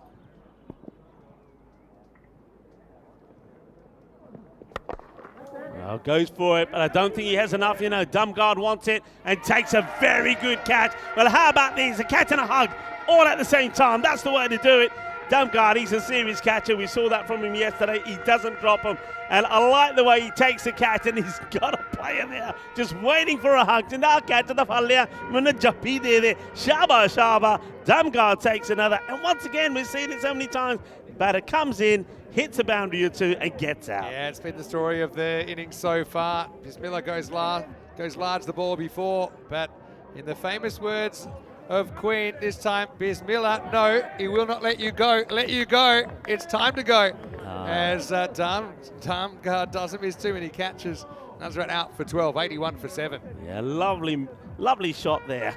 And, I think that's one of our passion shots. The passion and the pride. Is Beelzebub going to be the next batter? One of my favourite songs. I think it's on my bucket list. I want to learn how to play Bohemian Rhapsody on the piano. Yeah, you were saying got that the music, the but I other day. haven't had the free time. Even I suppose I did have yesterday off. It's too busy watching the cricket. All right, so Zaid Abbas. 7 down now. Comes out at 9. There's still 3.5 overs left. Peck's a very good bowler. He's tall, gets good bounce. You've already talked about how he rips that ball out of the wrist, right to left. See ya. Oh. Well, he misses him first time, but does he get him the second, Vinny? This is going to be a really close look. I mean, it's a horrible shot from Saeed Abbas, but the keeper, Turner, he pops out. And let's have a look here. It's still out. He's still out. Let's have a look.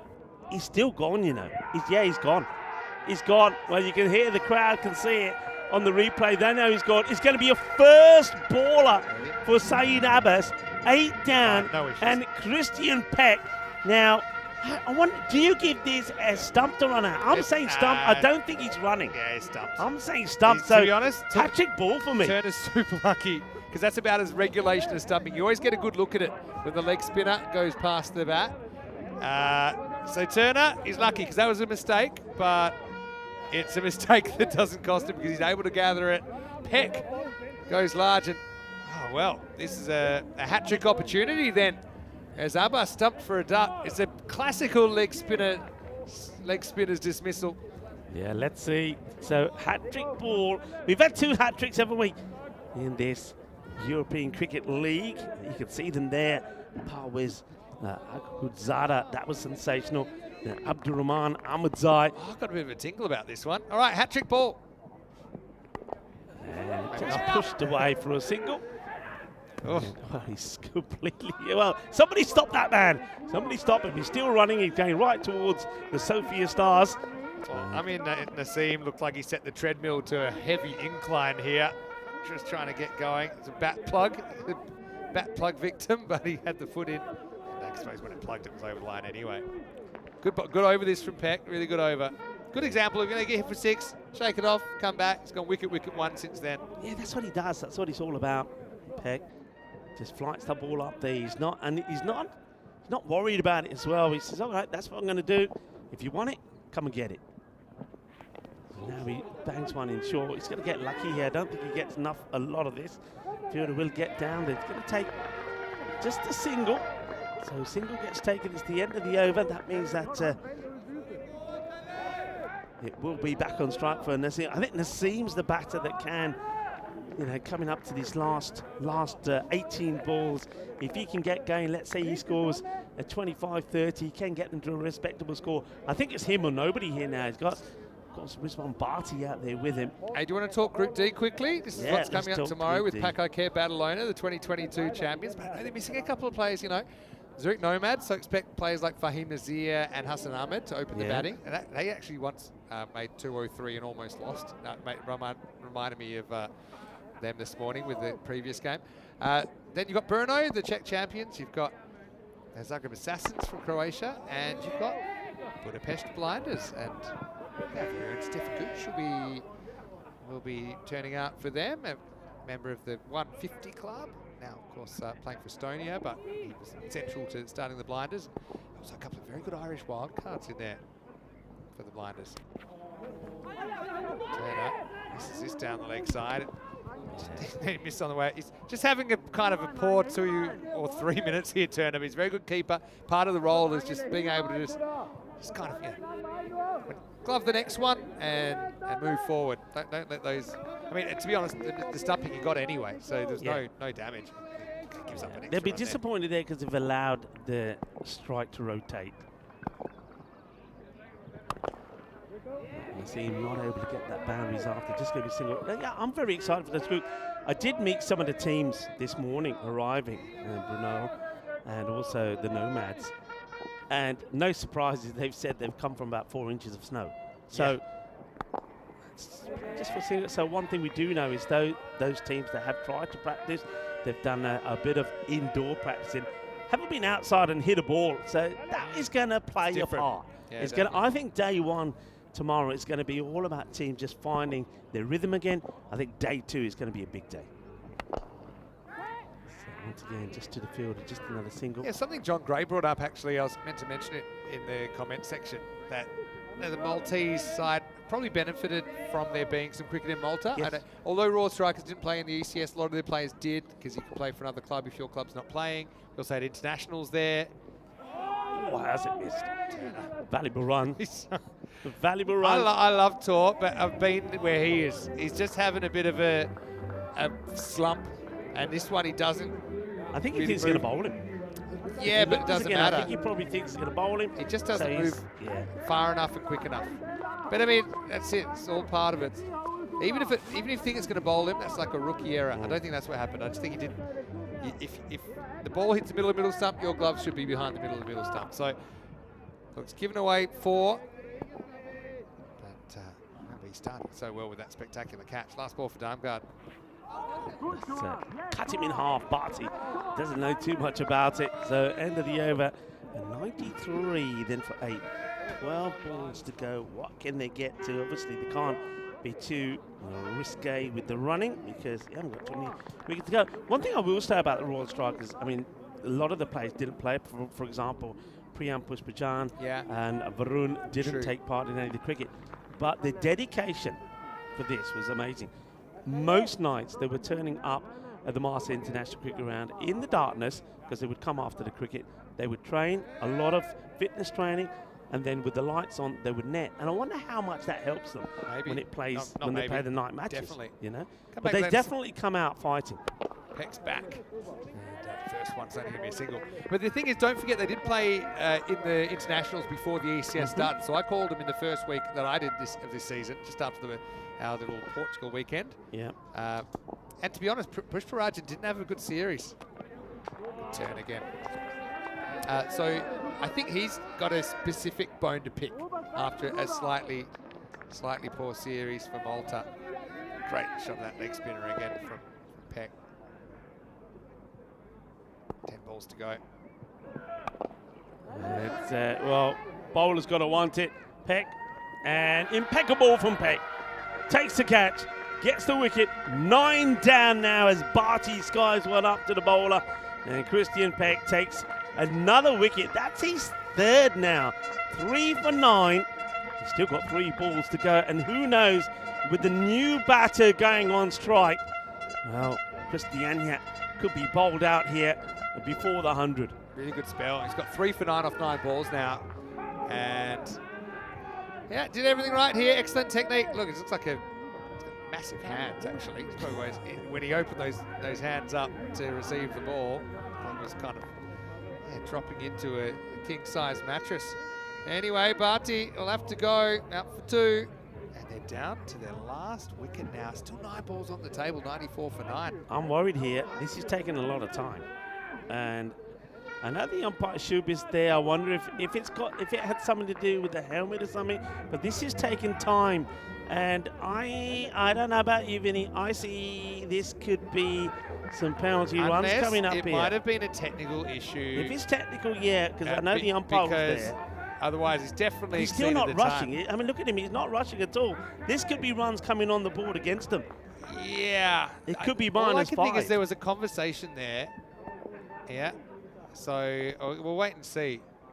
But I don't think it's as simple as just he was late. I think I'm not quite sure what happened, but it might have been an issue about making sure he was wearing the right shirt number or something like that. Yeah, it could have been something to do with the helmet as well. Yeah. In which case, no. But anyway, we'll wait. We'll wait. Number and 11 see. should be exempt from the rule. Well, all right. number 11, what is what I say? Or to all the number 11s out there in the world, well done to Mufasa Saeed, the captain, who smashes this down the ground for 6. And, well, at least he gets him to 100. Yeah, he does. And, yeah, I never saw any signal penalty runs. So we don't know what the explanation was, but there probably was a reasonable one. We know that does get enforced. Defends this one, and that will be the end of Peck, who's bowled very well. 3 for 15. Christiania, 100 for 9 with 6 to go. Can Amir Naseem find some of the hitting ability in this last over that we saw from him in the earlier game? Let's see, can they get something? A magical finish here. Maybe they get to a 120. Who knows? What a good spell from Peck. 3 for 15. Looked very assured under the high ball as well. He's a brilliant leg spinner. Okie dokie. Over 10. I just feel if you can get your lower order to grind 12 runs, you feel like going in with a bit of momentum the second half, even though this looks very light on. Amjad has bowled well. He'll be looking to dart across the right-handers, but he starts short, but it could be curtains. It will be curtains. That is it. It's the end of the innings, and Christiania will be bowled out with 5 balls to go. And Akil Amjad takes his first wicket in the match. It's the end of Naseem and Skanderborg. Well, no wonder the horns are blowing and they're making a lot of noise up there, because they feel that if they can go well with the bat, they're on their way to booking their place in the final and a rematch against the Royal Strikers. But still, there's plenty of cricket left in this game. We have seen some surprises, of course, in this year's European Cricket League. And Christiania only getting to 100. We'll be hoping that they could pull off a bit of a defence here. But well bowled, I have to say, particularly to the bowlers there of Skanderborg. I think they bowled well. The fielders backed them up. The fielding was crisp. It was clean. I didn't see a single catch actually go down there. So very well fielded. And because of that, Skanderborg have put themselves in a very strong position in this qualifier. Just kept creating and taking chances through the 10 overs, didn't they? And really could never build a partnership. Akram top scores with 22, a couple of 12s. No one else even makes double figures. But I think it was all about the horns. But the fact that they got some of those big hitters early, it was good effort by Damgard. But like I said, I didn't think it was a bad toss for Skanderborg to lose. You'd have to kind of have lightning strike twice then to get whacked the way they did earlier, and they didn't mind the idea of chasing and the fact that they were able to get these dangerous players before they could really hatch. In fact, in the end, Christiania leave 5 balls on the table, all out for 100. Skanderborg, we saw them have a bit of an off one against the Stars last night. That was a sensational catch from Turner behind the stumps. Had a bit of a mixed 10 overs, but I think when you know, even though he had a bit of an off period, the fact that he is able to get Raza, I think that was a very, very important wicket. And then the other one was Ghauri. I mean, he's in form. We know he's the kind of guy that can play the big knock. He looked like he would for a little bit.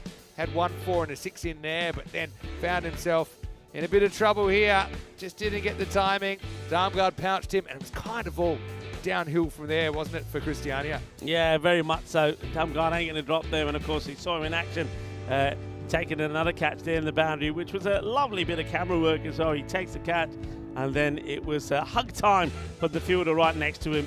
That was a good catch as well. Don't forget that one going over the shoulder there of Peck.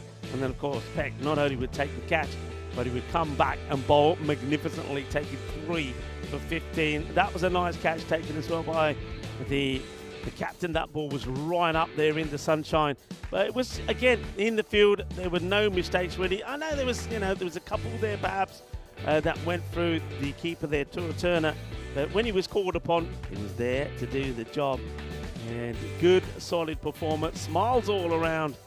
And this one was one that did get away, but he would always come back and get his man.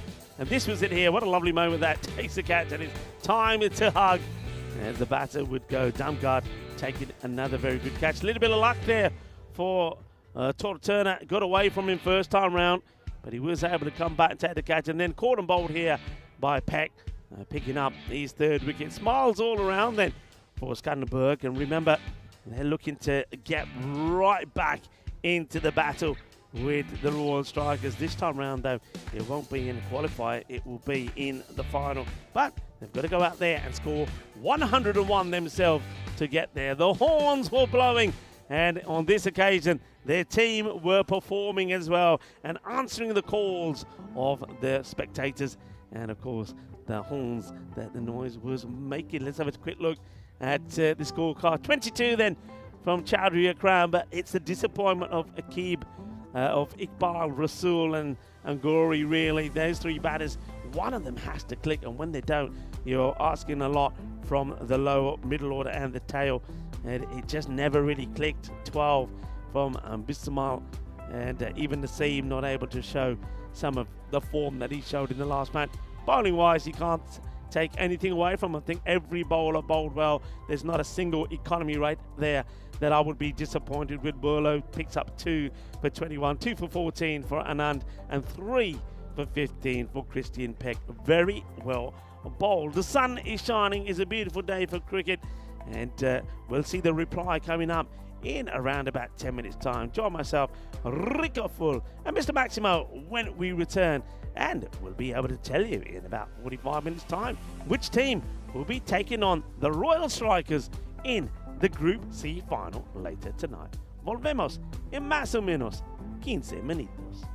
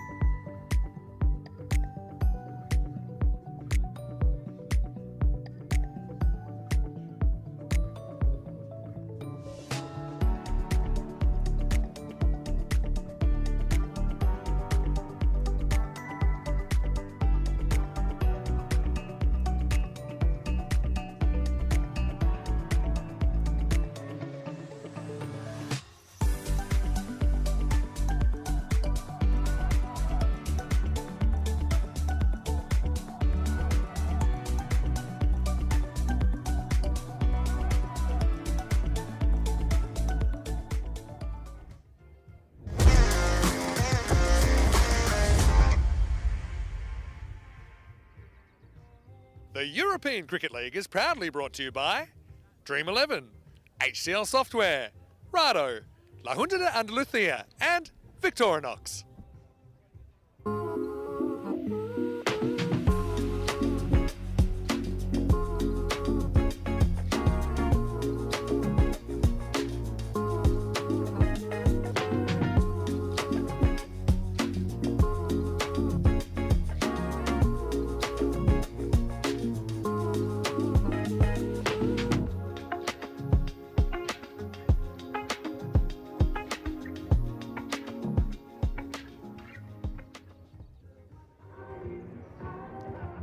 Welcome back, cricket lovers, to the magnificent Cardiff Oval, looking wonderful in the afternoon sunshine here at the Costa del Sol, the heart, of course, of Andalusia.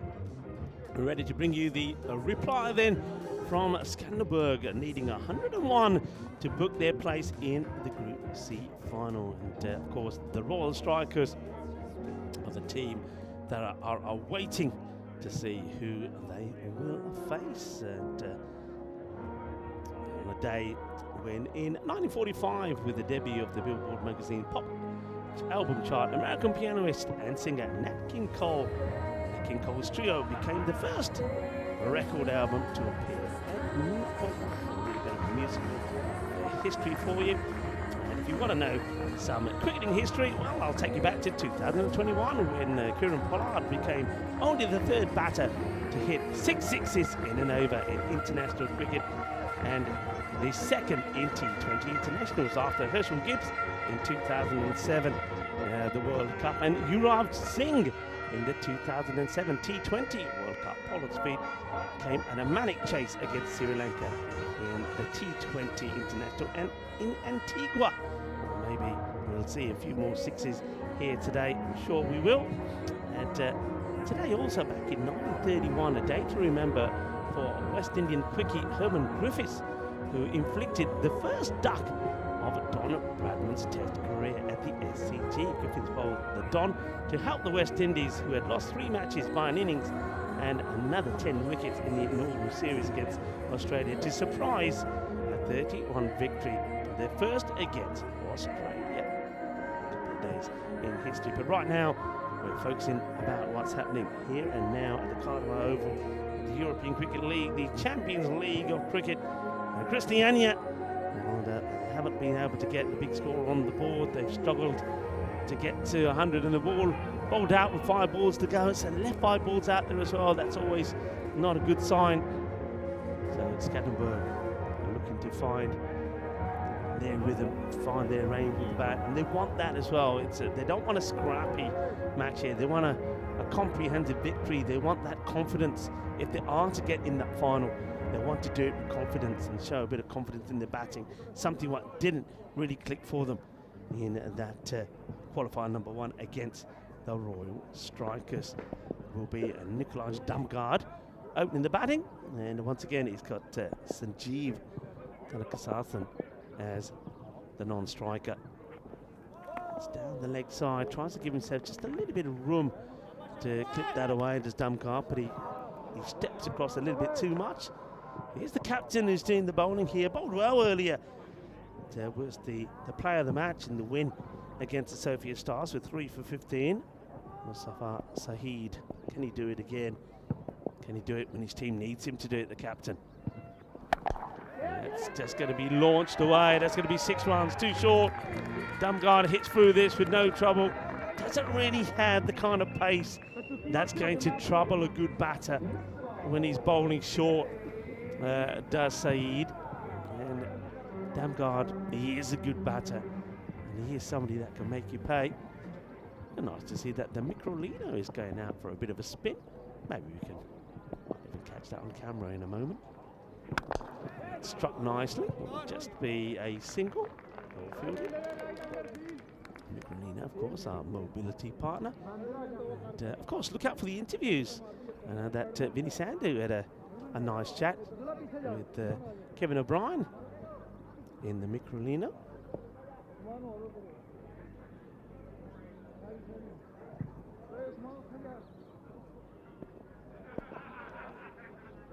Bit of a change in the field here now to the right-hander.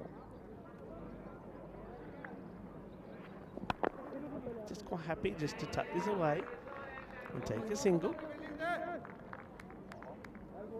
And I mentioned Kevin O'Brien. I want to wish him a very happy birthday. Of course, born in 1984. An Irish all-rounder is born. Kevin O'Brien wrote his name into Irish cricketing law, and with a magical World Cup innings against England, of course, in Bangalore. Let's play it away. It's a fielder out there now. That'll just be a single. In 2011, remember, entering the fray with his team in a perilous position, chasing a mountain of runs, 327. He smashed the 50-ball century, the fastest in World Cup history, to set up a historic 3-wicket win. Of course, we had the pleasure of having Kevin O'Brien here in the Western Children. And what a gentleman and a scholar he was as well. It was great to have him here. So happy birthday, Kevin. This one is going to bang into the base of our commentary position. Lovely shot. Beautifully played there by Tanny. Beautiful shot. He's a lovely player to watch, a risky player, can be aggressive. And that's a nice shot, and that's the end. Well, coming up to an end to a good over here. Ball to go. There was a wide, of course. The first ball, 16 have come from it. They've made a cracking start here. No run this time. Just a 16 off the first. I say just. It's more than enough. They're needing to go at 10s. Of course, nothing to worry about here in terms of the bonus board or anything. You just get the win and put your place in the final. 37 matches since the golden ball. So starting to mount up here now. Do feel we're gonna have at least another 1 or 2 here, you know, at the Karma Oval. Group C final tonight, and then the start of Group D tomorrow. And very good teams coming to the Karma Oval. The Budapest Blinders, I'm liking the way that they're looking. I mean, they're a good team in their own right, but they've got a couple of big players coming into this side. Van der Merwe in there, and also Mulder, 2 excellent cricketers. And with them combining with some of the talents we know that Hungary have already, they're going to be a strong team. It's whipped away. He's a fielder out there, but he's been moved a little bit square. That's going to go. Well, he's been signalled 6 by the fielder. The umpire is calling 4 here. I think this was called 6. Let's have a look at this again. I think the umpire is calling this 4, but this clearly for me goes for 6. And the fielder even calls it 6 runs. The fielder calls it 6, but Shub is having none of it. He's giving 4, but he's going to have to retract that decision and call that a 6. And there it is. And now Shub will have to put him up in the air like he just don't care. 6 runs. European cricket, that's what you're watching. Here comes the bowler once again, Akram. Slower delivery and cleverly bowled. It's a good delivery. And it's only just missed the pegs, you know. Let's have a look at this. This doesn't miss by much. So it is swinging in as well, going right across the stumps, and yeah, I suppose there's a bit of a distance there, but almost catches the inside edge. It's one of those where Damgard could have dragged back onto his pegs. Well, it's grunted, and that's the sign of a slow ball. The problem is the grunt of the middle of the bat is a lot louder and more fearsome than the one that came from Akram. That 6 ball to Damgard is just too short, isn't it? I mean, there's no element of surprise when he's landing so short, and I think the grunt from Chowdhury kind of gives it away. So a big hit, 6 runs.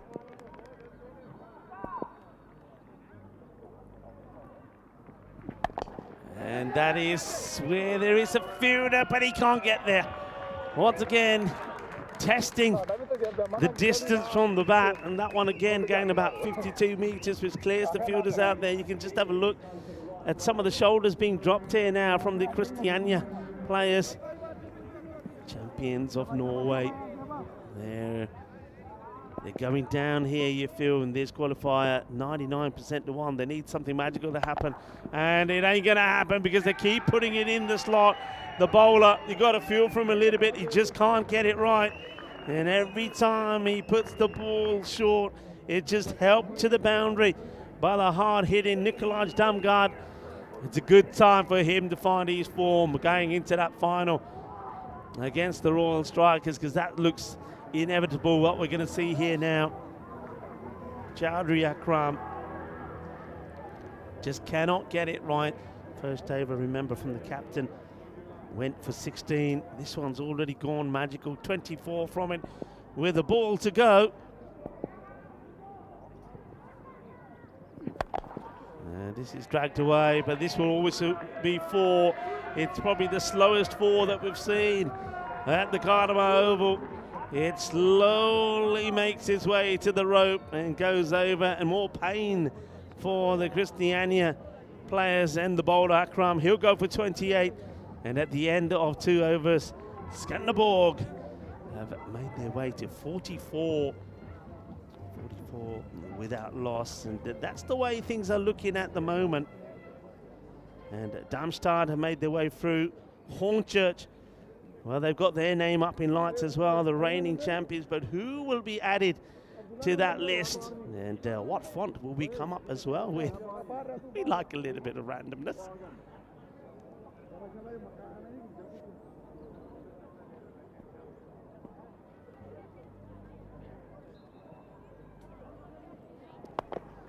Whips it away, could be a chance, and it will be. We're just like that. A door opens maybe here for Christiania, because Sanjeev, so many times we've seen him get out like this. He's such a talented batter. He's got a lot of skill, but he just scooped this around the corner and puts it straight into the hands of the fielder. So the first wicket goes, and Sanjeev Thanakasan will go for just the 7. And it is Saheed, the captain, gets the wicket when he backs himself to come on bowl the second. And he's going to get a wicket straight away. Catch held. Well, something to put a smile on the face of the Christiania. Well, when you get one, you can get another. That's what they've got to believe here. Naseem doing the catching. Takes the catch to reward the wicket. So, yeah, another disappointment there. Sanjeev Thanakasan, he's such a good player. He's got so much talent, but finds a way to get out. And that's a soft dismissal for him, really. Is one that he needed to put away. Rizwan Mahmood, though, I don't think he's going to be disappointed that he gets an opportunity with the bat. Just firmly pushes it away for a single. You can see what Rizwan is thinking. Don't have to take any risk here. They're needing around just over 7 and over. You've got somebody like Nikolaj Damgard at the other end who is clubbing the ball pretty well. 36 of just the 9.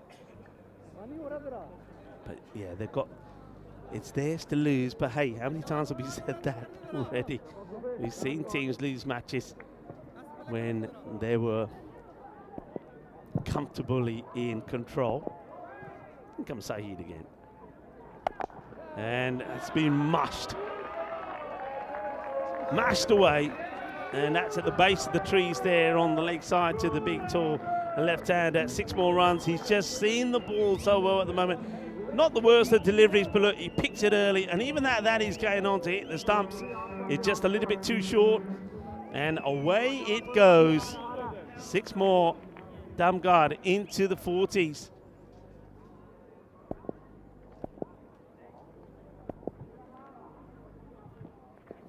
Oh, no way.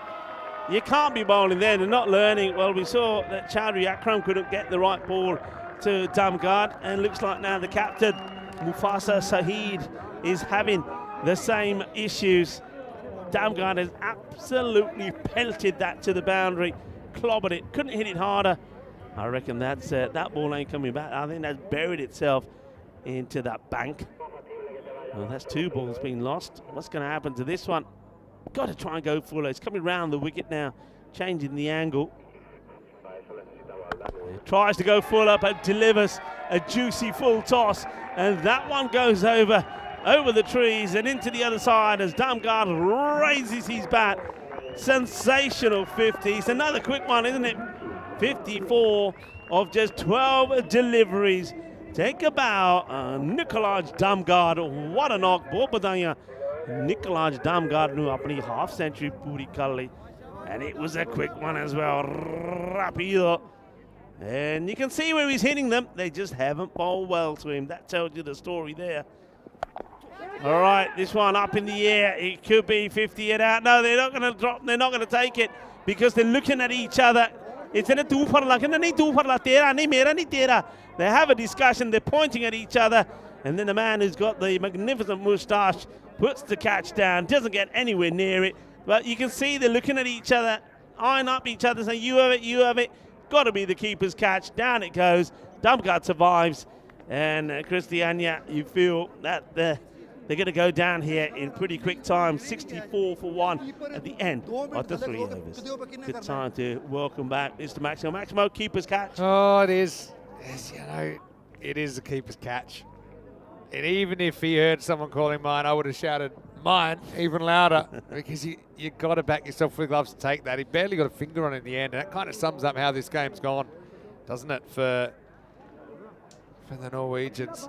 Looks like another tough exit for them on finals day. It was Oslo CK last year. Got blasted thanks to Charles Packard hitting 32 off the last over. They went out in the Eliminator. I suppose they made it one step further. And it's a different club, of course, but Norway again seem to just find a way to get eliminated.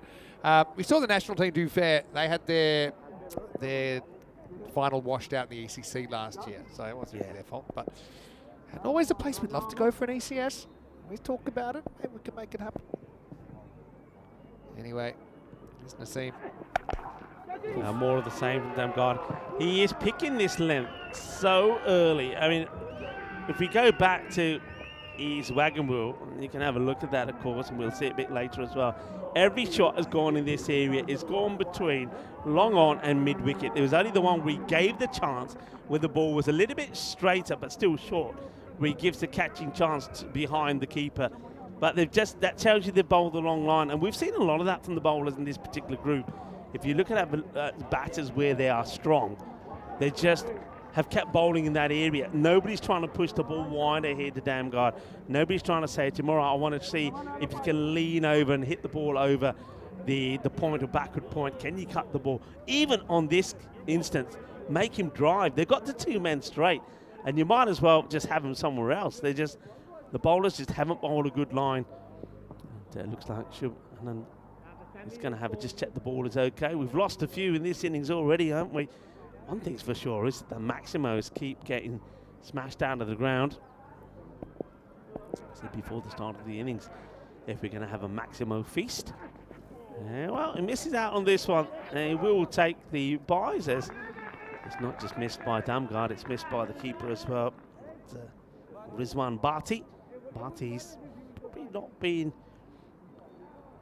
the cleanest of keepers behind the stumps. He's had a tough time, let's be honest. It's foreign conditions. I know that footing yesterday was tough, but I think it's just a confidence thing. I think if you're in form as a keeper, that ball goes up, no way. I'll run through 3 or 4 people to get to if I had to. And like I said, pretty much sums it up, doesn't it? It's nicely played, soft hands, just will take the single. Quite a few people have been saying, and I agree, they've got a bit of the old Spider-Man kit about them. Yeah, it's Spider-Man. I keep saying Superman because they're the same colours, but you're right, the Spider-Man is probably more accurate with the patterning. Yeah, a bit of the old Spider-Man. They'd love to try and spin a web and come back. What would the Bulgarians one? Biggest comebacks, wouldn't it? The Bulgarian, it's kind of like Power Rangers colours, but it's hard to describe what they are. They're kind of like street performers.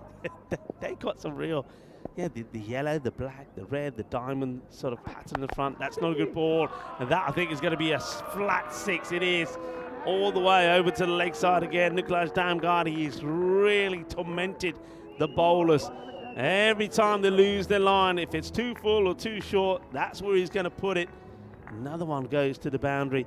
But I still really, don't get the field. I don't get why they haven't got that third fielder back on the fence. That one, because it was hit flat, if the fielder's in the right spot, is a catching chance. I think you just got to have another fielder back there on the leg side. I would even go with 4 there. He hasn't hit anything straight down the ground. And this one's just driven. So you see what I mean? So if it's pitched up to him, he's not smashing it to the boundary. He's waiting for the bad balls, and he's getting plenty of them to put away. Rizwan Mahmood now will face, and you can see the role he's playing.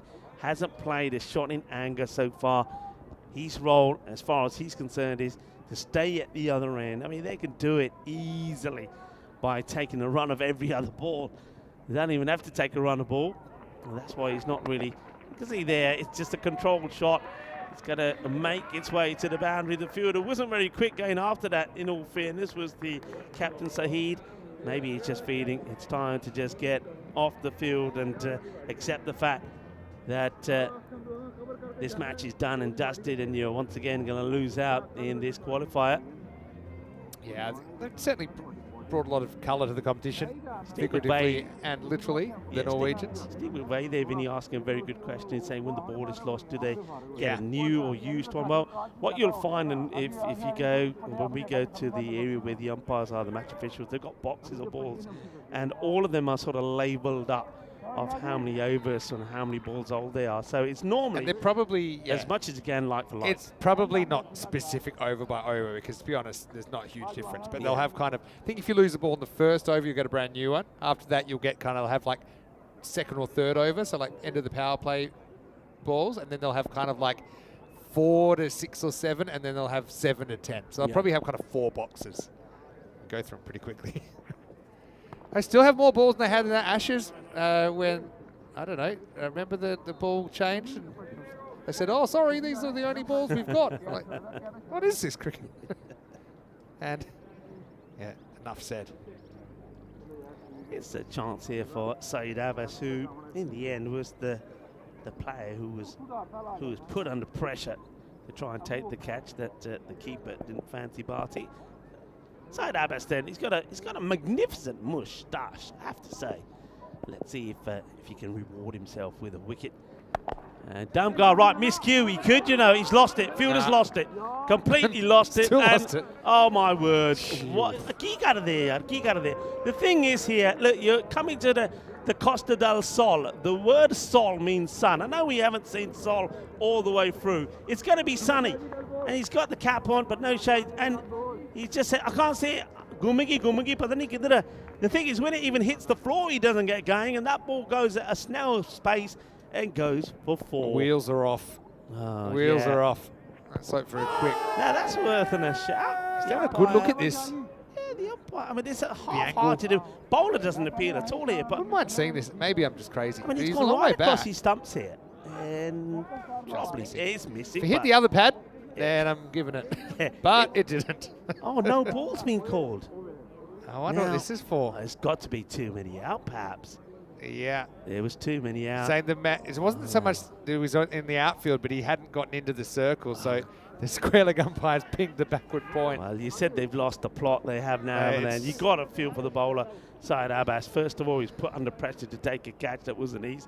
Then he should have had a wicket, and the fielder bottles out of it. And now free hit, which will go the distance. 6 runs, and let's just have a look at this side on as well.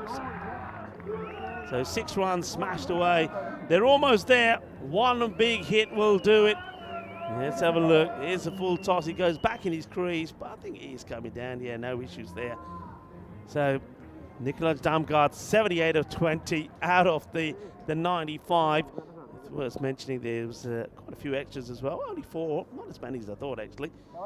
And the ball comes back with a bit of the Karma turf on it. Yeah, I always wonder which ball's coming back, don't you? Chance and dropped. Where is it? Behind you. Palla. It might still go to the boundary. No, it slows down. Damgaard will come back. That sort of sums up what we've seen here from Christiania. They'll be disappointed that their last outing is going to end like this. It's another chance. It's into the hands, pops up, says, where is it? It's behind you. It's a right panto moment there for Amir Naseem. Now puts the chance down. Second time Damgaard's been dropped. He was dropped on 54 as well. Now dropped on 88. It's up in the air, and that's the match. Done and dusted. So Damgaard does finish on 86, 78, beg your pardon. He was dropped on 78 and 54. It doesn't matter though. Skanderborg, they'll win this, and they'll win it emphatically before the end of the 5th over. It's a bit of a pasting, it's a bit of a thrashing for Christiania. And yeah, look, I think they're a side that just haven't really managed to play their best cricket in this match. They wanted to try and rekindle and recapture the form that they found against the Sophia Stars in the Eliminator, but it just didn't happen. And when you lose your top three without scoring too many runs against a good bowling attack and fielding attack of Skanderborg, you're really going to be up against it. So the match that I feel a lot of people are probably waiting for, because it had a little bit of masala in it as well. The Royal Strikers will play Skanderborg, the repeat of Qualifier One, in the final. Yeah, that's going to be a really, really interesting rematch and unpredictable. I know it was really one-sided earlier. Christiania, they probably had the kind of shocker that Skanderborg had in the game before, didn't they? Just nothing seemed to go right for them. Just one of those things, but they have brought a lot of flavour to the competition. The horns are back. They're sounding. The Danes, they're making a lot of noise, and just something tells me we got another classic final coming up. It's Damgaard just basically found his touch again, and let's see if he can keep it in the final. Under lights, different dynamics. This is what we've got to look forward to now. We're about an hour, early actually, so we're about an hour and 40 minutes away from the start of the final. It's a rematch of Qualifier One earlier today, Royal Strikers versus Skanderborg. I imagine the toss will take place in around about 25, 30 minutes, something like that. And of course, keep an eye on your screen for that. You can also check our website, EuropeanCricket.com. But right now, the Danes, they lost it, but they got it back, and they get another crack at the Maltese. Let me give you a bit of a tidbit though. Yeah. That the last three ECLs, the Danes have crashed out on finals day. In ECL 22 here at the Cartermore Oval, they finished top two but went out in straight sets. They lost the group final in 2023. That was Farnholm. They lost the group final in 2024. It was Skanderborg versus Ginebrescia. Yeah. If you go back to ECL 19, they were heavy favourites to make the final. They crashed out to the German side in the semi-final. So they got form. They don't want to make it another year just like those other years. Also, twice we've seen Denmark, the national team, crash out in finals. So no Danish side, club or country, has ever made it to Championship Week. Skanderborg, we're hoping they can be the first by winning the final tonight. Yeah, and the one thing that Skanderborg, it sounds weird, but have going for them, well, this time round to get into the final, they've had their blips, haven't they? We saw them lose to the Sophia Stars in a thrilling match last night, 78 and 79 off the last ball. We saw them also go down in the qualifier. So maybe this time they'll be thinking, all right, we've had the blips, but we've had them in the qualification rounds. But in the final itself, we're gonna come good. Well, I tell you who has come good, and we saw that in this match. Nikolaj Damgaard, 86 not out of 22. But of course, he can't do it by himself. And maybe that's going to be the feature of the final, really, because we've got Pushparajan, who has been sensational. I mean, if you have a look at the scores that he's been scoring, I'll read them out to you. 65 of 15. Then he scored 77 not out and 23. And then we saw him today score 106 not out of 30. He's got player of the match in every match that he's played. And of course, you've got him, and then you've probably got Varun Prasad as well, two key batters. So it could be a battle of which one of those actually doesn't perform. If Priyan doesn't perform, I think Skanderborg will feel that they've really got the upper hand. And if Nikolaj Damgaard doesn't perform with the bat, then the Royal Strikers may feel that they have the upper hand. I do believe, though, on paper, and I don't think the Royal Strikers will mind me saying this, but in the field and maybe in the bowling department, Skanderborg probably hold the edge. Though you wouldn't think that. Bear in mind, they were smashed for 202 to 124 in that qualifier number one. Yeah, so just a reminder, we've got a slightly longer break than usual as Christiania get blown away. It's funny, I know we didn't have any bonus points in play at all in this group because we had all shortened games when we did get on. But yeah, if we did have bonus points, we've had 3-4 pointers here. So I suppose we do a close one. Maybe it'll come in the final. We'll be back in about an hour and a half. Don't forget to tune in a little bit early because, of course, we have the anthems and all the pomp and circumstance that goes with a group final here at the Cartermore Oval. But right now, it's Vinny Sander here, Mr. Maximo, with Rico Full. Enjoy your break, but then get ready. The lights will be on, and one of these teams will get to feel at home coming back for Championship Week. Should be a brilliant one. It's the Danes and the Maltese to do battle in the Group C final when we return for more European Cricket League.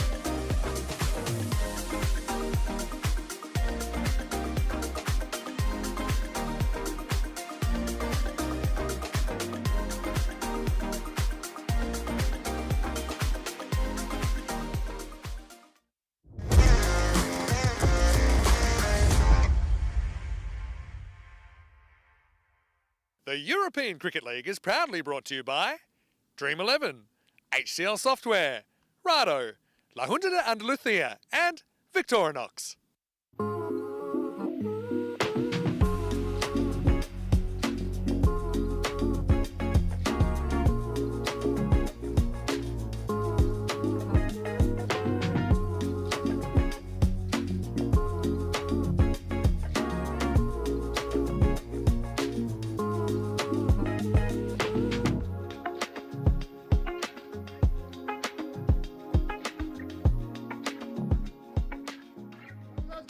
Good evening to you wherever you're watching from around the world, and welcome to the Group D final here in the European Cricket League.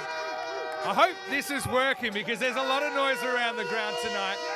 Skanderborg of Denmark, all their supporters behind me. It's the Royal Strikers that have been the real news story in this group, topping the table and then getting straight through earlier on today. Well, I'm going to try and settle things down here, but a little bit earlier we had Ian Ramage, the tournament referee, with the two captains. The coin toss, the Maltese against the Danes in the Group D final.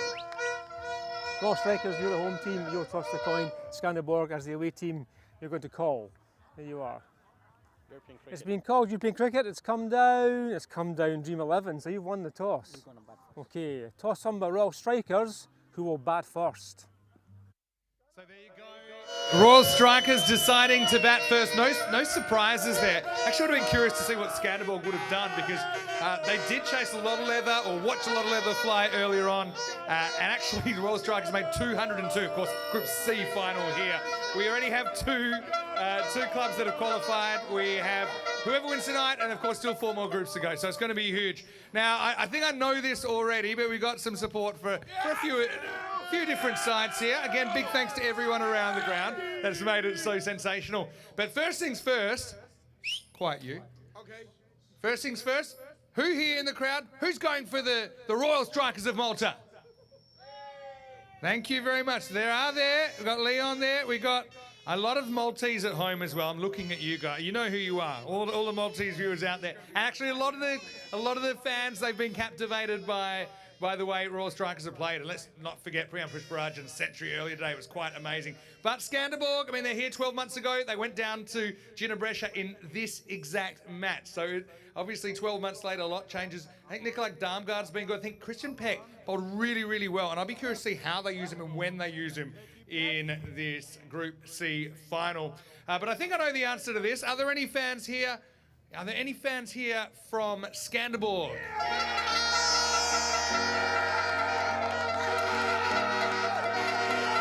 Well, get it out of your system. What we're going to do now, we're going to welcome the teams on. Let's get ready and let's get set. This is going to be a great fight on the night. Let's get ready for this Group C final. Umpires and players are ready.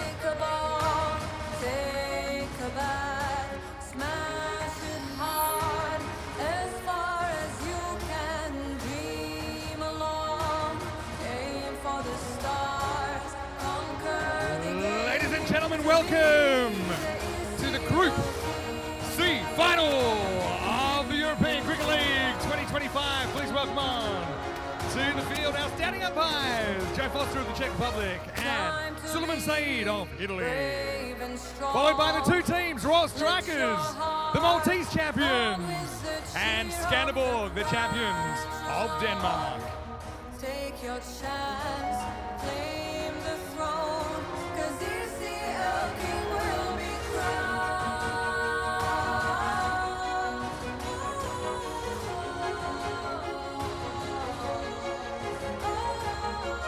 Cricket king will be crowned. Take your chance, claim the throne, take a ball, take a bat, smash it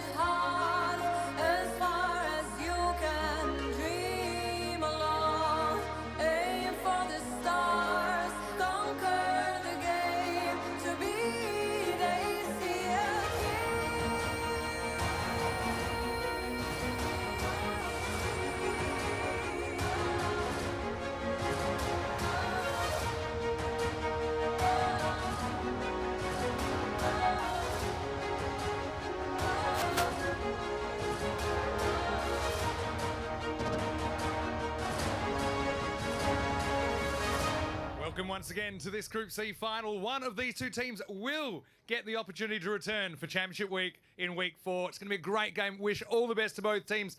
Now, everyone, if you can, please stand up for the national anthem of Malta.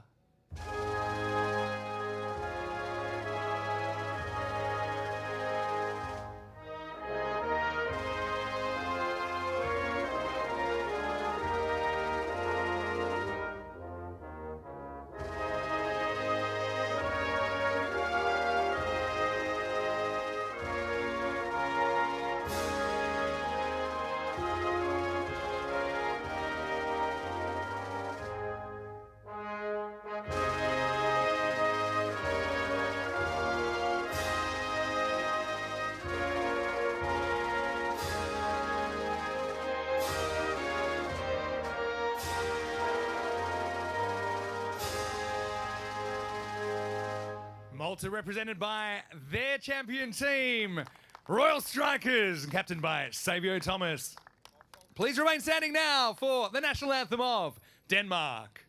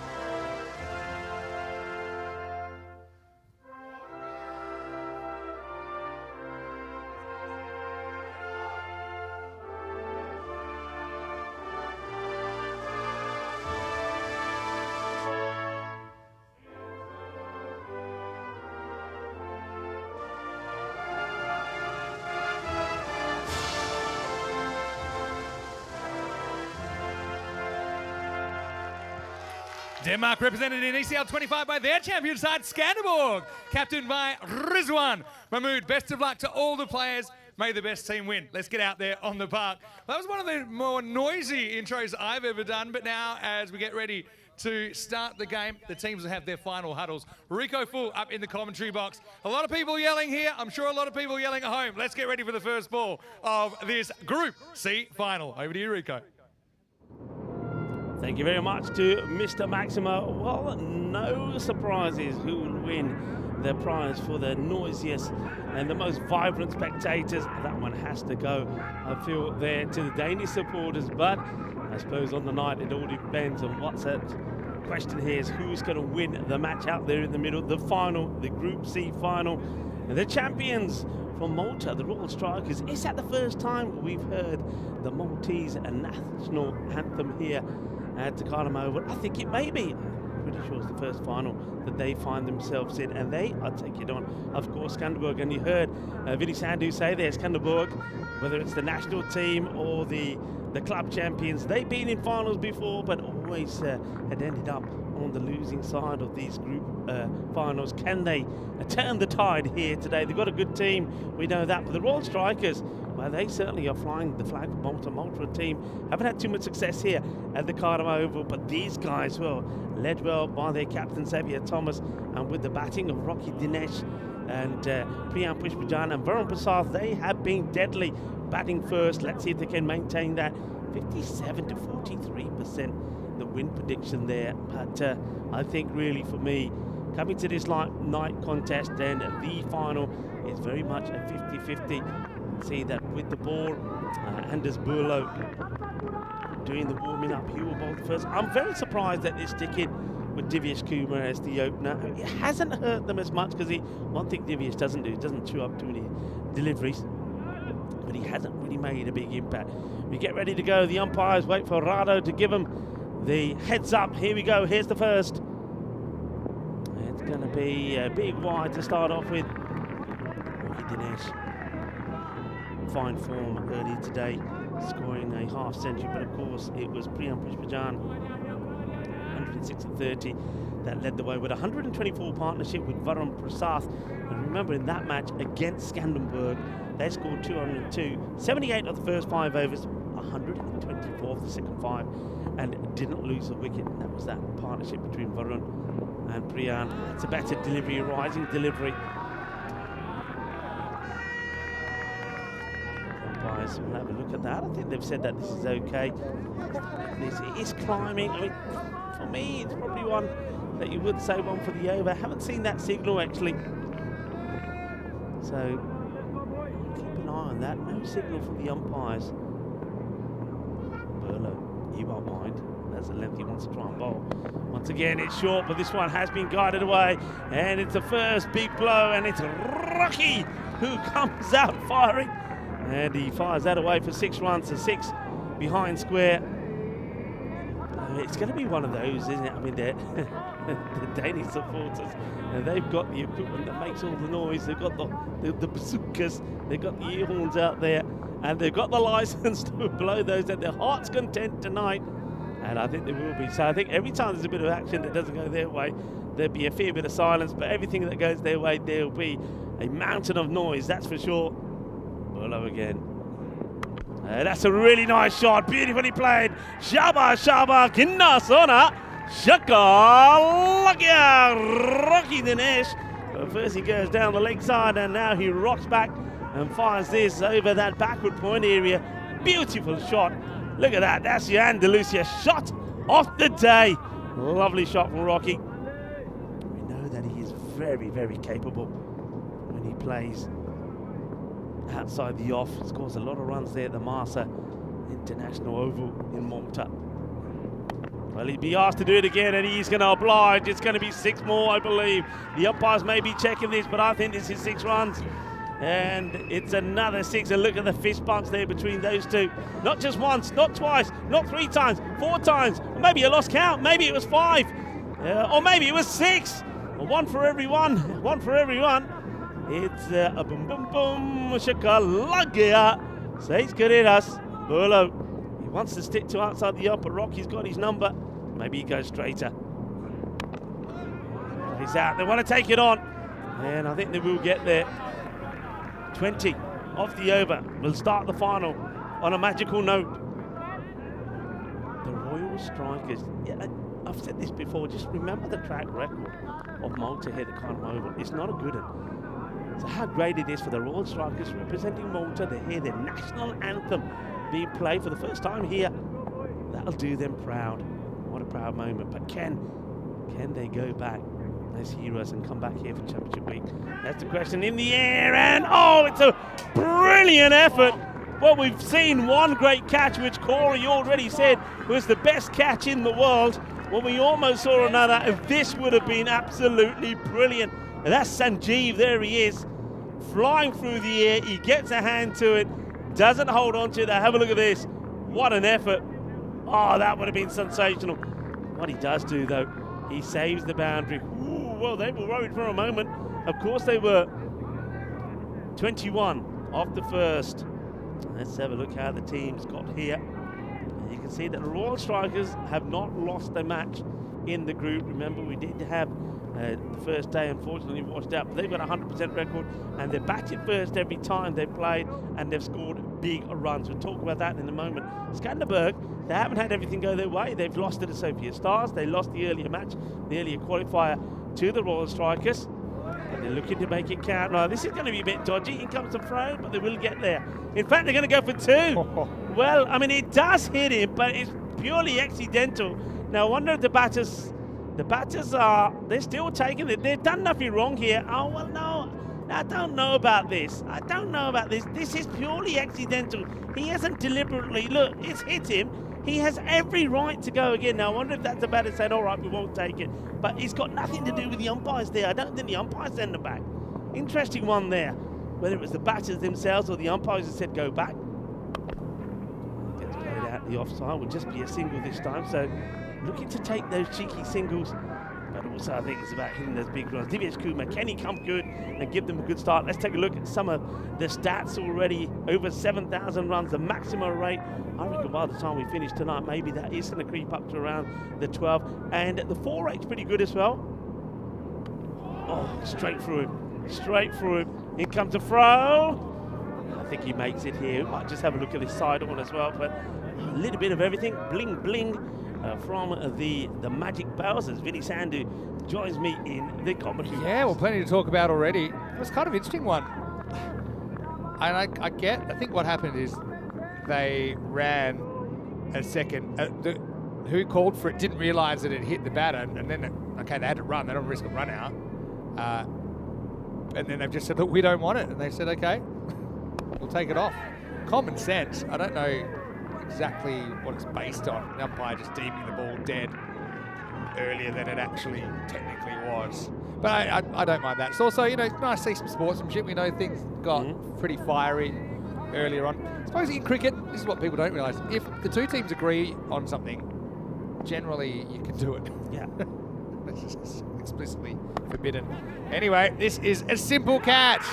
Kumar's miserable run at the top of the order continues. Damgard, he'd love to curve in and swerve in, and he gets a horribly mishit shot back to him. You heard it first here, but that's the first wicket of the final. It's 25 for 1. Yeah, it doesn't. You can see he's sort of walking to this, gets himself in a horrible position, and yeah, I reckon he might have even made a couple of contacts and there, just offers an easy catch to Damgard. Look, it probably isn't the wicket they want, but it is a wicket. I got a question here for you. Go on. Technically, you know what's coming in next. I mean, I'm quite happy to let Divyas Kumar stay out there for as long as he wants. I mean, it was almost too easy to drop them, wasn't it? By the way, before anyone queries my pronunciation of mishit, it's a regional pronunciation, and that's how they say it in Andalusia, and that's my story. Pushparajan comes out, and this guy's been in staggering form. Remember, he's got his name in a Hall of Fame as well, with a century earlier today. The second century of the European Cricket League. Honestly, I'm amazed he's not opening. I know you tell, but he made these runs at number 3. Well, then you're planning on an early wicket. Yeah, that's not the way you plan. All right, here's the battle.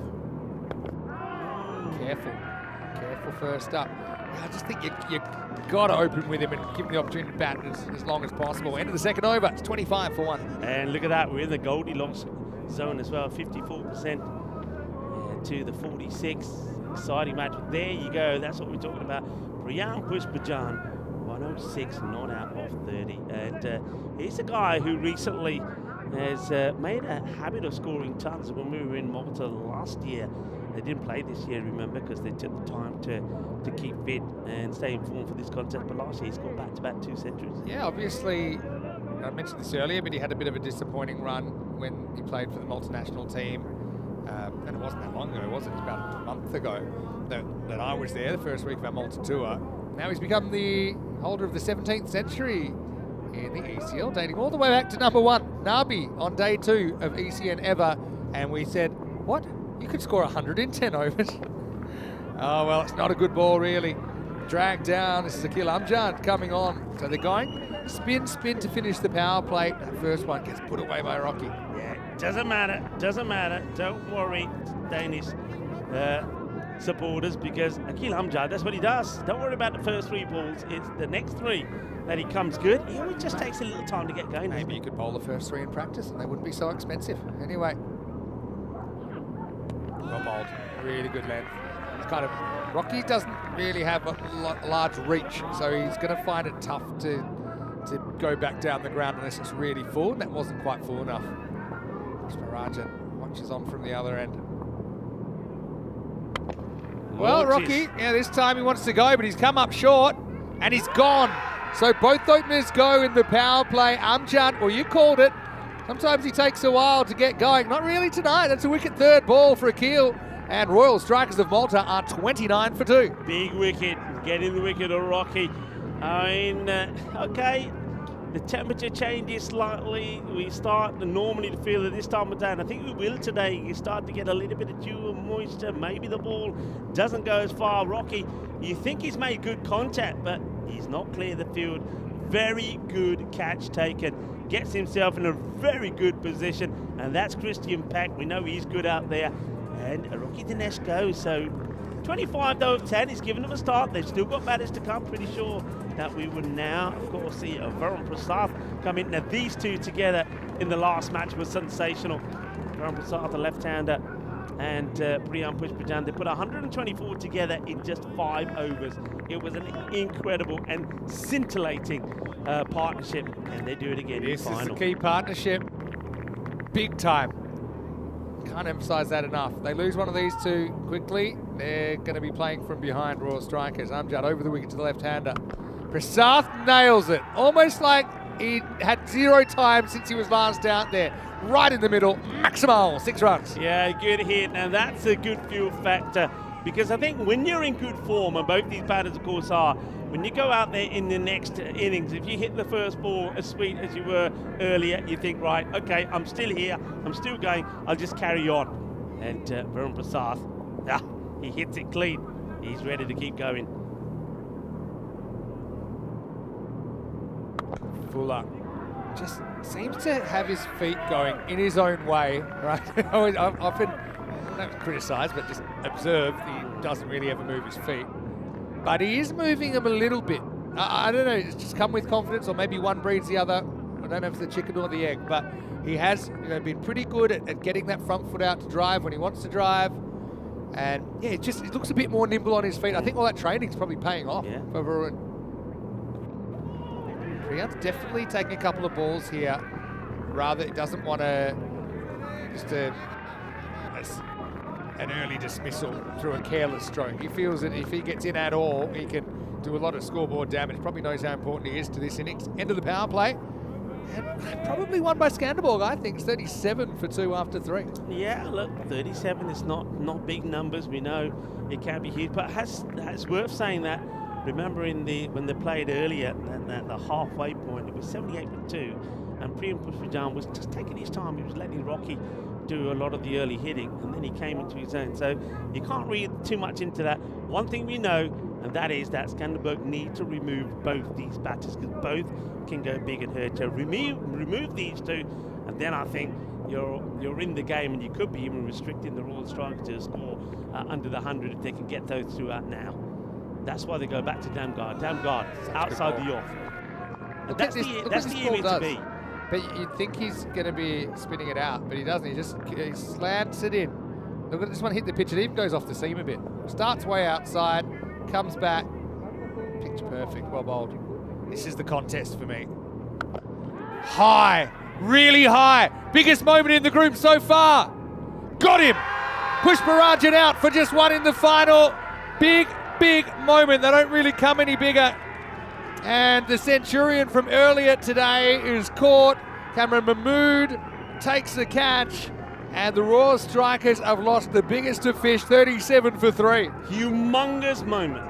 Humongous. And you can see everything, everybody around this Cardamom Oval went into silence as this ball left the ozone layer, but when it came back in, that man there was there to take the catch. Cameron Mahmood, cool, calm, collective, biggest moment of the final. Pushparajan goes for 1, and now all eyes are on Varun Prasad. What a moment. Huge moment. Got to hold your catches under lights. I know the question everyone's asking though, what will that gentleman be eating tonight? I enjoyed that one last night. I tell you what, Pushparajan did enjoy this. Look at that, yeah, that's what it means to them. They know that is a big moment. Pushparajan has been in form, but he goes, and Ashwin Raju comes out to join Varun Prasad. Tries to sneak one past him, but he does, it doesn't hit the stumps. You know, I know they had 2 washouts, obviously, Royal Strikers, but it wouldn't be the first time to win all their games and then lose the final.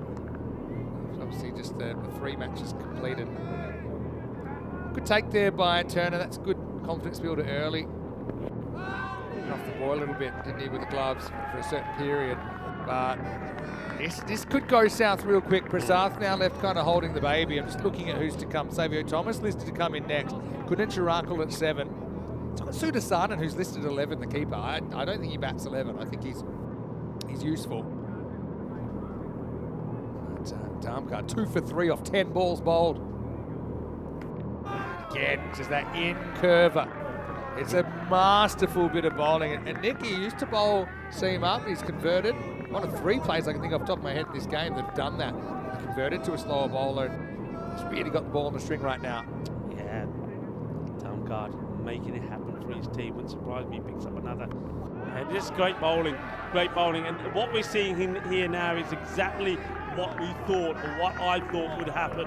When you lose one of those big guns, well, Varun Prasad now, he knows that from the other end, he's just got to keep bombing it. He has to, while he's on strike, because you can see what happens when he's not on strike. What an over that is, by the way. Wicket maiden. Wicket maiden. And this is against a team that hit 202. Told you a few hours is a long time in ECN, in the ECN universe.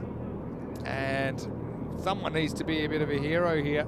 Thing is, what's their best case scenario here? Best case for Malta, I suppose, for all strikers, is that Prasath clicks, makes a 70 or an 80, and then maybe you can get the rest to scramble at 20. So you're looking at maybe 130, 140, best case, which I think is par. And if Prasath goes, slippery slope. Hello to all of our viewers around the world as well. That's being a final, it's tough to get the shout-outs going, but hope you've enjoyed staying up for it. If it is late where you are. Okay, Anand. Bowls a heavy ball. Right, Prasath. Good player. Been in pressure situations before. Goes for it, miss hit. And it's going to go straight into the gap, and it's going for 4. I don't think he picked it up there down the ground. Brulo, I don't think he could have done too much about it. It was, I suppose, fortunately for Prasath, straight into the gap. Yeah, it went in the gap, and I'm just having a look at the fielder that's there to quite a wide mid-wicket here. He doesn't see this. Doesn't see it at all. I think if you see it early, then I think you're there not to take the catch, but to save the boundary. So it's a miscue. It doesn't go exactly where Prasath wanted. Rolling cut, a smart bowling, take pace off a little bit. Prasath, when he's a bit of a Jekyll and Hyde, because I think everyone knows how good he is and what a natural ball striker he is, but he does have a few bad habits that creep in at times, and he can get away with it at the domestic level, but I suppose this is still a domestic level, but this is a level up, isn't it, when you're playing champion teams from other countries, and also being successful in international cricket as well. That one's hit flat. Great fielding. Very, very good fielding from Bulo. Lucky saw that. That's a brilliant stop. That's kind of has it both ways. Wants the catch, but when he's not going to get there, he smothers it. Yeah, so one of the bad habits you'll see Prasath doing is trying to slap balls flat-footedly through the leg side from way outside off. That's one thing. And the other thing is sometimes he'll back away and the ball go between him and leg stump, which doesn't happen to good players very often. But these are little habits, but I think with the training he's done, he's tried to iron some of these things out. I've actually, live, I don't think I've ever seen him look as good and as consistent as he has in this series. So a good sign for Malta this season. Raju, 0 of 4. It's some pace. Really, it's through him before he knows too much about it. Malta, the champion for Malta, have to think hard. Raju has now faced 5 balls. Hasn't got bat on ball. I'm giving him 1 ball here, Vinny. Give him 1 ball, and then if it ain't working, you pull him. And they're bowling short of a length, and he can't get bat on it outside off. Got to change his stance there, maybe move around where he starts. Well, that one is a bit more of a friendly delivery. It should be hit for 4. It is hit for 4. I think Peck might say have a look, but I think I know what we're going to see when we have a look at the replay. 4 runs. 4 runs here, and Underby very disappointed with himself. I think his captain, Rizwan Mahmood, won't like the fact that he's gone and banged one in down the leg side, an easy hit for a batter who's struggling. He's just got to keep it outside the off and make him hit a shot on the offside. So it takes a lot of pressure there off the batter. Ashwin Raju gets his first boundary away. Let's see if the reply from Anand is where he needs to be outside the off. Nice ball to 5th, rolling cutter straight up. Bowler's ball, can he get there? He can't. We had a few obstacles, umpire, wickets, non-striker. But in the end, Raju, like, he's not hurting it at the moment, is he really? Just put away a gutty ball, hasn't done a lot else. End of the 5th over, and it's 46 for 3. Wow, wow, wow, what a group. It's been one of the weirdest groups ever with no play on day one. Day two, we did get 5 games, but they were shortened due to the weather situation. We've had 3 actually really one-sided games, not to say that they've been predictable, because they haven't. We've had a century on finals day. It's been a lot, but right now, the Danes, they're trying to break the curse of the group final here. For club and country, Denmark have had 4 teams make it this far, and no one's made it to championship week before. Yeah. The feeling at this time, when I was talking to some of their players and also their captain, he was saying to me, we know it, this time maybe it's right. And he with me said, look, we've had our blips early on, maybe in the final we'll go well. Well, they're going well at the moment. I noticed there as well as this one, it's hit down the ground and will be a boundary, hit that nice, a dead straight. But I noticed that they didn't run off that last ball. Now, if you have got a number 5 batter with you and you are already turning down singles because you want to stay on strike, that's not a good sign, is it? Well, no, but I mean, I can understand. South knows he needs some strike, he needs it now, finds that hole again and gets 4 more. 50 came up with that previous shot, moves to 54 now, so it's definitely a plan B kind of job. This is why, I mean, Pushparajan's been batting so well. Honestly, I would have had him out there, I would have had him facing the first ball. I've never seen him hit the ball as well as he did earlier today. He had to sit there and kind of have the, if you tell him he's batting first, he knows he's batting. You know, you can say he batted 3 before, but always with the early wickets. This one isn't a wicket, it's down to the ground. Maximal Prasad trying to right the ship for Royal Strikers. Yeah, Varun Prasad, while he's there, and if he can dictate the strike, you know that he will get them to a score. But just bowling a little bit too short here is the bowler, Amjad. But we know he always comes back well. The second part of his over, he's going to have to do so here. First 3 balls have not been good, and they've all gone to the boundary. Hey, one thing I should mention. I mentioned this earlier before you were here. I hope you have a nice little mini break. I know you've put in a long shift. I know you're going for a little bit of a, what do you call it? Like a mid-tournament sabbatical. Yeah. It's the 5 days you've got off. Heads up, and that's a really good shot from Prasad. He pops it over the fence onto the road. Well, into the now Skanderborg supporting Bulgarians who pinch the jumpers. That's and a 6 wonderful more. shot. They just changed the field actually before that shot. They put another one out on the leg side. Square leg went back and the ball, the sweeper in, and Varun Prasad had just toyed with him. Couple to come, wants to go again, high and long and strong. Maximo Prasad. Well, that's why you turned down the single. I know they've got issues at the other end, but Prasad said, hey, now's my time. We give up a run, but we have 26 now. Every ball's gone to the boundary or over in this over. There's still 1 to come. Yeah, 2 4s, and then it's 6, 6, and 6. It's Shaka style, doing it Calypso style. Here's Varun Prasad, 38 of 10. What a strike rate. Pressure on the bowler. Can he get one good one in? Supersonic alert. Good finish, but that's not a bad result either. Raju can do a bit of watching for a while, I think, if you're a Maltese supporter, because Prasad is 39 off 11, retains the strike, 73 for 3 after 6. Yeah, so we've got Andrew Ryan joining us tomorrow. He's going to cover you. You get to do a little bit with Rhino as well when you come back. So yeah, hope you thanks for your work, because actually you started this long run, if you like, by doing Malta, doing the European Cricket Series there. So I'm glad you get to do this final that features the Royal Strikers, but we'll see you back again. I think finals day, Group E, right? Yeah, you'll see me. I'll come about 3 days, but in between that, got a few things that I'm doing. So of course, got me my first aid course. Yeah, as well. First aid course. So, very important. A few things happening on. Hey, I want to touch on something else. And, before you go on, I was just going to say, you could have fixed up Corey's hand earlier. I could have done, actually. Looked like, you know, the people... I've got to ask our production to find that. I want to put that on here again. We have to. Yeah. Because I know Corey still believes, and he's going to be telling the whole world back at the Sunset Beach Club that he's taken a catch. I want to prove that he didn't take that catch and he dropped it. And I loved it when he realised it was captured, because I know our comms cam hasn't been recording stuff lately. Wild swing, and there is dot ball. So I think I hear that we might have it ready. If we have, let's see it again. Here it is, folks. Corey at his best. Yeah. So here's the hit. Yeah. He's in the air. Claims Corey's it. under it. Corey says, I said yours. I did everything here right. we go, and straight in the chair, see? And then he tries to claim. hurts his. I hear he's when he saw that there was on camera, he was. Has he damaged his watch as well? Yeah, he broke his watch. Got him. Oh, gone. Big moment. Huge. Bulo, they bring him back to get a wicket. Prasanth goes for 39, so it's kind of a long cameo, but no more for Varun.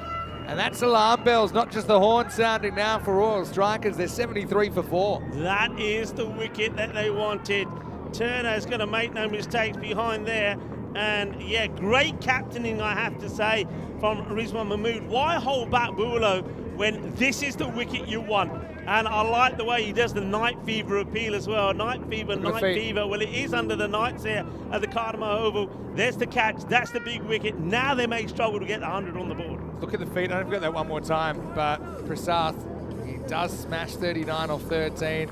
Another day maybe misses it and he lives to fight another few balls or the rest of the innings. But his feet went nowhere. It was good kind of middle length there. I think it was no obvious shot. He just tries to stand and bludgeon. And now Chanjal Sudasan, and I thought he'd come in higher than 11. He is coming in here at number 6. He'll be doing the keeping for all strikes, of course, tonight. Bulo, oh, the great Dane, doing the business. Chanjal gets a bit careful. So 121 expected at the moment. Okay, we know chases under lights can be tricky. Look at that Group A final. If you remember that, what a game that was with Drew and Darmstadt CC, of course. To get to that 121 now, I mean, look, it changes pretty rapidly, 118. Even that, I mean, that'll take some doing. You can see that Raju, he struggled. He got one ball on the legs he put away. Oh, it's good bowling. You can see the power just disappear now. It's a little bit of, we're going to see a lot of ticky-tack. Can I just say, though, to a polite request to Rado, of course, Rado, our official timekeeper. Well, poor Corey did break his watch trying to take a catch. Maybe we can send him a cheese. Corey gets nothing for free. It's one of the things that's in his contract because we know that he doesn't like paying for things. And then once he gets the taste, won't be no stopping him. Next week. I was just going to say, you know, we've seen lowish scores be competitive. Let's not forget last night, Skanderborg didn't bat very well under lights at all, and they made, what was it, 78 in 7 overs against the Sophia Stars. Yeah, they was batting first. And in the Group A final, Drew made 112, and although they didn't win, they pushed it right to the second last ball. So still is important they don't fall over for double digits here, Royal Strikers. Edged and gone, another one falls. Big, thick edge. Turner could probably taken it behind his back. Sudasan the next to go. 7 overs down, and the Danes, well, they are on top, 75 for 5. The banana's out. That's the lucky banana. Went bad for them last night, actually, when the bananas came out. But anyway, the Danes, they are loving this final so far. What a comeback in just a few hours. Super captaincy. No point holding your best bowler back when you know you need one big wicket and it gets you on top in the match. They brought him back and he picked up not one but picked up 2. There's Banana Man there, so Sudasan is going to have to go. And it gives me a little bit of time to talk about this, just changing the note slightly. A very, very sad day, of course, on this day in 2022. The cricket world was plunged into shock and grief with the sudden passing of one of its brightest stars, Shane. I'll never forget it. We were here at the ground. It was Group D finals day in ECL 22. It's a quick look to tomorrow, and it is Group D starting with Brno of Czechia against Azrik Nomads of Switzerland. Then we'll have the Zagreb Assassins of Croatia versus the Budapest Blinders of Hungary. Pakai Care, Badalona, the 2022 champions, round up that group. Back to 10 over cricket, back to the regular time tomorrow. Now, what I was about to say is that Peck can still bowl, and he's been on fire, and he should have a wicket first ball. He will. So that's the thing. You've got 3 overs to go. I think you need to get 2 from Peck, and the lower order aren't going to find that easy at all. So there's a real chance that the Danes can absolutely skittle this bottom order. And so a bit of an unhappy time at the crease there for Raju. Does hit a boundary, but uses 9 balls for 5. The supporters are ecstatic. For Skanderborg, the Royal Strikers not so much. It's 75 for 6. Peck, we saw him take a catch like this of his own bowling in the last match. He's a tricky campaign. I mean, look, if you go hard at him, you can get him away, especially when it's 50-metre boundaries. But he's brave, and that's what I like about him. Ashton Raju didn't have the best of time out there, 5 of 9. And now, they're falling like flies. new batter will come out to join Jamshed, who's out there at the moment. So Royal Strikers, this is the issues we thought they might experience when they lost the power hitting of Varun and also there of Pushparajan. It's Siddharathan who now comes out here. We've seen him bowl very well, but what can he do here with the bat? Comes back. Just a little tap and go. Yeah, so going back to that, 52 suffered a heart attack, and that was less than 12 hours after offering condolences he did on the death of former Australian wicketkeeper Rod Marsh, who died earlier on the same day. So what a sad day it was. Very sad, and I think the cricket world still feels it. Definitely. Counterattack. It's bad on this. He finds the fielder, and that is also. I mean, I remember it was one of our ECN Classic matches that day as well, where Albi Salmi, they chased 67, but took him to the last over to make the championship week, and that was against MSC Frankfurt. But unfortunately for MSC Frankfurt, we haven't seen back in the Skanderborg Oval since. Great bowling, lures him into it. He looked one way, it actually went off the cue end of the bat the other way. So it's really a perfect example of how ECN cricket is so unpredictable. I've just been given a request. Oh yeah. This is from I think it was Martin's or Martin's in the background. I think it is. He's saying, can you pronounce the non-striker's surname? All right, I'm gonna go for. So you have to go last night. Say it again. Counterattack. Yeah, it's pretty good. Go on, you go for it. You good at these. Well, all right, first, catching moment gone. I'm telling you now. Damgard does not drop them. There's another one. Where's the horns? Well, what's happened to the horns? There they are. There's the catch taken. Damgard's been too good, but you'll have to wait for Vinny's pronunciation for a moment, because it's not Jamshed that will have to go. It's Sanjay who offers the chance, and Damgard takes the catch. It's another wicket. Wickets are falling. Christian Peck gets another. Well, as the father of the groom says to the bride, give us a peck. And Peck responds. They've lost 4 wickets for 4 in the last 11 balls, or 12 balls actually if you include the ball before that. So Siddhartha the next to go. Yeah, I normally just go with Counterattack. Yeah. But you know, Counterattack. Sound it out. Big words are scary, but if you break them into little pieces, they're not so much.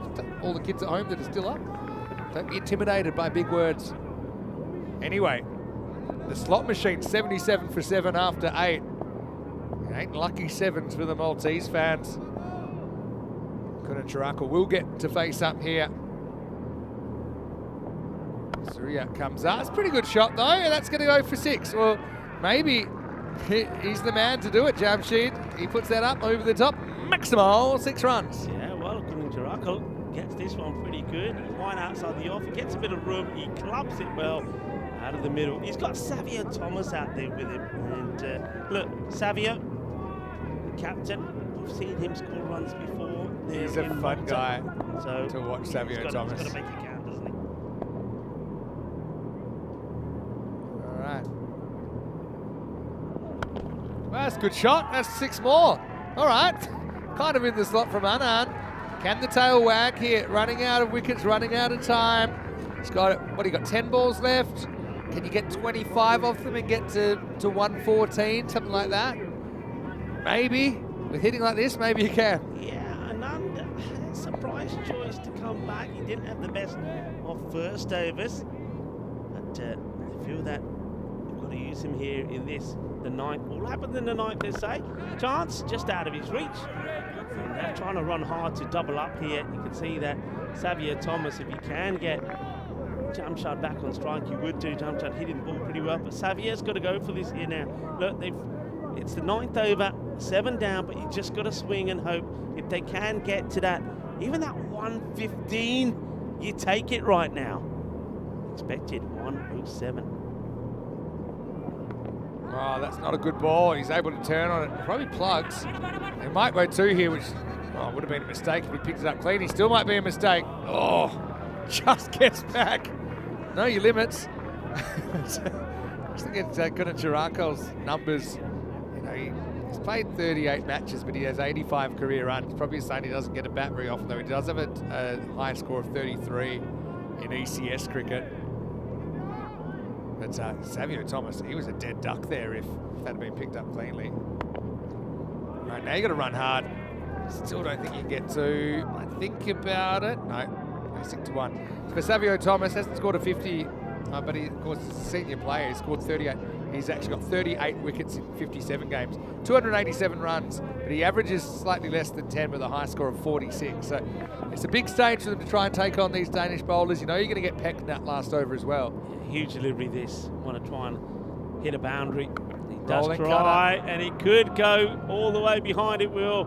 And that's a little bit of luck, a little bit of good fortune, really, that the Royal Strikers needed. Takes the call to 97, but now the question is, Savio Thomas probably has to try and get Jamshid on strike pretty quickly.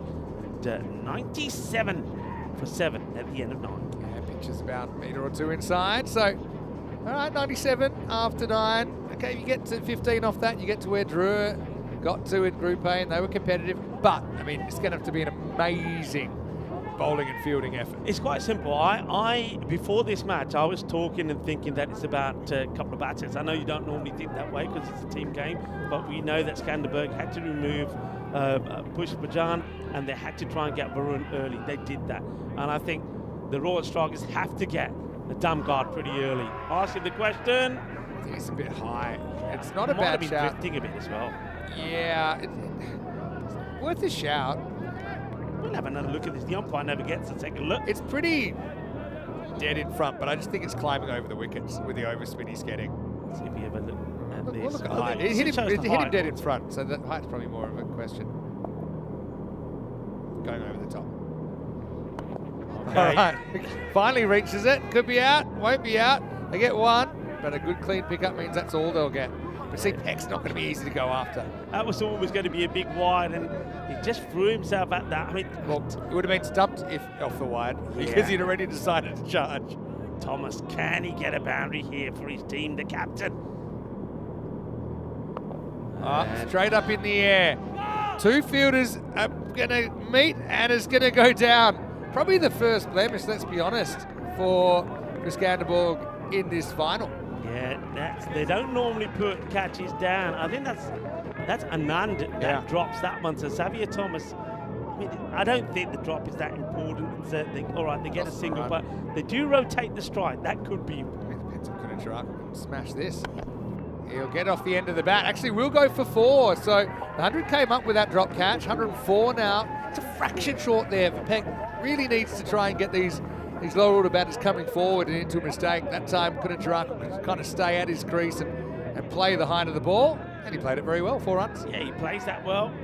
I get the feeling here that Savio, and that's where that catch is important. It rotates the strike. Christian won't be bothered. Try and make the adjustment. A bit short again. Oh, he's missed it. That was there to hit. Just lost his body weight to the leg side. Couldn't believe it was so hittable, but missed it. There's hardly any pace on it though as well. So all right, comes down. Just between you and me. Yeah. Similar total they were chasing in the qualifier 2. Didn't even take 5 overs. Well, this probably should be out. He's going to run it in. It's a race, and Peck will win it. So 2 for 8, and give him the run out too. So what a fantastic way to close the innings. An innings pretty much dominated by the Stingrays. They have restricted the previously, well, I suppose currently undefeated Royal Strikers in the CCL to 104 for 8 off the 10 overs. Yeah, it's a solid performance. And thing is though, it's only halfway. It's half time. And I don't think Skanderborg are going to take anything for granted here. They know themselves that they've had their own issues with the bat, the way the Royal Strikers have had this time. And they also know, and that's what I was talking about earlier, that they'll be relying a lot on Nikolaj Damgard to give them a good start. If Damgard goes the way that he did in that qualifier, number 2 against Christiania, then they'll win this match pretty easily, I feel. So the Royal Strikers, they're going to have to be perfect. They're going to have to hold all of their catches and make sure that everything goes their way. A drop catch, a misfield, a bad no ball could cost them the match here. But let's take a look at this early on, and it was Rocky who was firing. He played some lovely shots, played that one, and this was exquisite. I was saying that is the Andalusian shot of the day so far. It was a lovely shot from Rocky. So Rocky did start well, but he would fall, and he would go to off the bowling of Amjad. Well, this is one that just gets scooped up in the air. That was the corner goal the caught and bowl from Damgard. He got to Kuma. Kuma really just never got going with the bat. I'm quite surprised that this man, Pushparajan, did not come up earlier, but they get him early. He goes for one. Then, of course, all the pressure was on Varun Prasad, who absorbed it pretty well, got to 39, but then he would go, and that was a huge moment. What a catch. I mean, the banana wasn't even close to coming out until they got Pushparajan. Prasad, though, did what he could, ended up with 39, as you said. Kind of left holding the baby a bit. And one thing with this abbreviated format is, for teams that have gone well, their middle and lower order haven't really had a hit. Yeah. And there's always a chance this can happen. And I'm not saying this game's over yet. Obviously, it'd be a huge effort if Royal Strikers could come back. And to be fair, Skanderborg didn't bat very well under lights last night. Certainly not the best they've batted. And if you talk to them about last year, they didn't get to play a night match until that final against Unibrescia. So they found it a little bit out of their comfort zone. Prasad ended up nicking off one that he didn't move his feet. Sudasanan went very, very similar fashion. But yeah, the Danes, well, the banana was out by then, and it was a celebratory banana. Despite their best efforts, just found it really hard going, didn't they? So 104, okay, it plays. We have seen that kind of score defended here before, but not often and not really in the modern era.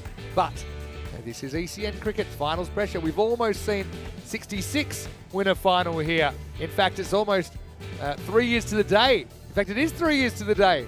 Exactly 4th of March in 2022 that we had that memorable low-scoring thriller. Will we get another one under lights? I suppose time will tell. Yeah, this is the one that went down, and that sort of cost them in the end. Maybe a boundary, because the batters changed over. The next ball was hit to the boundary, but then after that, it was a good finish. The next two balls, no runs came from it as well. Very good work from Beck. So a good performance. And hey, I didn't know that stingrays ate bananas. Yeah, well, they can. I won't tell you what else they eat. It'll make a few people sad. Anyway, let's have a look at the scorecard. Varun Prasad's top scores with 39. 25 from Rocky off just 10 balls. 23 for Counterattack in a bit of a rearguard effort, but it wasn't about who made runs, it was kind of about who didn't make runs, and specifically one man, Pushparajan, who's had such a brilliant series. But cricket's a great equaliser, isn't it? And you can go for 100, you can go for just one, you just never know your lot, and it certainly put the Royal Strikers a long way behind. In fact, they don't even score as much as a team in this as Pushparajan scored on his own in the last game. Yeah. I think the bowlers were excellent, but Damgard, including a wicket made and 2 for 3 off his 2 overs, he really stepped up. Peck was great at the death, 2 for 8. 2 wickets also for Bulo, who came back at a very good time and just kind of kept Skanderborg well in front of Gil Amjad with the other wicket. We will take a break and we'll be back in just a few minutes.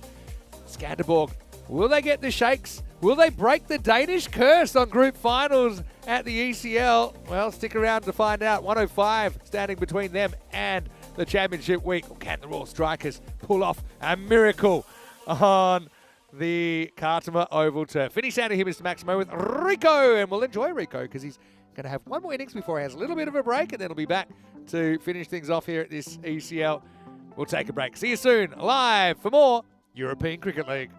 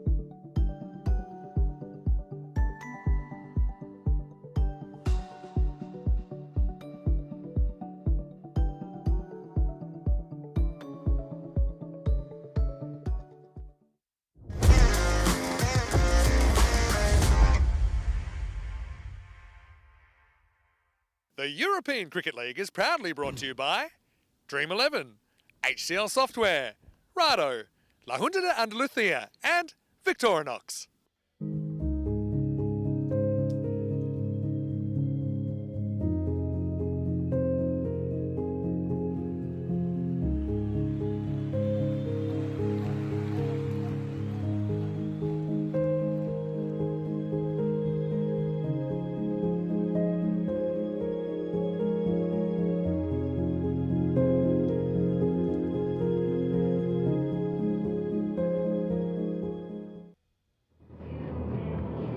And welcome back to the magnificent Carnival Forward. Yes, a big shout out to, of course, our charity partners here in the middle. Click the QR code and see what you can do to help the millions of people around the globe that are suffering from hunger.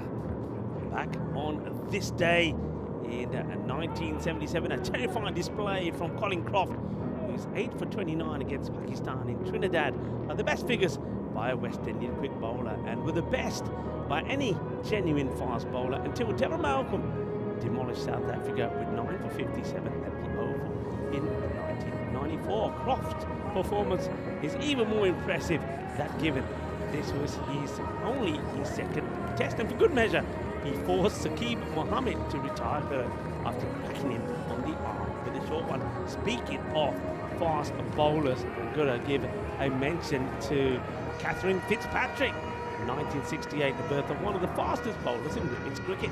Catherine Fitzpatrick was the quickest woman to reach 150 one-day international wickets and was the star of Australia's World Cup wins in 1997 and 2005. A very, very good bowler. And also, well, I've got to mention that on this day in 1874, American magician Harry Houdini was born, who was known for a lot of his magic tricks, including self-extraction from shackles and locked containers. Or maybe the Royal Strikers, they need a little bit of Houdini magic out there as well if they are to be victorious in this match. I like the way that they're coming out there, pretty positive, got smiles on their faces.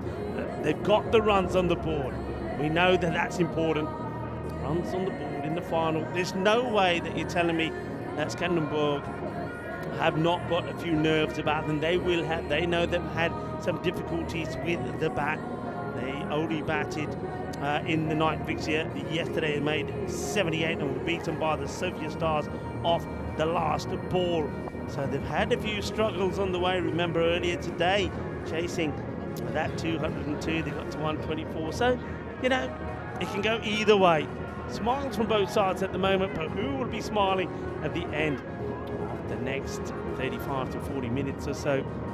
Because whoever wins here will have their name in lights alongside Darmstadt and Hornchurch going into Championship Week, starting, of course, on the 17th of March. Here's the first. That is coming beautifully. What a delivery that is. Let's take a look at this again. Look at the way this ball, it's almost like it's going wide and comes back in. Look at the shape on this. That's a great delivery. Good start. That's the thing. Keep the ball outside the offside to Damgard. Remember that excellent knock in the last match that Damgard played in. He did score 86 runs not out of 22, but he didn't get hardly any deliveries outside the off. So good start this from Sai. It's played out. Should just be a single. So they get Damgard on the other to the other side. Now Sanjeev. This is Tanny Kasasan. He's a good player. He's got magical wrists, powerful, but he's been getting out softly, been getting out cheaply. Can he get himself in here, stay focused, get his team to victory? You know that it's not a big required rate, but at the same time, you don't want to fall too far behind after the first couple of overs.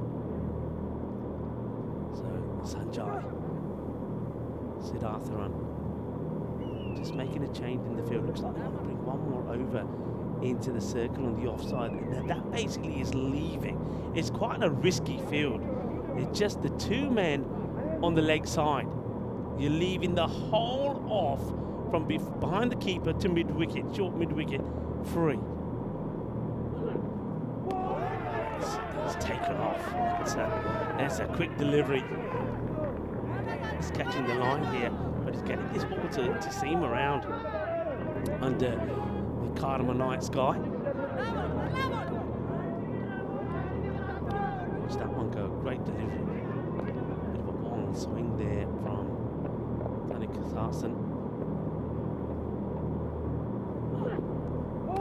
Hold again, liking this. We often say that this pitch comes to life under darkness. Doesn't look too dewy actually. The temperatures, it's a lot warmer than it has been at this time of night the past few days, so that dew hasn't quite arrived yet. You can see no issues for the bowlers or the fielders with their footing or grasping the ball. Good start. Punched out, no run. Look at that, it's a sea of sea blue. Comes running towards the ball there from the offside. So this field at the moment is working, keeping the pressure on. They believe. Both teams have prepared hard for this. We know that the Royal Strikers spent many an evening at the Marsa International Cricket Sports Complex training.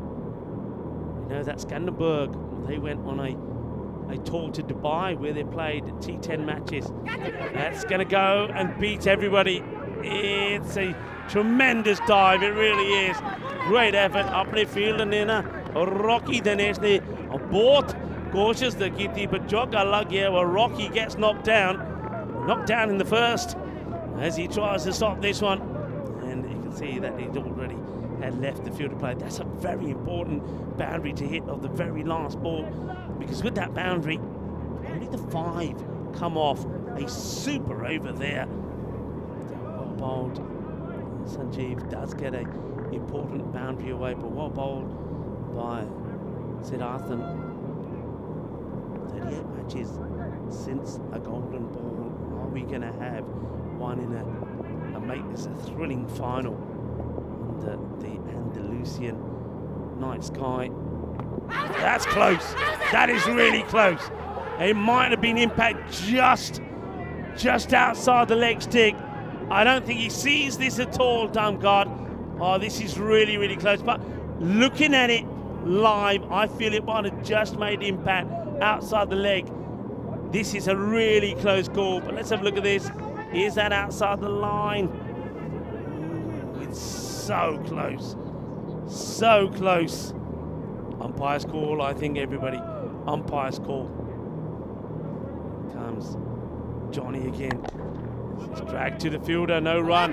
Damgard will be disappointed, doesn't get that way. I think he might have been a little bit shaken by the first delivery. Jitsi Johnny, he's got this slingy action, doesn't get a lot of bounce, but he does zip the ball through. Now he's bowling to the left-hander, so he goes wide and angles the ball in. So these ballers will be coming into the pads of Damgard. Johnny again. That's hit powerfully and 4 runs. Terrific shot. Well, that is like the Microlino, swift and smooth across the circuit to the boundary. Cuatro carreras. Microlino, a mobility partner. What a cracking shot this is. And once that's struck, don't bother chasing it. It's 4 runs. Solid strike. Damgard, see, batting outside of his crease. He's got a very wide stance as well, hasn't he? Right, high in the air, where's this going? Huge moment. Somebody's got to call it, keeper's got to take it, and he does take it. Catch gets taken. Oh, magical moment. Chanjal Sudasanan holds on to the catch. That is the huge wicket of Nikolaj Damgard. Skies it up in the air. And the Danish supporters are in silence, because that is a huge wicket. I said right at the beginning, that's the one you want. That's the one you want to send back in the shed early. And he doesn't catch up with it. Fair play to the bowler for keeping it outside the off. And then what a tremendous catch that is, because, well, let's just say they were all invading his space, but he gets the dive, holds on to the catch. Chanjan Sudasanan, how big a moment is that in this match? Damgard goes for 5 off 6. Vinny Sandhu joins us back. Yeah, what a time to come back. That's just missed. The LBW was very close. Probably doesn't matter too much in the end now, because Damgard ended up going soon after. I think, put it this way, even with the replay, I'm unsure. And I'm looking at a slow-mo replay. And so if you believe in the principle of benefit of the doubt to the batter, it was the correct call. I still feel like the middle of that ball is probably just outside the edge of leg stump. But some of the ball pitches in line. So, you know, if it was given, you couldn't say it was a shocker. But I think Joe Foster deserves a pat on the back. I think he summed it up perfectly and gave the right decision. And even if you suspect it's pitched in line, it's a suspicion. Good catch by Sudasan under lights as well. That was way, way more difficult than it looked on TV.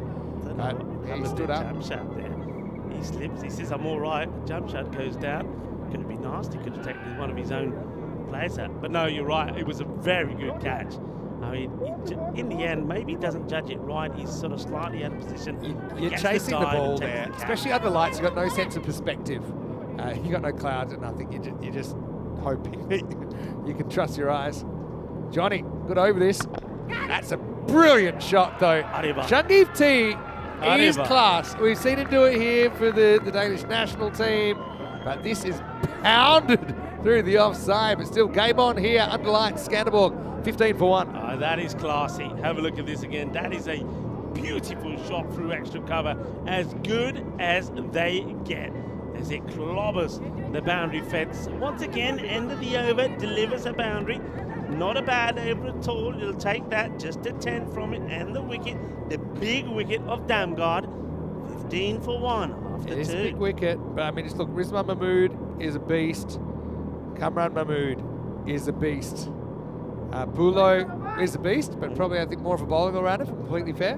But obviously he hits a long ball. Today, or tonight I should say, we get to add another name to this graphic. Can't wait. Who will it be? Who's going to have their name up in lights? Is the Danish curse real? Four finals here at the Cardamom Oval, but they've never won one. Admittedly, only one of them has been Skanderborg, but yeah. So we've got a bit of a medic issue, maybe. Duel just had a bit of spray on his hand. Maybe an aggressive high five or slap on the back of Sudasan. Who knows? Well, he's sorting himself out. I think it was a great over from this man to start things off. Well so far. Yeah, and he's moving the ball. He's moved the ball all the way through today as Siddharthan. He's going to bowl the third. That's a nice shot though, straight to the fielder. Get a single. What are your thoughts on this field? I mean, at the moment they bowled too brilliantly. Just a 2 on the leg side, inside the circle. They got no fine leg at all, on right? and mid wicket. That's it. Yeah, no fine leg. Have a look, top right of your screen. If you want to gamble, you can do that. I wouldn't fall for the trap. I think it's trap.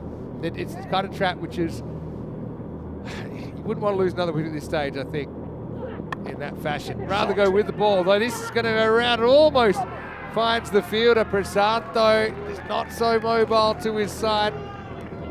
How did you read that? Did you see 4 or 6 there? I thought maybe it was just inside. I thought it was 4. We'll have to have a look at this. But, I mean, this would have been a wide ball, I think, but he goes after it. And because Varun is so wide, let's have a look at it there. It just bounces, I think, before the rope. Yeah, just four runs, I think. Don't think there's any evidence it hits the rope there. But I mean, Prasad, I don't know, can he get a hand to that? I know it's a tall order, but he doesn't get off his feet. I know he can be injury prone. Tanny Carterson, though, to 12. Leave it all on the line now, strikers. Straight up in the air. Anyone reaching this? Don't think so. Oh, it's gone for 6. Wow. I thought for a minute it was straight up in the air, but it was straight backwards. It's 50.5 metres, and Tanny Carterson gets lucky and gets 6 runs. Tanny Carterson, well, he gets the Baximo here. I mean, he was looking to flick this away. Again, I think he's trying to flick this in the area where there's no fielders. He was worried. It's a no looky shot, but he's going to get lucky. He goes to 6. Great chase. I mean, the thing is, if you catch that, you're sprinting, and I don't know how you're throwing it away before you land. You're never stopping it. It's a big slice of luck for Sanjeev Tanny Carterson. I had a feeling it could go one way or the other. Either it's going to be another 5 over job. Clinto is going to have to get some more spray, so he's obviously not quite right. I wonder what he did. I don't. Was he the fielder who stopped the one that was crunched straight into the offside? Maybe, I don't know, but looks like the 12th man is on. So Vishnu Sudakaran, who's on the field. There you go, he's come back for seconds. Please, I'd like some more. Oh, it's his knee as well. He's just being greedy. what you bargained for. All right, so have a look at that rate required. They're pretty much right on it at the moment. It started at 10.5. It was 10.5 before that ball, I think. And now it's 10.6. So still just think Skanderborg's trust their natural instincts here. I think they're having to deal with opening bowlers that have actually done a pretty good job. I think Siddharthan, he's bowled generally good areas. He's moving the ball off the straight. Mahmood. He's beaten by a good one here. It's a peach, isn't it? It's an absolute peach. He's bowled well. He's bowled well. He's bowled with pace. And he's bowling like a man who knows last effort, give it 100%. There's no point in leaving anything behind. Put it out there. Put it all into this effort. Because, look at this. Yeah, that's a great seed. It's a fantastic delivery. And, you know, you've got to, I think every one of those players have got to give 100%. You take another wicket now, you apply pressure, you take that rate up to about 12, 13 and over. I think I changed my mind. I'm careful here unless it's really there to hit. Batting. Well, let's slice this out. Should be stopped. Will be stopped by Rocky down there. And I got to say, the Royal Strikers, they win that power play for me. 28 for 1 off 3. Dangerous arm guard. He's had to take a seat. But yeah, I think it's been a crazy kind of game. It's been big overs, been really small overs, a maiden. Yeah, when they made 104, I didn't actually realise that they got 68 of those in just 3 overs. So they got 36 in the other 7 at about 5 and over. So pretty dramatic stuff. Yeah, it's quite amazing. When you look at that, there's literally 4 overs there where they scored nothing. Nothing from it at all. 2 overs which just went for a couple, and then an over which just went for 4. Pushparajan with some of his tweakers coming on. Right, he wasn't able to do it with the bat, but he's the sort of player that if he doesn't perform in one discipline, he makes up for it in another. So I think here's the big change up, big moment here. Wonder how Rizwan Mahmood plays him, the captain. Let's have a look. Over 4, field goes back. Good first one from Pushparajan. So it's hanging in there. You just got to try and force a finish. I can't see them kind of knocking over Skanderborg for 50 or 60. I think if you're strikers, you're just trying to still be in the contest. One's going to get past Sudasana and skid it on. And something I just noticed, yeah, with the pace bowlers bowling in the first 3 as well. As we often observe under lights, just maybe skiddy, a bit quicker than batters are expecting, and none of the batters have really found their timing perfectly so far. Although I will say, Gogev has played a couple of nice shots. Yeah, he's played some nice shots now. He comes back on strike here, and Sanjeev Tanakasasan, I think he's a classy player. He's good when he's playing strokes, not trying to slog. Oh, well, that's actually interesting. They've got the 3rd back for. I'd call him a spinner. He's kind of a fast spinner when he's bowling Priyan, but actually saves him a boundary there. Yeah, that's worked. He's made 2 stops out there. No fine leg, no square leg. It's just nobody. 7-2 field. It's quite an amazing field. It's almost daring them. Well, it is daring them. Yeah. You've got long on, you've got mid-wicket. There's nobody even square of the wicket. So get across and sweep. I think there's value there. I'd definitely be taking the bait. Or just a little touch. Just a little touch. The pace he's bowling to fine leg. Look, there's no one there. And this is in the air. Back to the line. And 6 runs. Maximal. Took off from the rope anyway there, Prasad. So it's always going to be 6.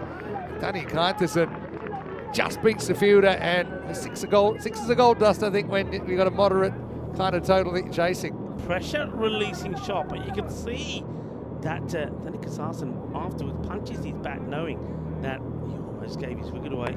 Wow, that's in the air. 7 fielders over there, but not one of them can be finding the drop zone there. One thing I will say with this field, that every bowler so far has bowled to it perfectly. We haven't seen anything too straight, and we haven't seen anything on the leg side, and now that is the end of the 4th over. So 24 deliveries they've bowled. They've bowled it on the money. They haven't let themselves down, because if one bowler gets it wrong, then all of a sudden 20-odd runs come off and over, the game gets away from you. So fair play to them. So far, they're defending this hard. 38 for 1 after 4. Yeah, I still don't know if we're going to get a thriller here, but we're definitely thriller adjacent. Gonna go here. 2 or 3 more overs. Malta going to stay in. Could be very interesting. Anyway, Prasad comes on again. They've just been really disciplined with that bowling line. They've got a plan, they're sticking to it. It's actually nice to see teams with a plan at this level. Yeah, they've pushed, I mean, now to Varun, who's going to be bowling a little bit slower. Somebody spin there, pushed another one out there on the leg side. So 3 on the boundary leg side. Goes up in the air and over the rope. Maximal. Ramood gets in on the action this time. Skanderborg trying to shake the curse. And, right now, they're right on that required rate. All right, Rizwan, all right. We know you got big arms. I mean, I know Corey fell in love with his biceps the other night. I mean, he is built like a tank. Gets played away. They're going to take on the arm here. Got to be quick. We'll get home. And only Sulaiman Saeed was in danger again. This time not from the Grizzly, but from Rizwan, who is, well, I'd rather take on the Grizzly than Rizwan. Built like a tank. He's got big arms. Corey was drooling over those the other night. Oh, he needed to get back onto this.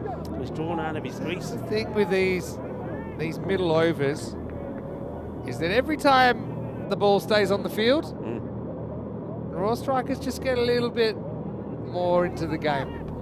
Boundaries break the circuit from Mahmood. 10.87 and over required. Backs away. Finds the field. They won't even run that time. So I think Prasad doing a good job here. Last ball, feel like it's a big ball coming up because they're going at just about what they require. More or less. But I just feel this over's gone for 9. And that's all it'll go for. Excellent bowling from Prasad. And we've got a game on, folks. It's the end of 5 at Skanderborg. 47 for 1. Let's welcome you into the comedy box. Great to have your company. Vinny Sandu here, Mr. Maximo. Rico Full with me, in case you missed it.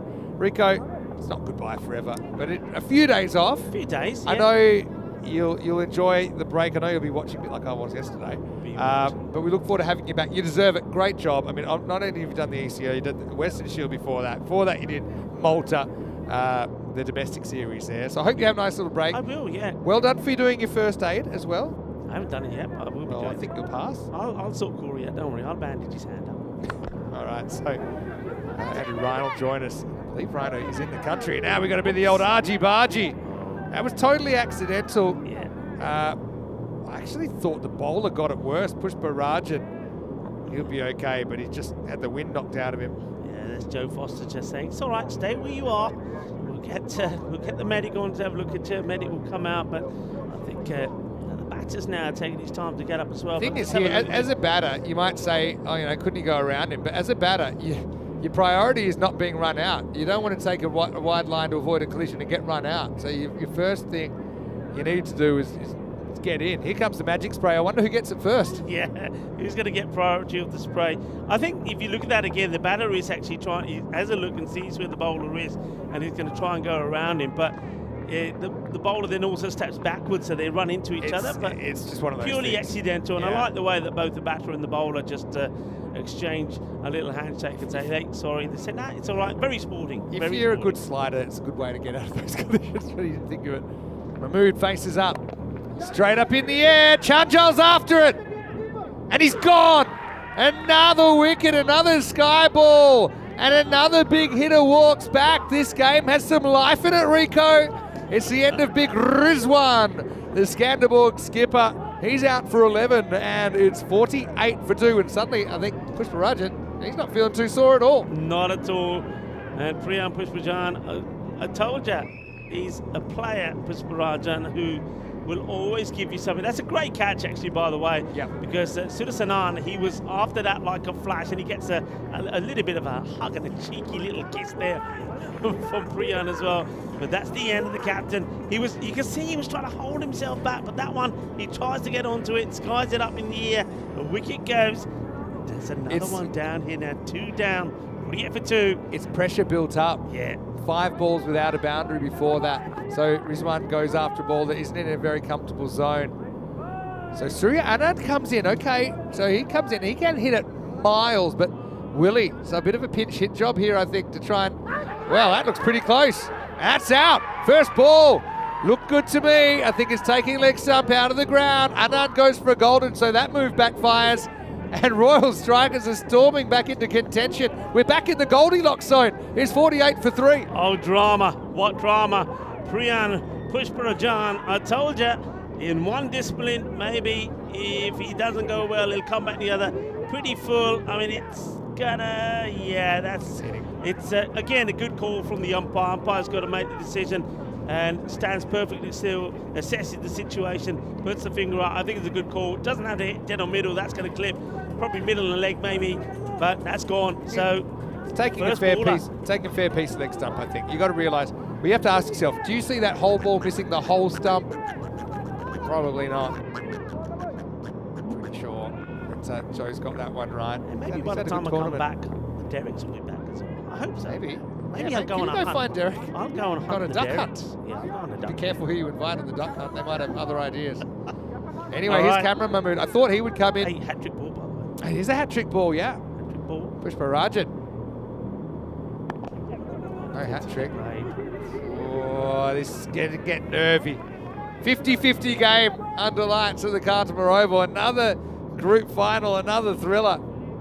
Got to admit, I'm a bit surprised that this is as close as it was, especially after the way Skanderborg batted in the last game. In fact, believe it, right now, Royal Strikers are favourites. Can't get this too far either. Pushparajan will do the fielding. So what an effort. He didn't perform with the bat in this game, Priyan, but he's got 2 for 11 off 11 balls bowled with 1 more to come. Yeah, now, what do you do here? Just see him off? Get a single if it's there? That's what they do with soft hands. Oh, no. Oh, they could go again. There's 2 here. They will. There's nobody there on the leg side apart from on the boundary. It's a problem with having nobody on the leg side. They've still got this 7-2 field. I don't think I've ever seen it so late in an innings. I mean, second half. It's the end of the 6th. 50 comes up and they get 1 for free. It's 51 for 3. Look at the old airmail here. Charles, good keeper, but someone call Chris Webster because he caught something like that this morning. All right, 4 overs. They need 54, so suddenly it's gone up to 135 pace that they need. Just 2 extras in the innings. Very disciplined considering their plan is to bowl wide outside off. They've rarely missed, just 1 wide. And are they sticking with this field? So it might be at 6-3 or... No, they're still going 7-2, but they've... Clinto Paul's come back. Yeah. So that's the substitute fielder, Sudakaran, who's going off. He goes off, so there's 3 on the leg side. Because basically they're saying, if you're playing on the leg side and getting a single, we don't mind. But if you go for the boundary, we've got 3 waiting. Biggest over the game so far. They're just happy to work him. They're just happy to work him, but there's going to be a point where the rubber hits the road here. You got to be thinking off and over where you go big. You can't. And I think you've got to go for Prasad here. Yeah, you do. Take him on. Yeah, I think you do. I know you do, because otherwise you've got 3 overs left, and if you just kind of ticky-tacker him here, you're going to need 16 and over. It's a lot of pressure. Got to take him on. Good areas, dot ball. Oh, Strikers, are they just finding another way to peel the onion here? They did it, batting heavy.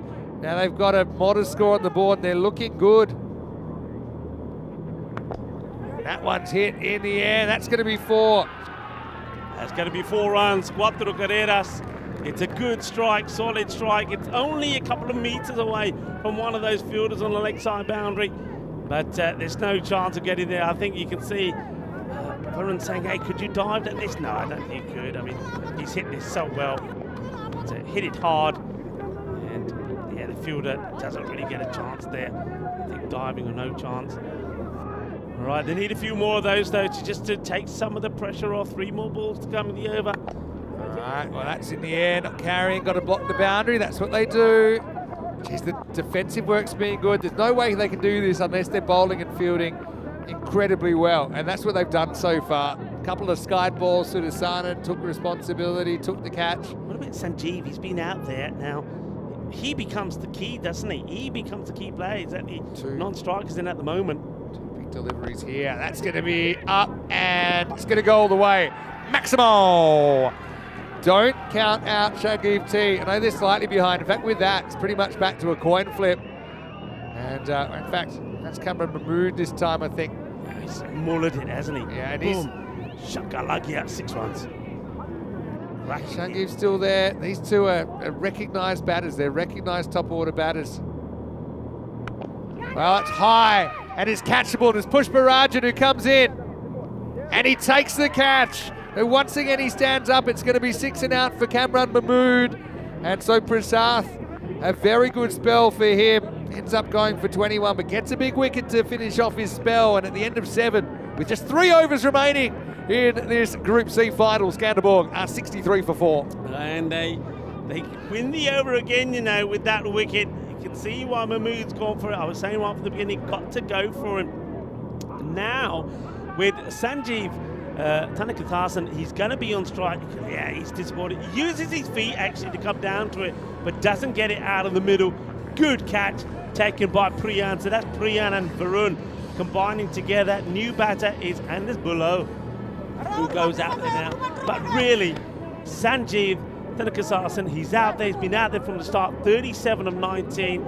If they're winning this match, he's got to win it for them. Yeah, looking forward to tomorrow as well. Group D gets underway with Brno of Czechia versus the Zurich Nomads of Switzerland. We've got the Assassins from Croatia, the Blinders from Hungary, and Pakakare Badalona, the former champions. Of course, they are on home turf in Spain. That all starts tomorrow, 9:30 a.m. GMT, 10:30 in Central Europe, and 3 p.m. in India. Right. Well, I will say this though. Strikers are winning, but it just takes one magical over and it'll flip it. I said they're winning. Well, the computer has Skanderborg 51, so this is a huge over. Savio Thomas is going to bowl it, the captain, probably the biggest over he's ever bowled. The good thing for Skanderborg is they've got a set batter still there. So now you've got bowlers coming, haven't bowled. Savio Thomas, the captain. If they get it wrong, the set batter should punish them. Off the wrong foot. He gets the first one through. So he gets an early win over Tanny Kartasen. Yeah, this is where Tanny Kartasen lets himself down. Not to slog it. Why isn't he not just trying to stroke play this? He loses his shape. When he loses his shape, he gets himself out. Still gone 6-3 field, so maybe he's just got a bit of an identity crisis about where he should be hitting it. Here's Savio. Well bowled, knocked down. They'll get a single, but that's a good result for Royal Strikers. Again, hit this Yorker. Even the best players, they're really limited in their options, and he's forced to just dig that one out. Rate at 15 here, you know. The rate is at 15. Got to be feeling the pressure. So, Anders Bullo, you know, he can't hang around. I mean, pushing the ball for a single and saying to Sanjeev, hey, you hit the boundaries. It don't work. He's got to hit. Got to hit some himself. He's a good player though, Bullo. He'll feel like he can contribute, and he can contribute by hitting boundaries. But yeah, they've got the very fine third. Okay, a little bit squaring out, but he's still got 6 fielders to the left of screen, only 3 to the right. Well, this could be out if he hits. He's gone. Bullo's out now. Thomas jumped on it. Bullo just went with the hit. They kind of resigned themselves to the run out if the ball did hit the stumps. And Savio, the captain, stepping up now for Royal Strikers. Skanderborg in big trouble in my books. Is 64 for 5. Well, here you see it. The victory knocks. Precision strike from the captain, Savio Thomas. Not on my watch, he says. There's going to be a... Here we have it. Victory knocks, precision strike. How's that gone? And I love the fact that one bail stays on, flashing away. Well, the bails are flashing. And it's the Royal Strikers are looking dashing at the moment. As Burlow has to go, he departs. He goes for a first ball, a second golden duck in the innings. And Skanderborg, are they feeling the nightmare of a final once again? Omar Hayat comes out. He knows what he's got to try and do. All right. He's at the non-strikers end to start with. Shanghi will face. Steps across, hits it very well. This game is not over. If you remember the Group A final, and even the Group B final, you couldn't call it even from here. You could not call it. With Shanghi T there, he just smashes at 6. Goes maximal, 6 carreras. Yeah, that's a lovely hit. Look at his early movement. Moves early, gets into position, and he nails it. Lovely shot. It's the second boundary that they need, because 15 and over basically is the rate. So one boundary in itself, you won't win the over. Second one. Well, somebody's made a bad throw. It should have gone back to the field, but it's gone gone and scared the life out of me. They've thrown it to the back of the commentary box. Who's that doing the throwing? And I think umpires better check that ball. All right. Right, Xavier just can't go too straight, can he? He'll come back. But what's Sanjeev here? Look how quickly he jumps across his stumps. Yeah. He's looking to play on that. He's looking for the bowler to go too straight. Watch, here he goes. Not a good ball. Crunched. And 6. Well, let's just check the height on this. I think the umpires are asking. I feel it's okay. I feel it's okay. But it's 6 anyway. I think it's not a no ball. I mean, they'd love it if it was. We'll have a look at it. He's not the tallest, though. It's been comes. bashed. Yeah, Just below. I think it's okay, just below. Look at their facial expression there on Shangiv. I think Shangiv is between Royal Strikers and Championship Week. Honestly, right now, Omar Hyatt's come in to join him, but it's his 50, by the way. Brings up his 50 off 23 balls. He's not really bothering to celebrate too much because he knows there's bigger fish to fry here. Yeah, and they're ahead. They were about 24% 2 balls ago, and now they're 56%. It's still a lot to get. I mean, it's not been a match which is full of so many boundaries, so they're still needing a couple of boundaries and over, but they've got 2 in this one. This could be the over. Here comes Savio. Slower ball, picks it and murders it. Oh, you're going to try the variation. You better not miss. That was sat up and it begged to be hit, and it was. So the first half of the over 1 for 1. And the last half of the over goes 6, 6, 6. 19 come off, and it's game on with 2 overs remaining. They need 23, Skanderborg. That is the over. That maybe swings things around. It's 82 for 5. Gandhi balls again. It was a half tracker, and the captain, who started the over with so much promise and was pumped when he got that run out of Burlow.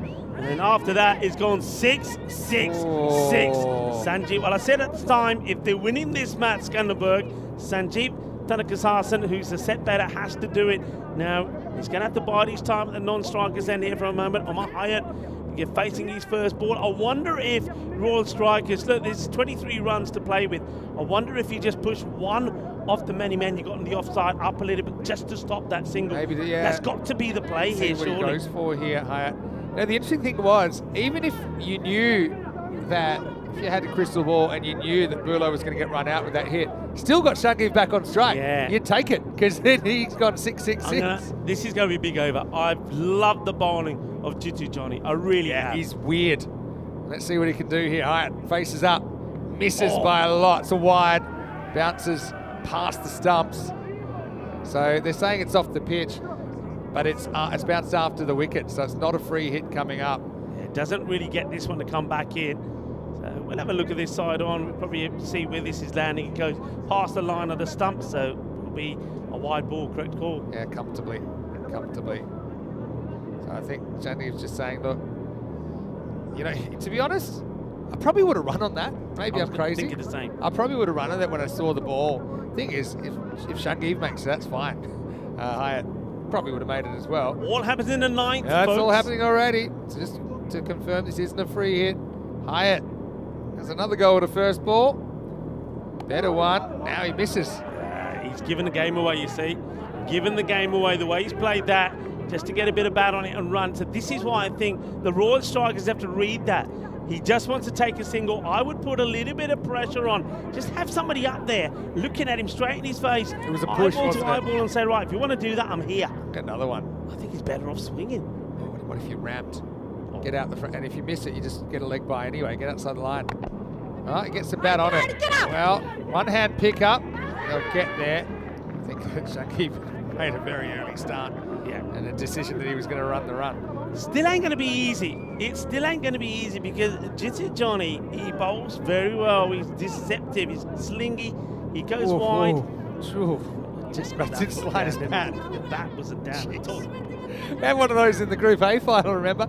Hey, honestly, if you get Shangiv out this ball, I actually think strikers are ahead. I'm with you. But he's 56. What a contest. You got the left arm slinger Johnny to Shangiv Tanny, and he gets pumped for 6. Just misses his length there. Adios pelota, Maximo. No bananas, but a lot of applause from the Skanderborg bench. You wouldn't be in a banana now, you'll choke on it. There's too much going on, there's too much at stake. And I don't think he'd be able to hold it and peel it. His hands are shaking with nerves. I mean, this is a nervy moment. Great What a shot under pressure. What a shot under pressure. And I said all along, Sanjeev Tanakathasan is an exceptional player. He's classy, he's risky, he's powerful. He's found ways of getting out. He knows here now, he can't do that here now. 15 required, he is the key. They need this wicket. Flying close to the sun here, both teams. 15 required off 9. Huge comeback ball for Johnny. Shot, but is it far enough? Is it far enough? It's going to fall, Bermuda Triangle. 1 gets in the other's way, they'll get 2. Well, it could have been worse, could have been 4, could have been 6. Could have been better for the Maltese side, could have gone to hand, but it was just perfectly placed to find grass. If it's not going to the boundary, you couldn't have placed it better. So a couple of runs, they'll come back for 2. The keeper does the right thing there. Janjali can't have a shot at the stumps. If he misses, they would have run. They would have run another 2. There's nobody there. And the rest. If you hit that a little bit later, that's a catching opportunity, but got it just away from the fielder. Every ball's an event right now. Here's Johnny. Doesn't get it. Hit. Oh, didn't pick it up. Spent it before he had it. I think if he picks that up cleanly, Savio Thomas, and hits the stumps, we saw him hit earlier, I think that's Changiv run out, but he survives. Massive, and I know exactly what Sanjeev is saying here to Omar. He's saying, you're going to get this one ball, and do me a favour, hit it to the fence, because I ain't coming for 1. I'm telling you right now, I'm jumping outside off and I'm ramping. There's no fine leg. It's a touch shot. I just don't see you beating 7 fielders with a drive. He's dispensable here, Hyatt. They've still got 5 wickets left. There's no fine leg, and with the angle. Huge delivery. Let's see what he does. Last ball of the night. I don't think they're running 1. They won't run 1, that's for sure, because that's the end of the over, and we have a last over thriller right here. It's 93 for 5. There's 6 balls left. Skanderborg trying to break the Danish curse in group finals here. And they need 12 off 6. And if we do have a golden ball, we're talking golden ball 72 live from the Carter Oval. And it would be the 7th golden ball ever. We have never had a golden ball in a final here at the Carter Oval. It's only happened once in Portugal. And that was last year in the European Cricket Series. And that was pretty crazy. Who's bowling this one? It's Clinton Paul. Hasn't bowled yet. We saw him take a little bit of free spray on his hand and on his leg. Big over. Sanjeev just has to, I mean, he knows it. If he gets 2 out of the middle, 2 shots, 2 sixes, win the match, but pressure is on. All comes down to this. Clinton Paul, he's got 12 to defend. 2 hits, and this game's over from Shangiv T. But here's the question. Does he even take a single here, or does he say, nah, I think I can hit 2 of these 6 balls for 6? I don't think you take the single. I mean, or maybe do you take it the first ball? I don't know. Maybe not. I think not. Hyatt hasn't been too convincing, but Paul hasn't bowled yet. Here we go, last over of Group C. In the air, 6, in the slot. Adios, Pelota, Maximo. Well, don't you worry about whether you take singles or not, because Shangiv T has stepped up when his teams needed him. And now they're 1 hit away from Championship Week. They could be the first Danish club ever to make it that far. Form can come and go, but class is permanent. And Sanjeev Tanakathasan is showing why he is so classy. This could be the knock time to perfection, but it ain't over yet. All right. Still needs 6. 6 wins it. Doesn't get it. And they're going to run. Well, that opens things up a little bit. All right, got to defend this. Oh, you can run now. Wow, poor awareness. They weren't looking. Really poor awareness. There's a real chance to get back there. It was well backed up in the end. It hit the pitch, which meant that Sudasan had next to no chance of stopping it cleanly. Now, you've got to save the single. If you get, you're as good as lost, I think, if you let him back on strike. At least you've got to have 2, 1 either side in, or fair enough, mid-wicket is an area that they haven't really protected the whole game. But I think you can't be too close there at short cover. Yeah, interesting to see how Mahaya handles this. Will he just swing? 5 to win. Runs, just around that fielder. So Hyatt, to his credit, he does well. 4 off 3, and now it gets interesting because if this doesn't go for, or if it goes for a boundary, the game's over anyway. But if it doesn't, we're looking at 3 off 2 with a batter on strike. It's found it hard going. Yeah. This could still go to the wire. I don't think you take the single here. I really don't. Danny Kaitasen wants to finish things. 4 to win. Well bowled, and they run. They do run. I kind of get what you're saying, but I think when you get this close, maybe you do take every run, because the difference between, say, two singles here is a golden ball, for example. If you need 3 or 2 for a golden ball, then you need to find a 2 somewhere. I can visualize a run out here trying to get back on strike. I really can. This is where you got to play the sacrifice. Whatever happens here, they're running now. The wicket keeper's got to be ready. The fielder's got to be. I still cannot believe they're leaving mid-wicket out. Hyatt can be a hero here. They need 3, 2 to tie. Doesn't get it. We got a last baller coming up. You can't run here. I think you got your trump card on strike. We got a last ball finish. 1 to tie and 2 to win. We got a golden ball before a golden ball, really. Here's the thing, pressure on the outfielders. They're probably going to run no matter what. They'll go for 2. But Clinto Paul's just got to come and try and bowl the perfect Yorker. If he can do that. They're almost conceding the 1 here. Drama. I still think I'd have someone in close. All right. He doesn't want to get out. Last ball. 1 to tie, 2 to win. Bad ball. It's going to be all over. It's a no ball as well. It's done. That's it. They might run anyway, but the no ball's been called. This game is over. Done. Paul hopes for the Yorker, but he overcooks it. And so Skanderborg will be able to win the game, not in a way anyone expected. And Royal Strikers, they taste defeat at the Khartoum Oval for the first time. You've got to feel for the bowler. He really did keep his team in it for a long time, but a slight mis-execution, and this game is done. And once again, we go to the second last ball in the group final. Skanderborg have reached Championship Week, the first Danish team to ever do so at the Khartoum Oval. And look at the scenes. Stay on the scenes there as well. That was the no ball, but look at the joy, look at the celebration. They have done it. Many have tried from Denmark, but many have failed in the group finals, but not this bunch of lads. Look, it wasn't plain sailing. They had their issues, didn't they, in a rain-affected Group C. They went down, of course, against the Sophia Stars last night, where they only got 78. Sophia Stars got the win. That meant they had to be perfect here today. Then they lost the qualifier to the Royal Strikers. The Royal Strikers pounded them for 202. But they came back strong. They beat Christiania quite comfortably in the second qualifier, and then they booked their place back in the final against the Royal Stars. Well, what a match. It comes down to the last. And you got a spare of thought there for the bowler, Clinton Paul. I mean, he almost pulled it off, but goes to execute that Yorker, but it ends up being a full toss, and it was down the leg side as well. A little bit of bat on it, but as soon as they ran that first single, it was done. It was dusted. Yeah. But what a match. I don't think they knew it had been called no ball for sure, so looking at getting 2, but they didn't need it. I mean, you know, Taylor 2 Yorkers, when Clinton Paul bowled the previous ball to Skanderborg, he got it absolutely right.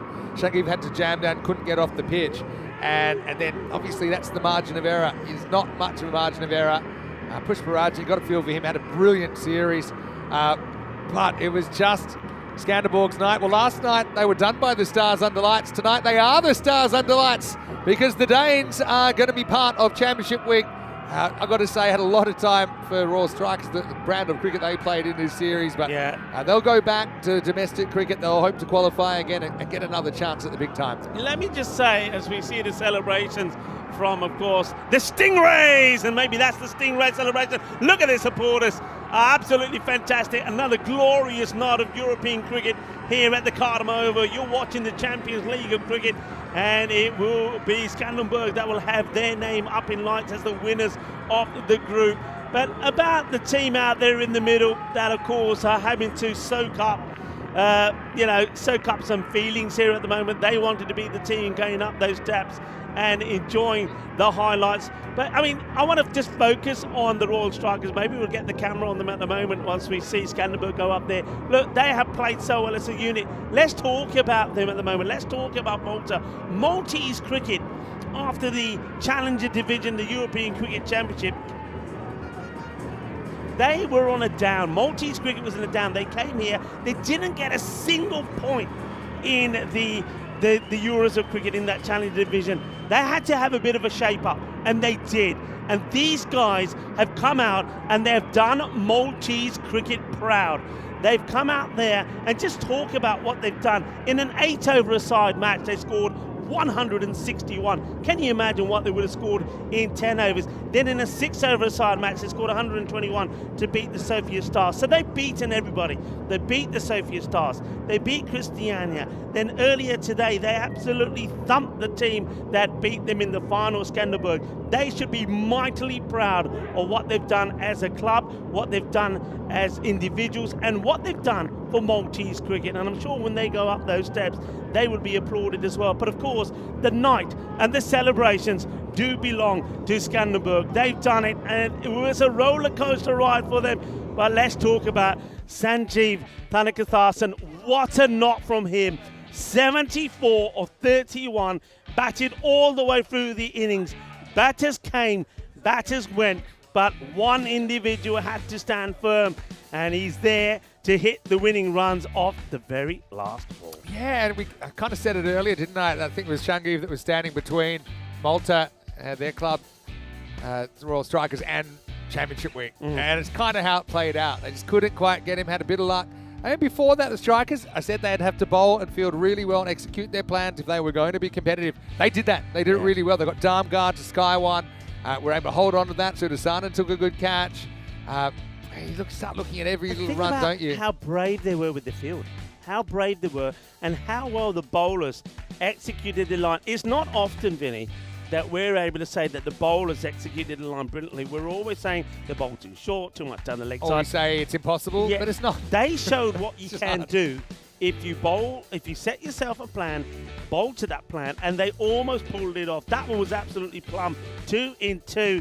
So that was the first duck that we had, and Anand was hoping to get things away earlier. But look, he just found the right shot at the right time, didn't he, Sanjeev? He got a little bit of support there from Kamran Mahmood, and he went for the big shot here, skies it up in the air. Priyam Pushparajan, who else was there to take the catch? Disappointment from Mahmood, but they just held on. What about this? Yeah. Brilliant from Savio, but careful what you wish for. Yeah, careful what you wish for. Next 3 balls, Sanjeev pumped for 6. Yeah. So it's a classic case of when they got it right, they were in the game, Royal Strikers. When they got it wrong, even a little bit, a couple in the slot, they're disappearing. Obviously, we all know the way the game ended. That was an example of Thomas trying a slow ball, which he bowls pretty well, but he just didn't locate it, and he went the journey. And it's such a great learning curve, I think, for all the players here, no matter whether you've played in a lot of pressurised cricket or if it's your first trip to the Carlton Oval. That was the last one. They needed 2 to win the game. They got no ball +1. They came back for another one. They didn't even need that one. But Skanderborg, they know the pain of losing a group final. They know the pain that Royal Strikers have right now, because last year they went out to Gina Brescia, but tonight was their night, and they will return. And I'm sure the supporters will be back. Hope they've booked their flights as Skanderborg become the first Danish team to reach Championship Week for club or country at the Carlton Oval. And Skanderborg, they will come back stronger as well, because when I was speaking to their captain before the start of the final, Turisma Mahmood, he told us about, remember Taranjit Singh? He will come back. He wouldn't be able to play in the group stage. He'll be here for the final. They'll get one of the main strike bowlers back as well. So they'll come back strong. But what I want to say before we talk about tomorrow about these 2 teams today, you know what I really liked about them? I mean, teams have a choice of wild cards. They stuck with their club players, didn't they?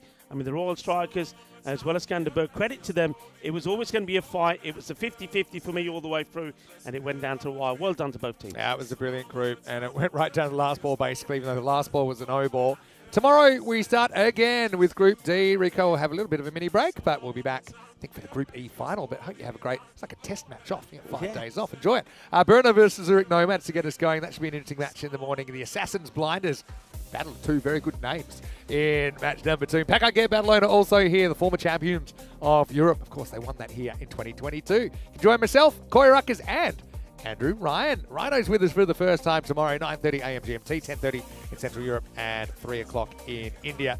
Quick recap of the scorecard, and quite amazing. 105 scored by the team, 74 off the bat of Sanjeev Thanakathasan of 31 balls. Didn't always have it his own way. Sometimes they bowled very well to him. But the next high score is only 11. Again, not a bunch of extras or anything like that. I think that they bowled to their plan. They gave themselves a chance. It was a real toss-up to the end, wasn't it? But it wasn't to be. 2 for 13, Pushparajan delivered with the ball. Wickets for Jitu Johnny and Prasanth, identical figures, 1 for 21. But yeah, Savio Thomas, I suppose, getting lit up. those 3 balls hurt, but you can't really blame anyone or anything in particular. It was just a really, really good game between 2 very even teams. Earlier on in the day, Strikers were able to get the win, but when the lights went on, it was Skanderborg that were able to get the decisive victory. I think a great game, and it's, you know, we're looking at the scorecards there, and that's also reflected number of extras, just 3 and 4 in both the innings. So it was always going to be a good game, and I think it was 2 talented teams, very even on paper, and both had probably 2 outstanding batters in both sides. Needed one of them to click. Varun sort of semi-clicked. It gets to 39, but Sanjeev, he bats all the way through. And that's the difference really, isn't it? I think the way he read the game, even when it got to a point where that run rate went to about 15 required, he was able to still get enough strike, get the boundary in at the right time, and go on and win them a game. But it was an exceptional final. It was a real white-knuckle ride, wasn't it, that second half? And we hope you enjoyed it as much as we did. Like I said, that's 3 groups that are decided. We still have 4 groups, so we're not even halfway through the group stage at this stage. Yeah. So I want to say a big thank you to you. Now, first things first, you did an outstanding job. You always bring in the energy. I know that if a ball was hit straight at you, you'd catch it easy as well. So sorry about problems. That. What score are you doing damaging the wallpaper? Exactly. Well, apparently never hit the wall. At least it saved the clock. But honestly, thanks to all of our viewers as well. Thanks for your patience in this group. I think it's a bit frustrating, more than a bit frustrating for the viewers when it rains. It's one thing that in 2025 even, we can't control the weather, but this ground has been worked on tirelessly so that we could play 5 of the group matches, so we got half of them in, and obviously we had a really interesting finals day. We had 3 kind of one-sided games, although you wouldn't say that they were predictable. It just kind of worked out that way. But the final was another thriller. Went right down the last ball. And well, I know Skanderborg, they had a lot of fans here at the ground, but I know that Royal Strikers have a lot of fans around the world as well. We've beaten them all to quite a lot, so I know they must be hurting right now, but you can be really, really proud of your team. And also, I'm sure we'll see them again in European Cricket Series cricket soon. I think we're back there in April. Hey, shout out as well, because Christiania in 3rd place in the group. Again, just wasn't to be for the Norwegians, but they played some brilliant cricket as well and earned their spot in finals day. For the Sophia Stars, I mean, 24 hours after that crazy last ball finish, we had 2 really nuts finishes under lights in this group out of the two nights we played. And that catch from Webster this morning, which I think could be the catch of this ECL, or maybe the catch of the year, or forever. And then also, you've got to feel for Grange. You know, I know it's one team had to miss out, and really could have been any team. You know, you had Skanderborg here, but if they had a couple of bad games yesterday and didn't go their way, they probably wouldn't have made the finals. So it was pretty unique. I love Grange's attitude. You know, I mean, they were disappointed like all the teams because of their day one being washed out. But their attitude here yesterday, look, things didn't go their way. I mean, most people, you know, probably quite rightly would argue that they had the tough draw, they had the tough matches first up. But they were here to play cricket, and they were here to get some of the younger players to play cricket. They could have done things differently. They could have given priority to other things. But I like the way they played, and I like the way that they were so supporting about it. And I love their support for European cricket as well. So well done to Grange, really, and also to all the other teams as well. So we'd love to go to Scotland for an ECS as well. So we'd love to go everywhere to do this at some point. Let's give you one look at tomorrow before we go, if you missed it. And we've got Group D coming up, and it's going to be a really good one with Brno from Czechia, and they've always got a big rivalry with Prague CC. Brno have been once before, but it was a disappointing week for them. They didn't get a win, so they're still chasing their first win at the ECL. Nomads, their first ECL. Assassins have been before. Blinders, their first ECL. And you've got former champions, so there's going to be some really good matchups there. I know you'll be lurking, Rico. You can join myself, Corey, and Rhino from tomorrow at 9:30 a.m. GMT, 10:30 in Central Europe, and 3 o'clock in India. Well, I've come back from a break. You're going on a break. I feel like everyone could use a break. You'll get a really short break because we're back tomorrow for Group D. Big thanks to Corey Rutgers as well, on behalf of all the crew here. Just a final reminder, like this video if you're watching on YouTube. Subscribe to the channel. Don't forget also our website, EuropeanCricket.com, and our social media. Let's see if that catch has gone viral yet, because I think it's a matter of time. It started with a highlight. What's that? Corey's catch? Corey's catch. Someone split it with the one when he ripped his headphones off. Anyway, Rico, enjoy your break. You've earned it. On behalf of everyone here on the ground, stay happy, stay safe. Thanks for being a fan of ECN. And why wouldn't you be? We'll see you tomorrow for more European Cricket League. For now, it's us, Manana. Enjoy these best bits of Finals Day. Group C. Time to move our body out of here.